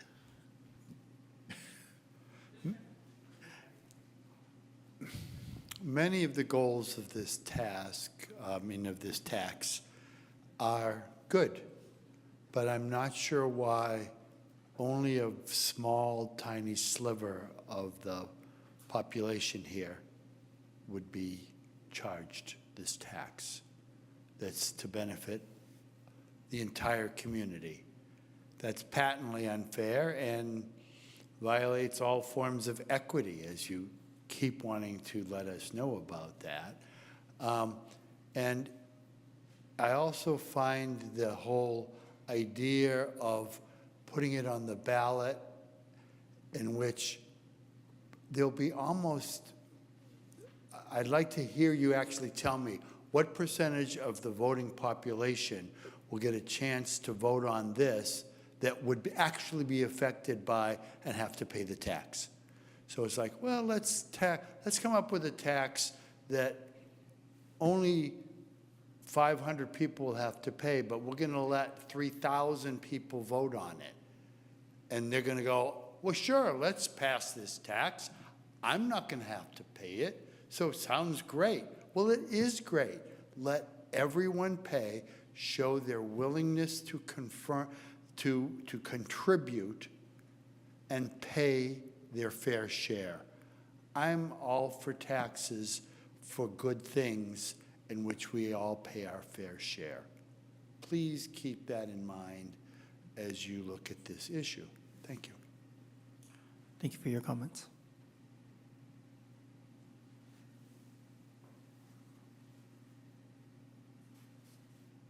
Hello?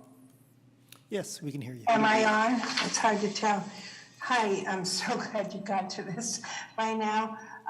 My name is Elizabeth Thorsness. Some people call me BJ Thorsness, and I'm a landlord in Albany. I've been a landlord for 8 years there. But I lived in Albany years ago, and my husband had an office in Albany, so I've been around Albany for years. I did apply to the new Housing Commission. That isn't exactly the name of it, but I can't remember what it is. I didn't hear one way or the other, which is kind of disappointing. But I applied because I'm a firm believer that landlords can be and often are resources. And so I want to sort of speak a little more broadly than this particular action about it, though. When I got the place I got in Albany, it was pretty run down. I fixed the foundation. I earthquake retrofitted it. Gutters were falling off. There were some problems inside with holes in linoleum and that kind of thing. So, I worked the place over and retrofitted it. But meanwhile, I kept rents the same and even lowered at least one of them. During the pandemic, I cut rents on, there are 2 commercial properties and 2 residential on here. It's a small place, but you know, it's kind of an important place, I think. I cut the commercial rents in half. I said, we're just gonna split the misery in half, and that let those people make it through. And I was able to do that. Not all landlords are, I suppose, but my message here is to be sure you know what the situation is with your landlords and with your rent before you take any kind of action. I think it's good landlords do a lot of good things, and you may not know all of that. I think it's a good idea to work with good landlords, not against them, and vice versa. Good landlords should be working with you, and landlords need tenants. We all should be working together. One question I would have about this is how much was the mediation that you've set up used? You have that for tenants. Anyway, my point is many things that I do for my tenants keep people in homes, keep shops open, and it is a kind of stability, and more of that might be going on than you know, and I urge you to think about that and how to find that out. I have more things I could say about doing that because I've been working with El Cerrito for years on this particular topic, and we were really surprised when we got really hard information about what rents were. Actually. So anyway, my point is I feel beaten down by just the taxes, let alone another thing added onto the business license. And so it just makes me tired because I feel like I'm trying so hard. Thank you. Thank you for your comments.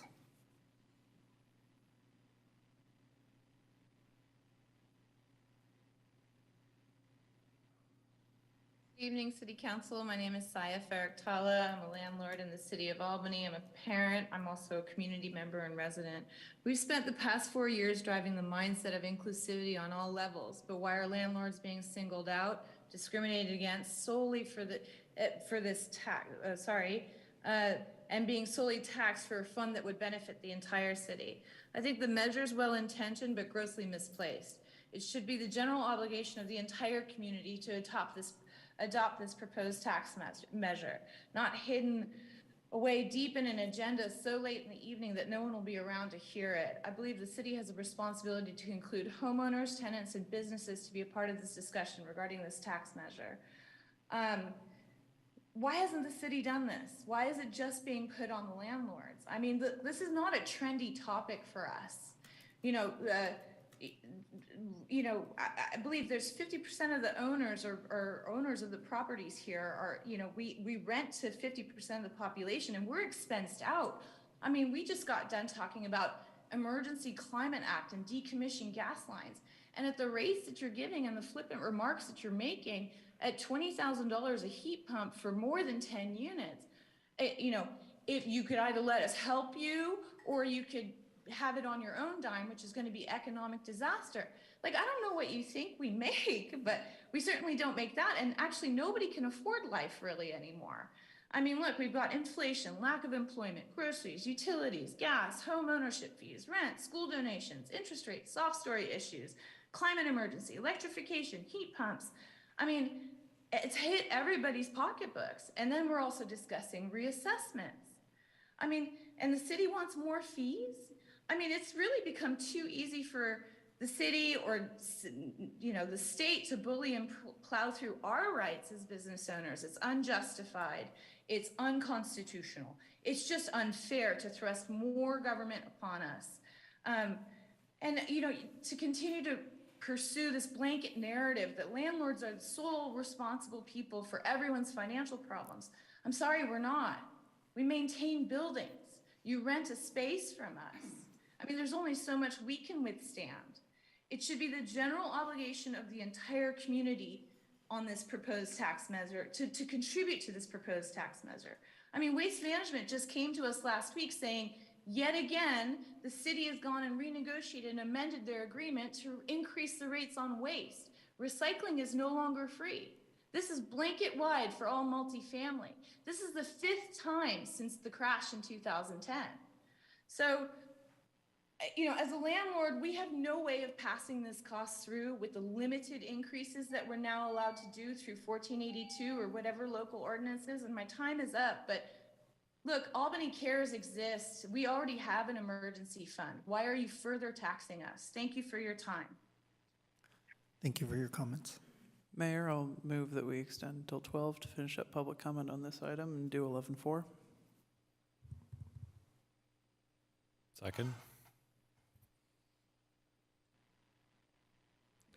Vice Mayor Lopez, Yep. Mayor Mickey, Yes. Councilmember Hanson Romero, Yes. Councilmember Jordan, Yes. Councilmember Tiedemann. Yes. Motion carried to extend till 12.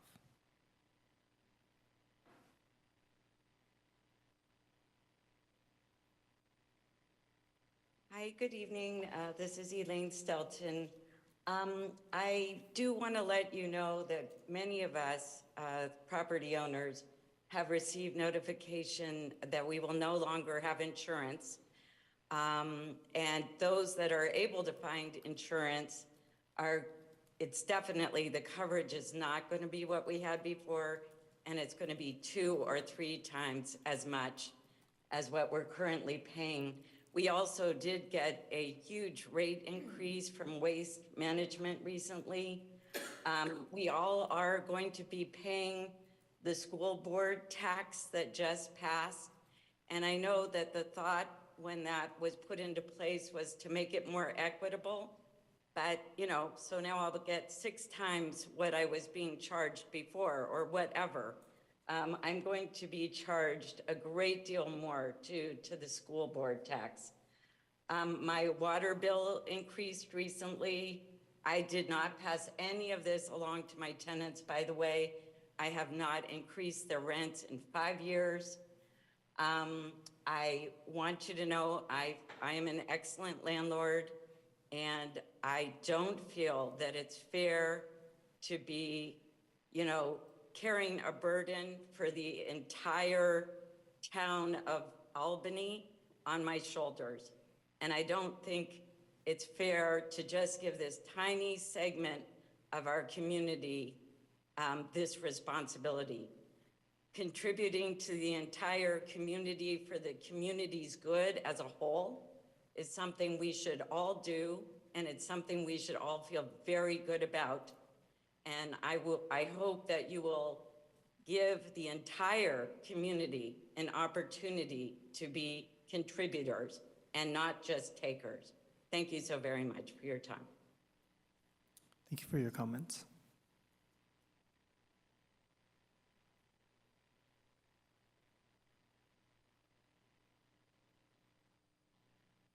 Hello. Hello, my name is Judy. And so today I want to talk about the business tax increase rolling out landlord. I have been the provider for many years, and I am very nice to my tenant. And I did the earthquake retrofit. I spent $80,000 earthquake retrofit on 2018, and I didn't increase their rent. Okay, so what I want to say is that so the housing providers are not evil. Okay, and I feel that we are being targeted and discriminated because you want us to pay all the expenses to cover this business tax. Okay, so this is very unfair, and I want you to know that I support helping tenants. This responsibility should be distributed to all the city, all the people living in the city. It should not be solely responsibility on landlord. So please think this carefully, okay? So we have to, as all the residents in the city, we have to help each other and cooperate. If you only put this responsibility to landlord, other people will not want rent their houses. They will just sell their houses or Airbnb on their property. Nobody will want to rent it. Okay, so please be fair for the people. Thank you very much. Thank you for your comments.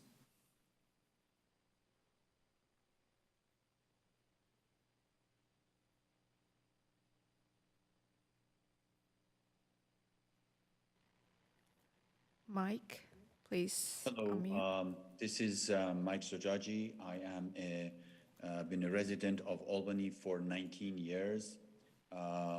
Right off the bat, I just want to note that we are discussing this at 11:20 p.m., scheduling it a tax increase for discussion at the 11th hour of the meeting undermines transparent governance and deprives our community of a fair opportunity to debate and understand the implications of the decisions that are being made. This is an unacceptable tactic and should not be exercised in the city of Albany. So right off the bat, I want to say that to the council members who proposed this and put it at as late as possible. So I want to express my concern regarding the proposed supplement business license tax that for rental residents. While the intention is commendable, the approach will have unintended consequences that merit careful consideration. This tax proposal will inevitably burden the rental providers that are currently grappling with increased cost and a complex economic environment. This will eventually lead to rental prices. To understand this, it will do exactly what it will inadvertently impact the tenants that you're trying to support. It will not support them. The timing of this is also a concern. All the businesses as well as residents are still grappling with the financial uncertainties of pandemic. Introducing this will deter investment in our community and will slow down our recovery process. Also, we should consider effectiveness and efficiency of this program. We need to have more explicit demonstration of fiscal responsibility and program efficiency before we are committed to a long-term funding and taxation.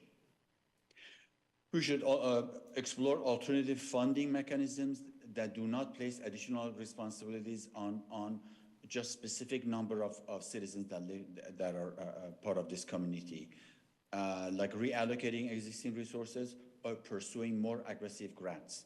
Also, you should consider equity in this tax proposal. Small housing providers will disproportionately feel the impact of the tax increases compared to large commercial rentals. This tax proposal is one-sided, riddled with pitfalls, and I urge the council member to retract it. In other words, have dialogue with all stakeholders, especially those that are impacted, and do it through transparent governance. Thank you very much. Thank you for your comments.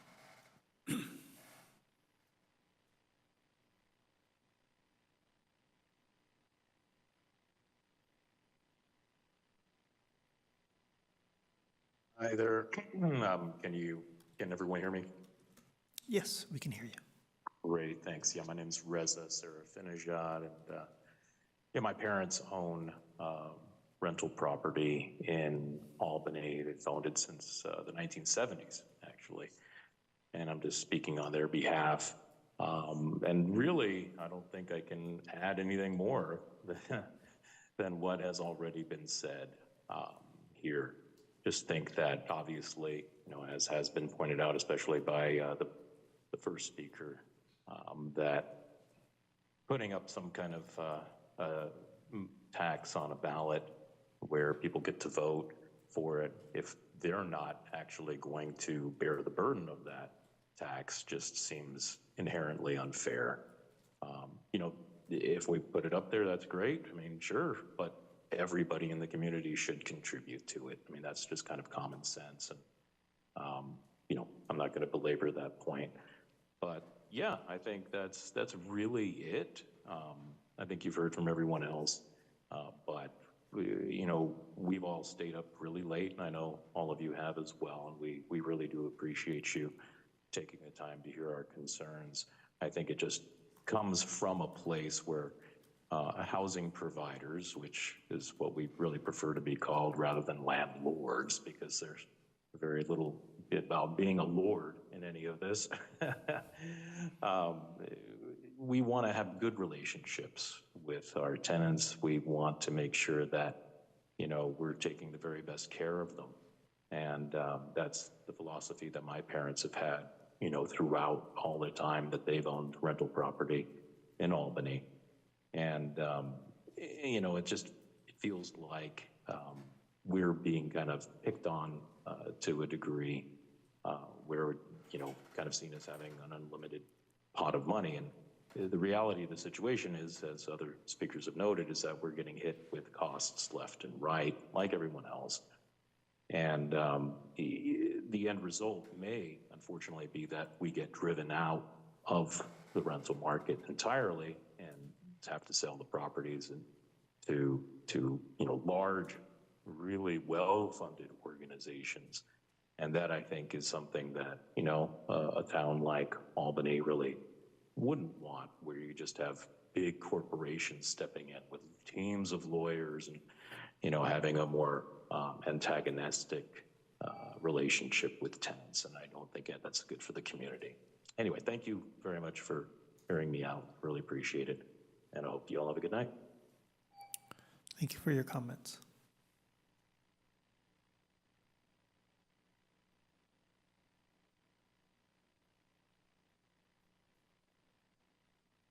Good evening, City Council members. Can you hear me? Yes, we can hear you. All right. So my name is Kevin, and I'm a housing provider in Albany. And I oppose this ballot measure that would tax rental providers only to pay for community service. Lack of adequate housing or legal representation for tenants are a community problem, not a problem caused by housing providers. Both issues are community's obligation, not the obligation of the housing providers or a select few individuals. After all, why do we have government other than to provide services that cannot be provided by the individual members of the community? I believe it is the obligation of the government to provide these services. If the government says they cannot afford to provide these services, then it is the obligation of the government to sell the community on the necessity of the programs needed and get public support for funding. Just dumping the burden on one sector of the community is both wrong and immoral. So I strongly oppose this ballot measure. Thank you very much. Thank you for your comments.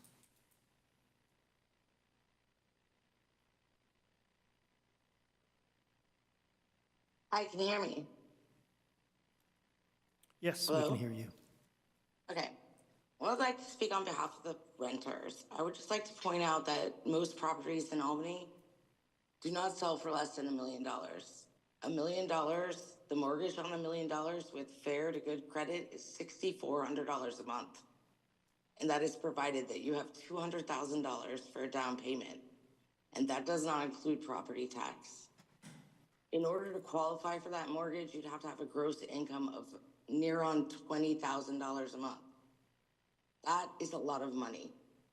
So, I mean, if we're deciding that only people that can live in Albany can afford that, then we are being incredibly discriminatory against people with limited means. And we talk all the time about affordable housing and about equity, but that is a ridiculous sum of money. I mean, to give some perspective, my parents bought their home in Albany in 1972 for $25,000.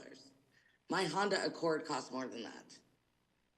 So I would just like to invite all the property owners that have spoken tonight to kind of check their privilege. That is a metric crap ton of money.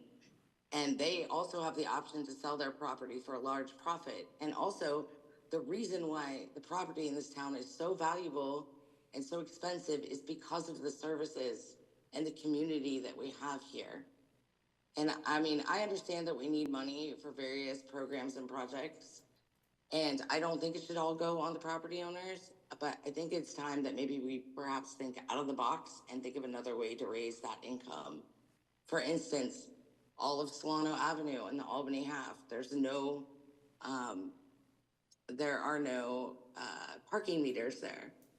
I mean, there's got to be another way to raise funds other than just putting it on property owners. But in turn, you need to understand that it's not just an option for renters to just buy a home here, because it's untenable. Thank you. Thank you for your comments.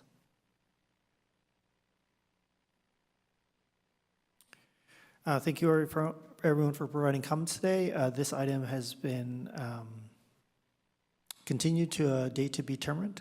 We will bring this up again in a future agenda. With that, we'll move on to item 11.4, charter amendment allowing 16 and 17-year-olds to vote in local elections. And we have a hopefully not too sleepy sophomore of Albany High School here. Thank you for persisting through all this. Just give me a moment to gather all the materials. Sure. Slide, please. I'm gonna have to ask for an extension from my world history teacher.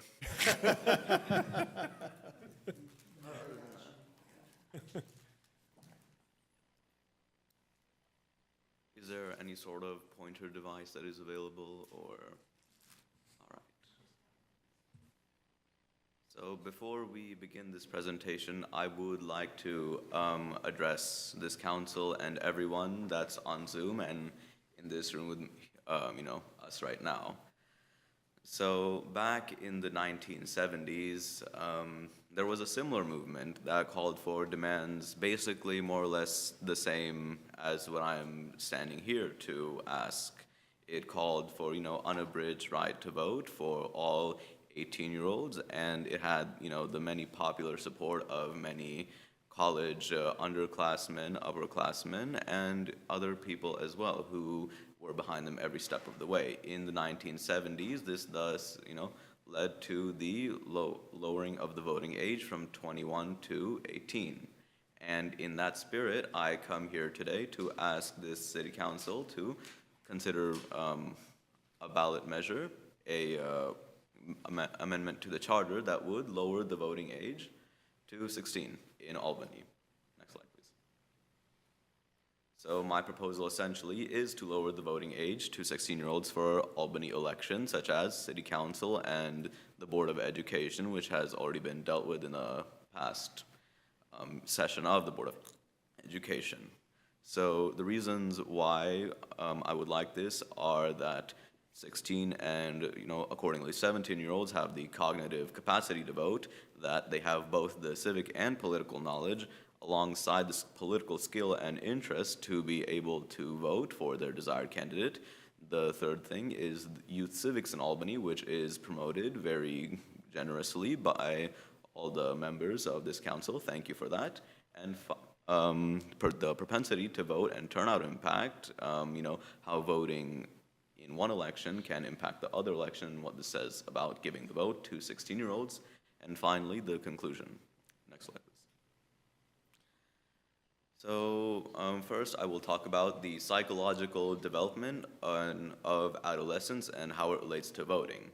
So first of all, there is a thing called hot cognition. In psychology, there are two types of cognition, hot cognition and cold cognition. So first of all, I'll be talking about hot cognition here, which regards decision-making under time pressure, such as, whether to pick this item or that item in the Chipotle line, the subway line, etc. So it improves starting from age 14 to 15, but it's not fully developed until the mid to late 20s. So teenagers' lesser capacity in this regard is a source of conventional wisdom by many people that they can't make informed decisions. Oh, these teenagers are so hormonal, they can't possibly, make these wise and rational decisions. Next slide, please. However, the second type of cognition that I was talking about, cold cognition, regards decision-making without time pressure, which reaches more or less capacity at 16 and 17-year-olds. This is a type of decision-making that's relevant to voting because hopefully the ballot should be getting in on time before the election itself and not 24 hours, which will give the potential voter the time to research their candidate and see who fits their desired profile, what demands, whatever you call it, best. And then they will accordingly mark the ballot. Next slide, please. Additionally, now we'll be talking about civic and political capacity. At 16, civic and political knowledge and political skills, efficacy, and interest are more or less the same as 18. Between 16 and 17, tolerance of other political opinions, like, this generally political volatility and informedness, rises to more or less the same as 18. Although there's a slight reduction between the time that they're 16 and the time that they're 18. This is more or less negligible, as you can see within the graph. Next slide, please. Civics is very well represented in Albany High School education as well. Our schools tell us to think for ourselves, make informed political decisions, and be model citizens of the world and not just the United States. So as the Albany High School vision statement says here, Albany High School educates the aforementioned students to become happy, productive, and responsible citizens of a diverse society. Additionally, 2 of our California content standards, the statewide regulations for how education should be done throughout all ages, states the following for respectively 11th graders, which would more or less be 16-year-olds, and 12th graders, which would be more or less 17-year-olds. Firstly, in the case of 16-year-olds, students consider the major social problems of our time and trace their causes in historical events. And in second, for the 17-year-olds, students pursue a deeper understandings of the institutions of American government. They analyze the history and changing interpretations of the Constitution, the Bill of Rights, and the current state of the legislative, executive, and judicial branches of government. This, in whole, creates a very informed voter, a very capable voter that is able to, not only see what is printed out, like the campaign statements that are printed out on the ballot, but what is meant by them and how it ties back to historical significance, the economic significance, and social significance of past and current movements within the United States. Next, please. Additionally, California History Social Science Content Standard 12.2, students evaluate and take and defend positions on the scope and limits of rights and obligations as democratic citizens, the relationships among them, and how they are secured. 12.6, students evaluate issues regarding campaigns for national, state, and local elective offices. And finally, a word about our own very magnificent high school, very well funded, thank you. Students in Albany High School U.S. government classes have researched, discussed, and debated state and local ballot measures, argued and educated past and pending Supreme Court cases in mock hearings, and organized and moderated not only Albany City Council, but also school board debates, and conducted the research and interviews necessary to prepare questions for these candidates. Doubtless, many similar amongst you. Next slide, please. There are also, I would be missed to not mention them, students who are voting members out of 6 out of 10 bodies who are currently advising the City Council. These are the Arts Committee, the Climate Action Committee, the Parks, Recreation, and Open Space Committee, the Policing Committee, the RISE Committee, and the Transportation Committee. In terms, please. So in terms of what these people think, what students in these people, what students in these committees think about having the vote, being given the vote, they have this to say. Dear City Council, we are full voting members of the AUSD School Board and the City Arts, Climate Action, Parks, Recreation, and Open Space, Policing, Racial Inclusivity and Social Equity, and Transport Commissions. Of the 9, 10 currently active advisory bodies to the City Council, 6 have student members. We represent the age demographic that the council will be discussing when deciding whether or not to extend the franchise. Even without the right to vote in our city elections, we are already contributing to the city and school policy and to the work of making this city a better place. It follows that we should have a voice in who's elected and who determines the direction of city policy. Although we don't speak for our respective letters, boards and commissions in this letter, as individuals who hold positions on school board and city boards and commission, we urge this city council to lower the voting age to 16-year-old. And it has been signed by various members of the school board, and the various committees, etc. Next slide, please. I would also like, back to the numbers. This point addresses greater turnout. So in Vienna, Austria, where the voting age is already lowered to 16, a study was done to see what was the turnout rate comparison of younger voters in comparison to 18 and 20-year-olds, these younger voters being 16 and 17-year-olds.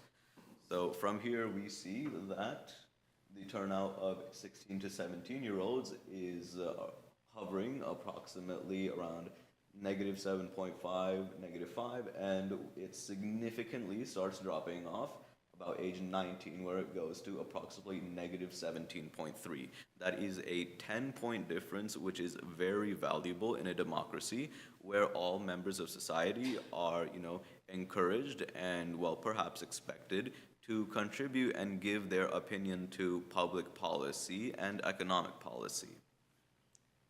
Next slide, please. And, by giving the 16 and 17-year-olds in the city the opportunity to vote, the future turnout of that vote as they grow up and become adults increases. So in many South American countries, the voting age is already 16, and a study was done that compared South American countries that did lower the voting age to 16 versus the ones that did not. And it found that, of course, the South American countries that lowered the voting age to 16 had a very drastically higher turnout over a year. So this study more or less starts at 1975, for the bottom line, 1985 more or less for the top one, and we see a less decrease. We barely see a decrease at all in the South American governments that did lower the voting age to 16, but we see a drastic drop-off, more or less linear, per year of South American countries that did not nationally lower the voting age to 16. So therefore, voting in one election substantially increases the likelihood of voting in the future. Indeed, the influence of past voting exceeds the influence of age and education reported in previous studies, as stated by Gerber and etc. in a 2003 study. Next slide, please. And for all of these reasons, and on the basis of research results, Albany Specific Civics, please ask the voters to lower the voting age to 16, as I am asking you, the City Council. And one final word of support from the local League of Women Voters chapter. Dear City Council, we are the League of Women Voters of Berkeley, Albany, Emeryville Youth Council, an organization of students at Albany High School. As a youth council, we are actively engaged in pre-voter registration and civics education at the high school, a valuable step to transition to adulthood civic participation for any person, I would say. We've given presentations to our upperclassmen that highlight local policies and civic actions. For example, we educated students about electrification as connecting to the previous bills, connecting it to Albany policies, example, the 2020 ordinance recommending that all new and residential and commercial buildings be electric, and the additional $65,000 in funding approved last February for heat pump rebates. We also organize annual pre-voter registration drives. Over the course of these drives, we present to all the upperclassmen explaining the history and the importance of voting and then facilitating the aforementioned pre-registration. Through our work, we are familiar with the political awareness, engagement, and thoughtfulness of our own, not only of our own youth council members, but the student body at large as well. The high school, the student body being the upperclassmen, the 16 and 17-year-olds that would potentially have the right to vote. Therefore, we strongly encourage the City Council to follow Berkeley and Oakland's lead in lowering the voting age to 16-year-old, signed the various members of this youth council.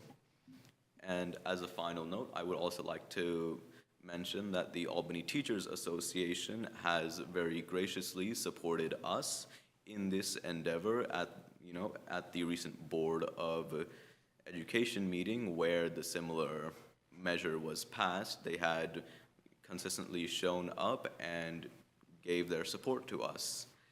If Albany's educators, if Albany's teachers recognize that their own students are capable and intellectual enough to be able to vote in a similar manner to adults, then it really would not, it would really be a shame if we deprive all of these intelligent young minds of the ability to exercise their voice in government to their right of vote. Thank you to all the members of this council for having me. Thank you for your presentation. I'll turn to council for any questions. Not seeing any questions, I'll open it up to public comments.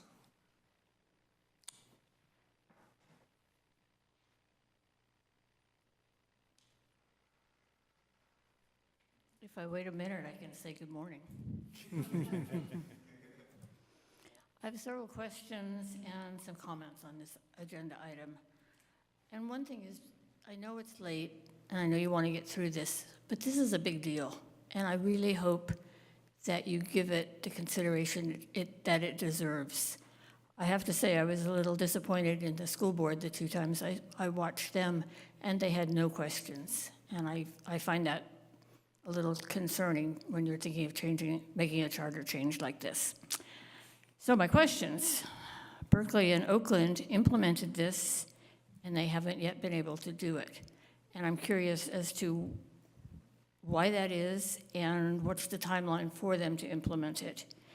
And I believe that both of these cities allow youth voting in school board elections only. And so that makes me wonder why you're looking at all local elections. And I assume you're also considering tax measures. What's the cost of doing this? And I think you should know the cost before you put something on the ballot. Berkeley, in the original language, authorized the change only if there were no increased costs to the city. And I'm wondering if you've had a discussion with the school district. If you decide to do only school board, are they going to pay the entire cost? As far as I know, there's not been a discussion about how much it costs. The Charter Review Committee studied this idea, and they couldn't make any findings to support it. And their recommendation was to wait for full assessment of feasibility and implementation for the already approved initiatives in Berkeley and Oakland before making a final recommendation to the City Council, given that the implementation in Albany is also reliant on the county registrar of voters. And also in your language, you mentioned 4/5, a supermajority of the council could delay implementation past the next election. And I quote, if the council judges the cost of doing so too high, how are you going to determine what is too high? So there's a lot of questions here. I really hope that you can answer these questions before you take a vote to put it on the ballot. Thank you. Thank you for your comments.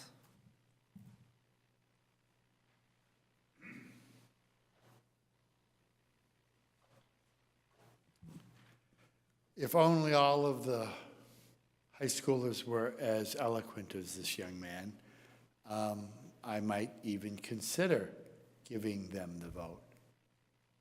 But academic qualifications is only part of the maturity process and experiential process that should be part of the ability to vote, as well as the concurrent responsibility that comes with that right. And I am a firm believer that rights and responsibility go hand in hand. And until young people below age 18 have full responsibility for their actions, legally, criminally, the ability to get married or not, to get a business license, to become, I literally can't enter into a contract to sell a house to a minor. Just can't do it. They're not obliged to perform. Okay? Why is that? I mean, you can't sell them a car. They can't buy a car with a contract. I mean, if they walked in with the cash, they could. Experience matters. Life experience matters. And I want that as part of my civic education that I expect from my fellow voters. I was very excited when I got to vote at 18. And I've been voting in every election since then that I can remember. It didn't stop when I became 20, 21, 22. I mean, I'm active now.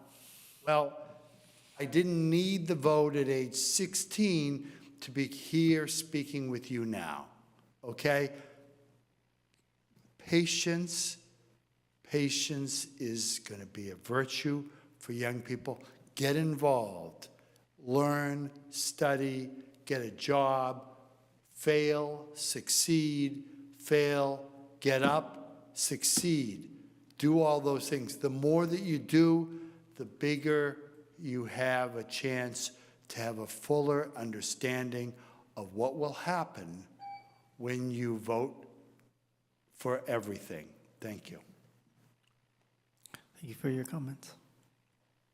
I need to extend again, unfortunately. Can I ask how many online speakers we have? 2. Okay, I don't know, 12, 20. Seconded.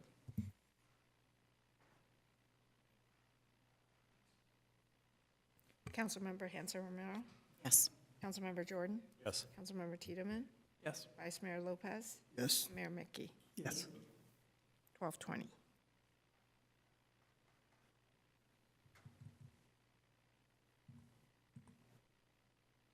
Okay, am I on now? Yes. Okay. First of all, I want to commend our presenter tonight for his well thought out arguments and his articulate delivery. In my opinion, we allowed 16-year-olds to operate motor vehicles, a machine that could easily take another human life. That's been the law of the land for certainly as long as I've been alive. So a 16-year-old can operate that kind of machinery, but we can't trust them to make a well thought out vote in local elections. I think that's asinine. I mean, we can drive a car when we're 16, but we can't vote until we're 18 when we're considered adults. But then we're not yet old enough to drink until we're 21. And then we can't even rent a car until we're 25. None of that makes sense. If you want to decide one age where this is when you're adult and you can do all of those things, I support that. Put it to a federal vote. Let's decide as a country what we decide as an adult. But as far as this argument, until we have decided that, this young man came here with well thought out arguments. And I firmly believe, knowing my own young adult children, any young person that cares enough to consider these issues and to go to the ballot box and to cast their vote is going to do it with good intentions and with well thought out motives. And I just think it is really unfortunate that we can't give them the credit they're due. Thank you. Thank you for your comments.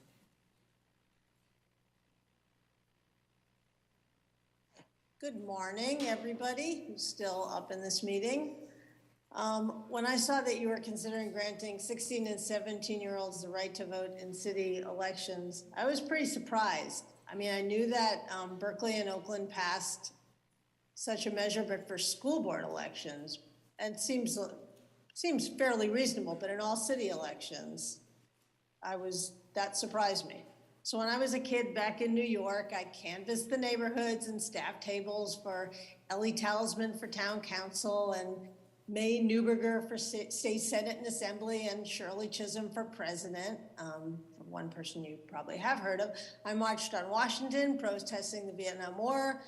I participated in marches and protests and rallies for women's rights. I participated without voting, and I really became informed. So when I was able to vote in my first election at 18, I did so with background information and the ability to weigh candidates' positions and formulate my own positions to make educated decisions on whom and what to vote for.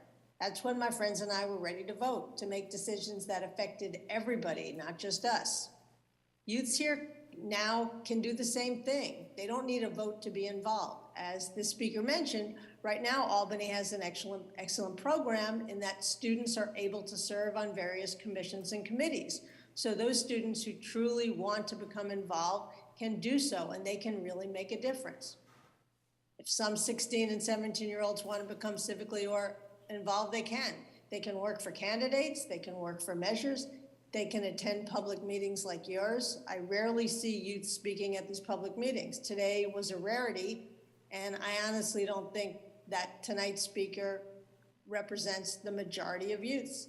They can make themselves part of the process, and that's a start. That will help educate them, assess positions of their candidates, figure out their own positions, assess measures, figure out the positions on those measures. Then at 18, with all that background, they can do their due diligence on the candidates and positions and the measures and make those crucial voting decisions that affect our entire community, including tax measures. Age 18 in California is considered the age of majority, and it's a major milestone. Giving the right to vote in city election 2 years earlier is overreach. I'd perhaps consider it reasonable for school board elections, as in Berkeley and Oakland, but not for general city elections, including tax measures. Thank you very much. Thank you for your comments. Do we have any other online comments? Go ahead. You can go ahead and speak.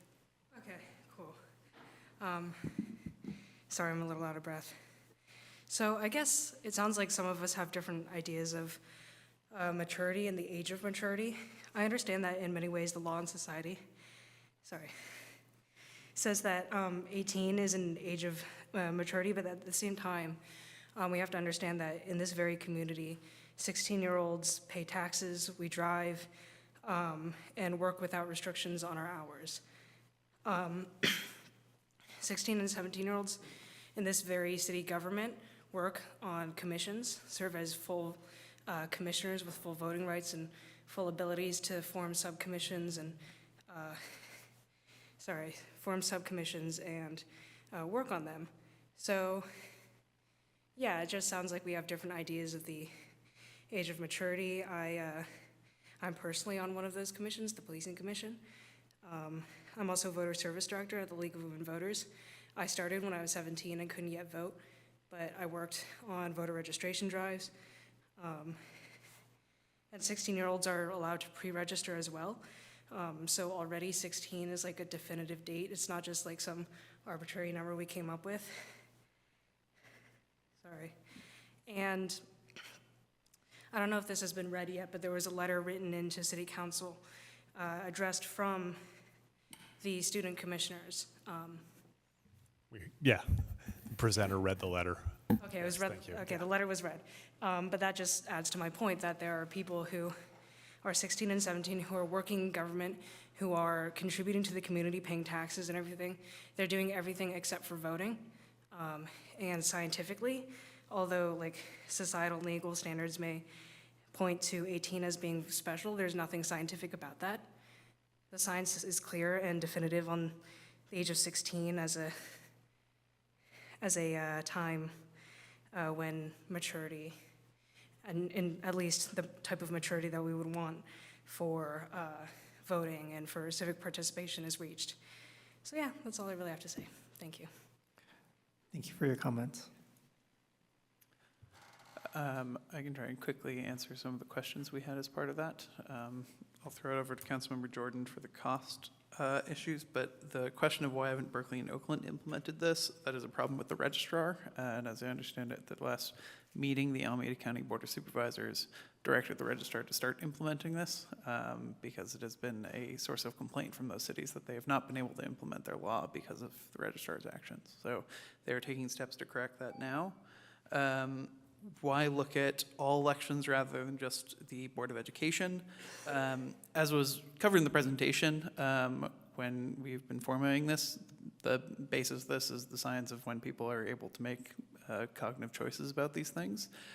So there is, if we accept that reasoning, then there's no real reasoning to my mind to differentiate based on the Board of Education or larger city elections. They all affect 16 and 17-year-olds, and they, if they are allowed to have a voice in one, then they should have a voice in the other, especially given that we already, as was mentioned, already have various members of the community who are these ages representing us on our advisory bodies.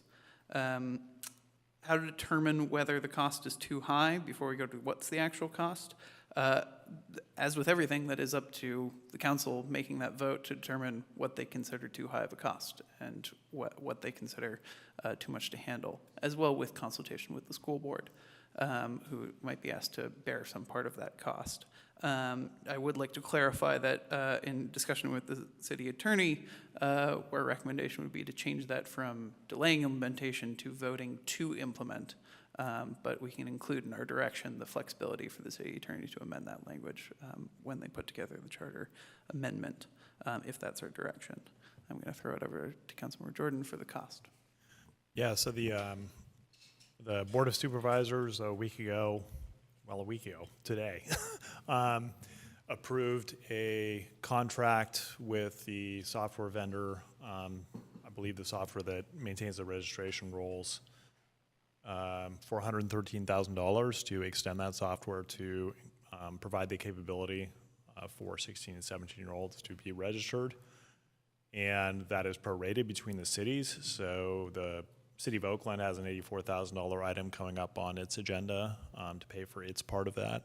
So presuming it's prorated, Albany's part would be in the thousands of dollars as a small percentage of the voters of all those cities. The cost per voter that the registrar cited is $9 to $21 per registered voter. So if we have, say, 500 registered voters, should we be that fortunate to have that many people of that age register, then that would be in the thousands to $10,000 per election. So those are basically the costs that are on the table.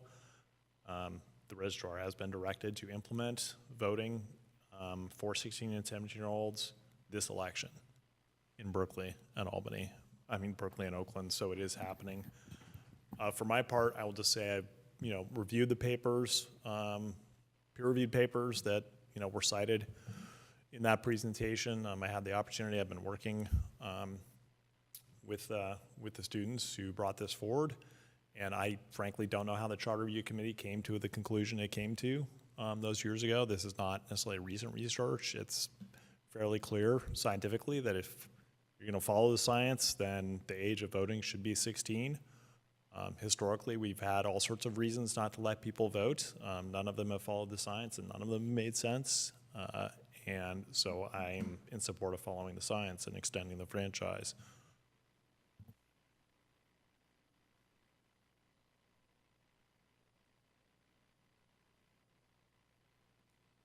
I'll say this much: if a 13-year-old can inspire and encourage me to propose a Sydney ordinance, then there's no telling what 16 and 17-year-olds are capable of doing in terms of civic engagement and influence. I'll also state, too, that, sorry, I'm speaking a bit slow. It's getting about that time where me and my son are usually fast asleep by this time. But I've also heard from many parents in the community who have come up to me and shared, like, they don't watch the city council meetings or the recordings or anything on YouTube, but their kids do. And, that's always tripped me out, that they have taken an interest. And I just want to point that out and acknowledge that young folks are very much aware and they are engaged. And to the point where I could speak personally for myself, I definitely got young folks constantly reaching out to me, asking to come to their events and such and speak, which is really cool and inspiring in many ways. Or I remember talking to a group of Cub Scouts, and these young folk couldn't be beyond the age of 10, but they're getting on me about conditions of the sidewalk. So again, like, we're very fortunate to live in a very hyper-privileged community where I think it is pretty common in the household to be sitting at the dinner table talking about local civic issues. And I'm very much under the impression by the time someone's in their late teenage years, they're more than capable of making decisions on who their elected leaders are, especially if we're the ones appointing some of them to guide us and influence us in many of these decision-making capacities. I'll leave it at that. Unless there's any other discussion, I'll make a motion.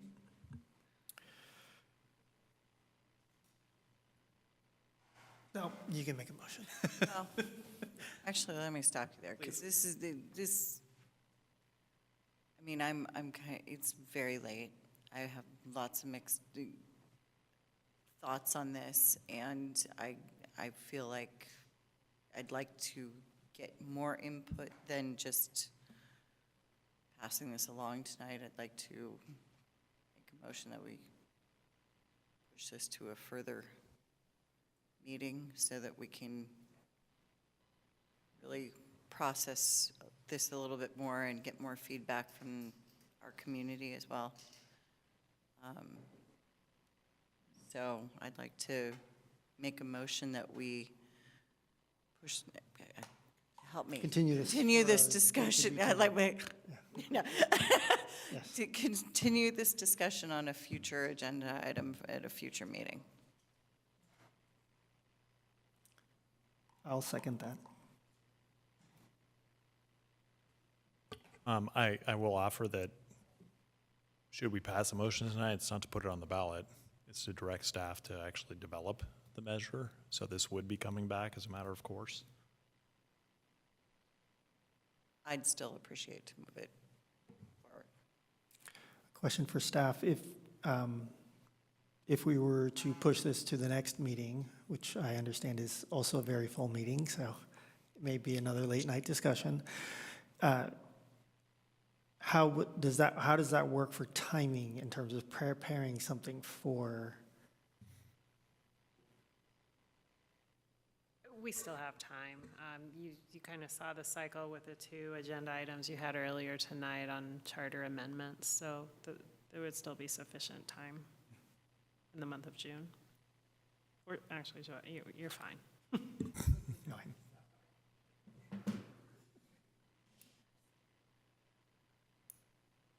So we have a motion on the floor, and it has been seconded. We need to extend. All right, can we extend the meeting until 12:30? I make a motion to extend the meeting until 12:30. Seconded. Councilmember Jordan? Yes. Councilmember Tiedemann? Yes. Vice Mayor Lopez? Yep. Mayor Mickey? Yes. Councilmember Hanson Romero? Yes. It's 12:30. So we have a motion on the floor that's been seconded.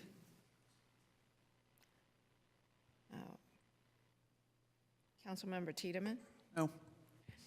Vice Mayor Lopez? No. Mayor Mickey? Yes. Councilmember Hanson Romero? Yes. Councilmember Jordan? No. Motion failed. I will make a motion that we direct staff to prepare a ballot measure for the November 2024 general election, amending the city charter with the section or similar to the effect as recommended by the city attorney to allow 16 and 17-year-olds to vote in city and school board elections. Second. Could you, friendly amendment? Was it the voting to approve? Yeah. Yes, with the change to change it from voting to delay implementation to voting to implement And on a 4/5 majority. I'd make it simple majority. Great, on a simple majority. And preclude eligibility for 16 and 17-year-olds for office. Yes. Thank you for remembering all the details. You're welcome. Mayor Mickey? Really was hoping you wouldn't hold me first. And that's why we randomized it. Yes. Since we will get another chance to talk about this, I will vote yes. Councilmember Hanson Romero? Yes. Councilmember Jordan? Yes. Councilmember Tiedemann? Yes. Vice Mayor Lopez? Yep. The motion passes. With that, I would, we did not extend the meeting to cover any other items on the evening. So with that, I will adjourn the meeting. As always, thank you all who took part in today's meeting. If you or a loved one is experiencing thoughts of suicide, mental health, or substance use crisis, or any other kind of emotional distress, call or text 988 to speak to a trained crisis specialist. And with that, I adjourn today's meeting. Thank you, everyone.